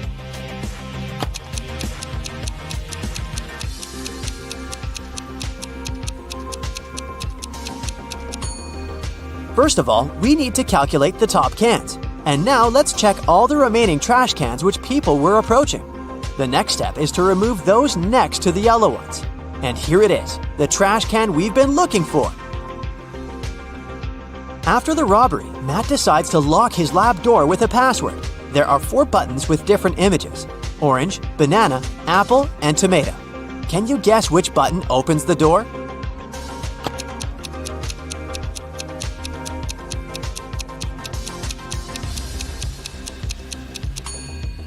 The odd one out is the tomato because all the others are fruits. So it should open the door.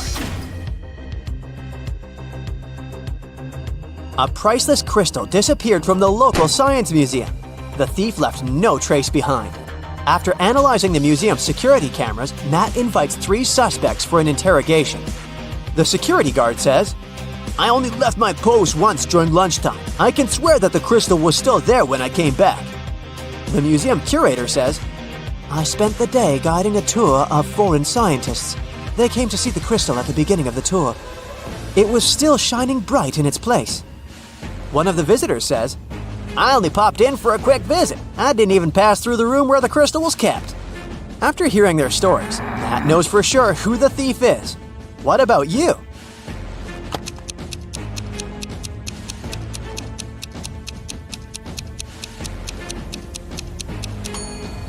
It was the visitor. He hid the crystal in his sleeve. Matt's brother Greg arrives at his house to eat together. He yells, "Matt, the microwave is on and it's already defrosting our dinner." Greg hears Matt's reply from the bathroom. "Could you please check the microwave and let me know how much time is left?" Greg grabs his phone and calls the police. He reports a dangerous situation involving his brother. How did he know?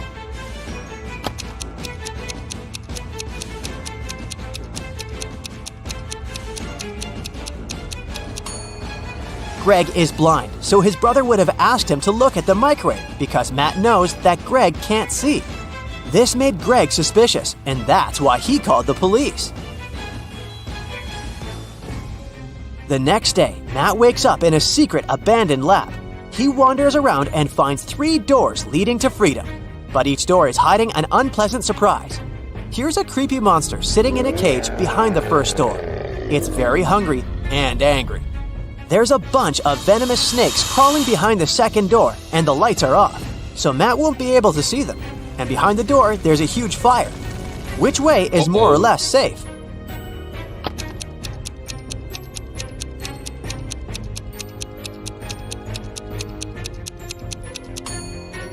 He should choose the first door. The monster is in a cage, so Matt can just pass by and escape.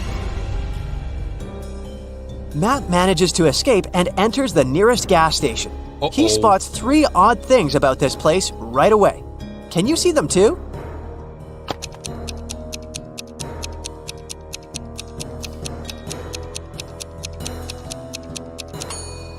The poster with the engine oil advertisement offers a 0% discount. The cashier has an octopus tentacle instead of hands. See this package of chips? It says they have the flavor of spiders. That's weird. The cashier agrees to help Matt get home if he manages to solve his riddle.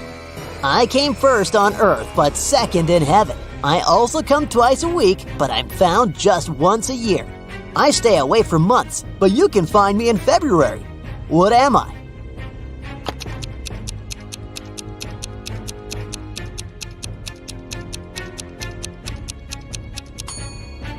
The correct answer is the letter E. Matt returns home and finds out that someone has left homemade cookies on the kitchen table. He examines all the doors and windows. He finds no signs of a break-in. Matt decides to question 3 suspects who have a key. His mother says, "I spent all day with my yoga teacher, and my class ended 10 minutes ago, so I didn't have time for cookies." The plumber says, "I fixed the kitchen sink in the morning and left for home. Why would I bring you any gifts?"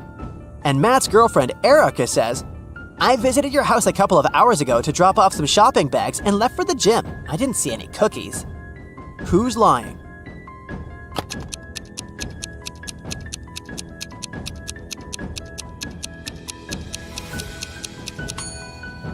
The plumber. Take a closer look at the kitchen sink. It has no tap. Therefore, he lied. Matt is walking in the local restaurant and gets lost in a maze. He has only 15 seconds to get out before it starts raining. Can you help him find the right direction?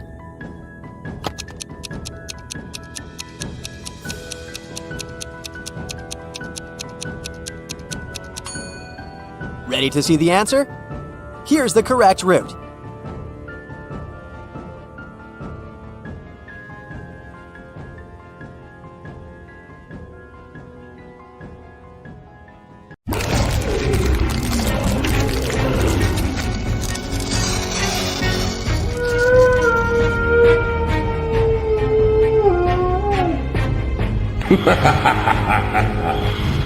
Leslie was driving at night to visit her parents, but unfortunately, her car broke down in the middle of nowhere. She decided to walk around to find some help and came across an eerie-looking house. As she started walking through the garden to reach the door, she suddenly got really scared and ran back to her car. Can you spot the 3 things that made her terrified?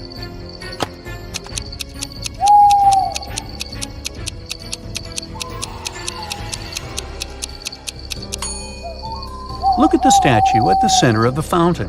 Its eyes are moving left and right. Secondly, do you see the skeleton hands that are trying to crawl out of the ground? Creepy. And on top of everything, the black cat here has a snake tail instead of a regular one.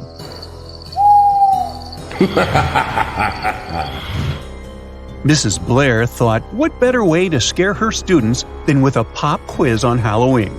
But she decided to pay extra attention during the exam because everybody would be coming to school dressed in costumes, and that would make it easier for them to cheat. And she was right, because one of them was indeed trying to cheat. Can you tell who?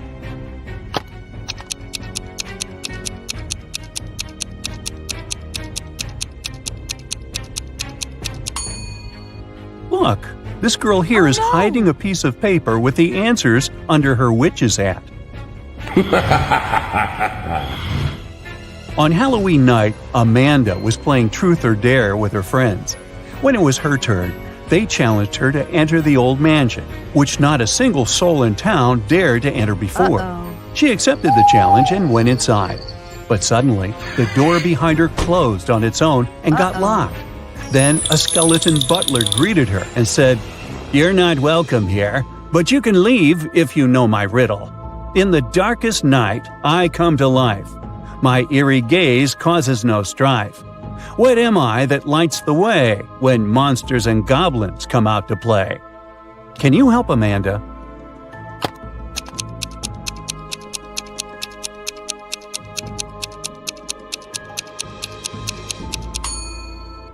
The correct answer is a jack-o'-lantern. Amy was invited to a Halloween party in her neighborhood. When she arrived at the house, she noticed three people in costumes who were chilling in the hot pool. But one of them was not a real human being. Can you tell who?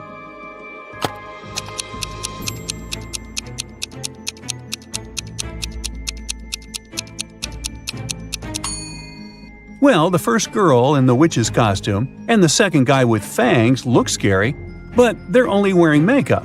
But the girl who is in a mermaid costume is a real mermaid, because look at her neck. She has gills. It was Aurora's 21st birthday, and her witch aunts were finally going to accept her to their coven. However, there was one spell that she needed to complete as her final test, and it required a magical cauldron. The catch is one could only use this cauldron if they solved the riddle that was engraved on it, which said, "I'm a season of colors with leaves that fall. It's when cozy sweaters come out to warm you all. What am I, aspiring magician, do you know? Solve this riddle and your magical powers will grow." Can you help Aurora find the correct answer?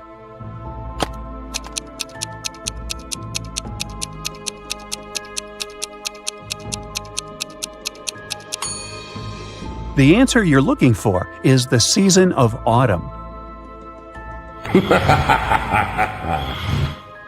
Take a look at these two women who are preparing the dinner tables for their Halloween party, but one of them has nefarious intentions. Can you tell who is the dangerous one?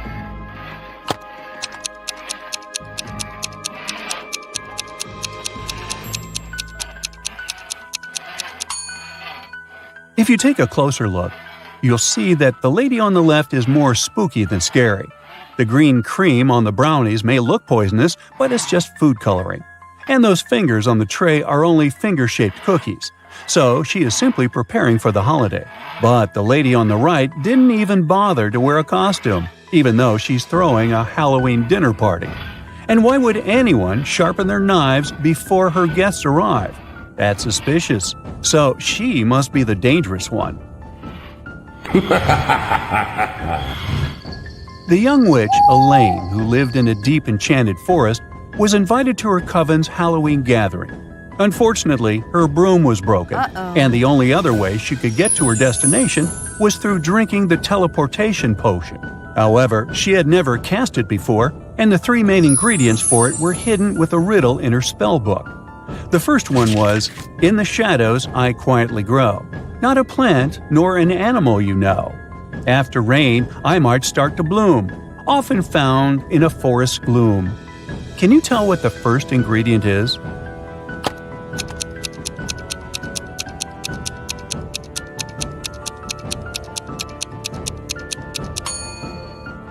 It's a mushroom. The riddle for the second ingredient went, "I'm as light as air, soft to the touch. Upon a bird's back, I don't weigh much. I help a creature soar high and free, yet I fall to the ground for all to see. What am I?" Do you know the answer?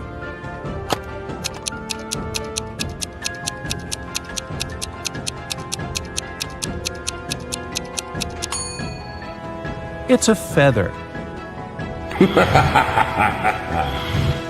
And the riddle for the third ingredient was this: "In darkness I weave my trap so discreet. With patience I wait for a tasty treat. Silent and stealthy in corners I bide. With multiple eyes my world I divide." Can you help Elaine find out what that is?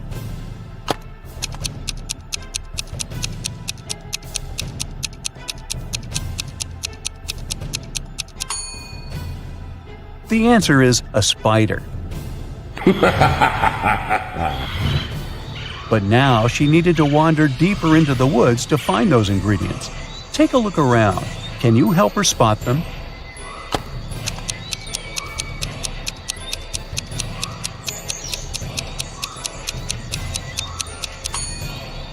There's the mushroom under these flowers. The bird's feather is here, hidden behind the flowers. And the spider is climbing up this tree. One famous club in the city was organizing a Halloween party, and Jenny and her friends were going to go. Inside, there were 2 different counters from where they could get their drinks. But one of these bartenders is dangerous. Can you tell which one?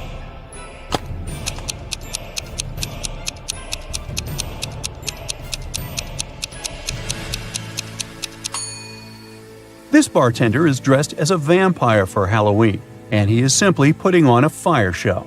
On the other hand, the bartender who is polishing the glasses has a bottle of poison here among the bottles, so the girl should avoid him at all costs. James was attending a Halloween dinner party. He wanted to have something to eat, so he headed to the open buffet. Examine these 3 snack options closely. One of them will hurt his stomach. Can you tell which one that is?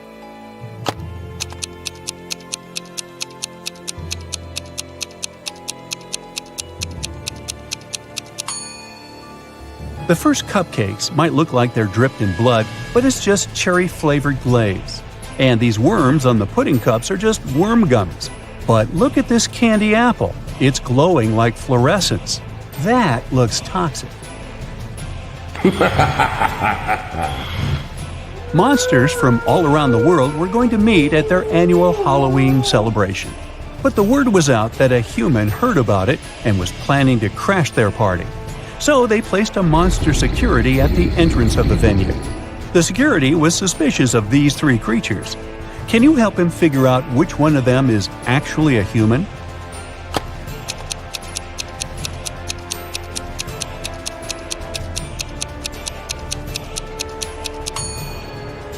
Take a peek at the moon. It's not full. Then how come this werewolf is here? He shouldn't have turned into one, so he must be a human wearing a costume.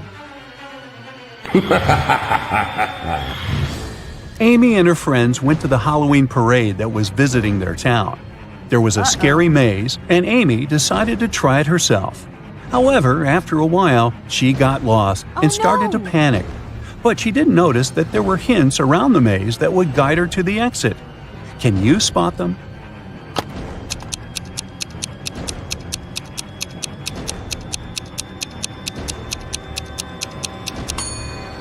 Look at these bricks on the maze walls here. They're in the shape of arrows. So she can just follow them and leave. Aaron got dressed as a pirate for Halloween. On his way to his friends, he saw a glowing box on the side of the road. He got curious and went to check it out. He discovered that it was a treasure box. He tried to open it, but it was locked, and there was a riddle on it. I'm colorful and chatty, perched up high, with feathers so vibrant I catch your eye. I can mimic your words both near and far, found in the jungle or as a pet. Can you tell what am I?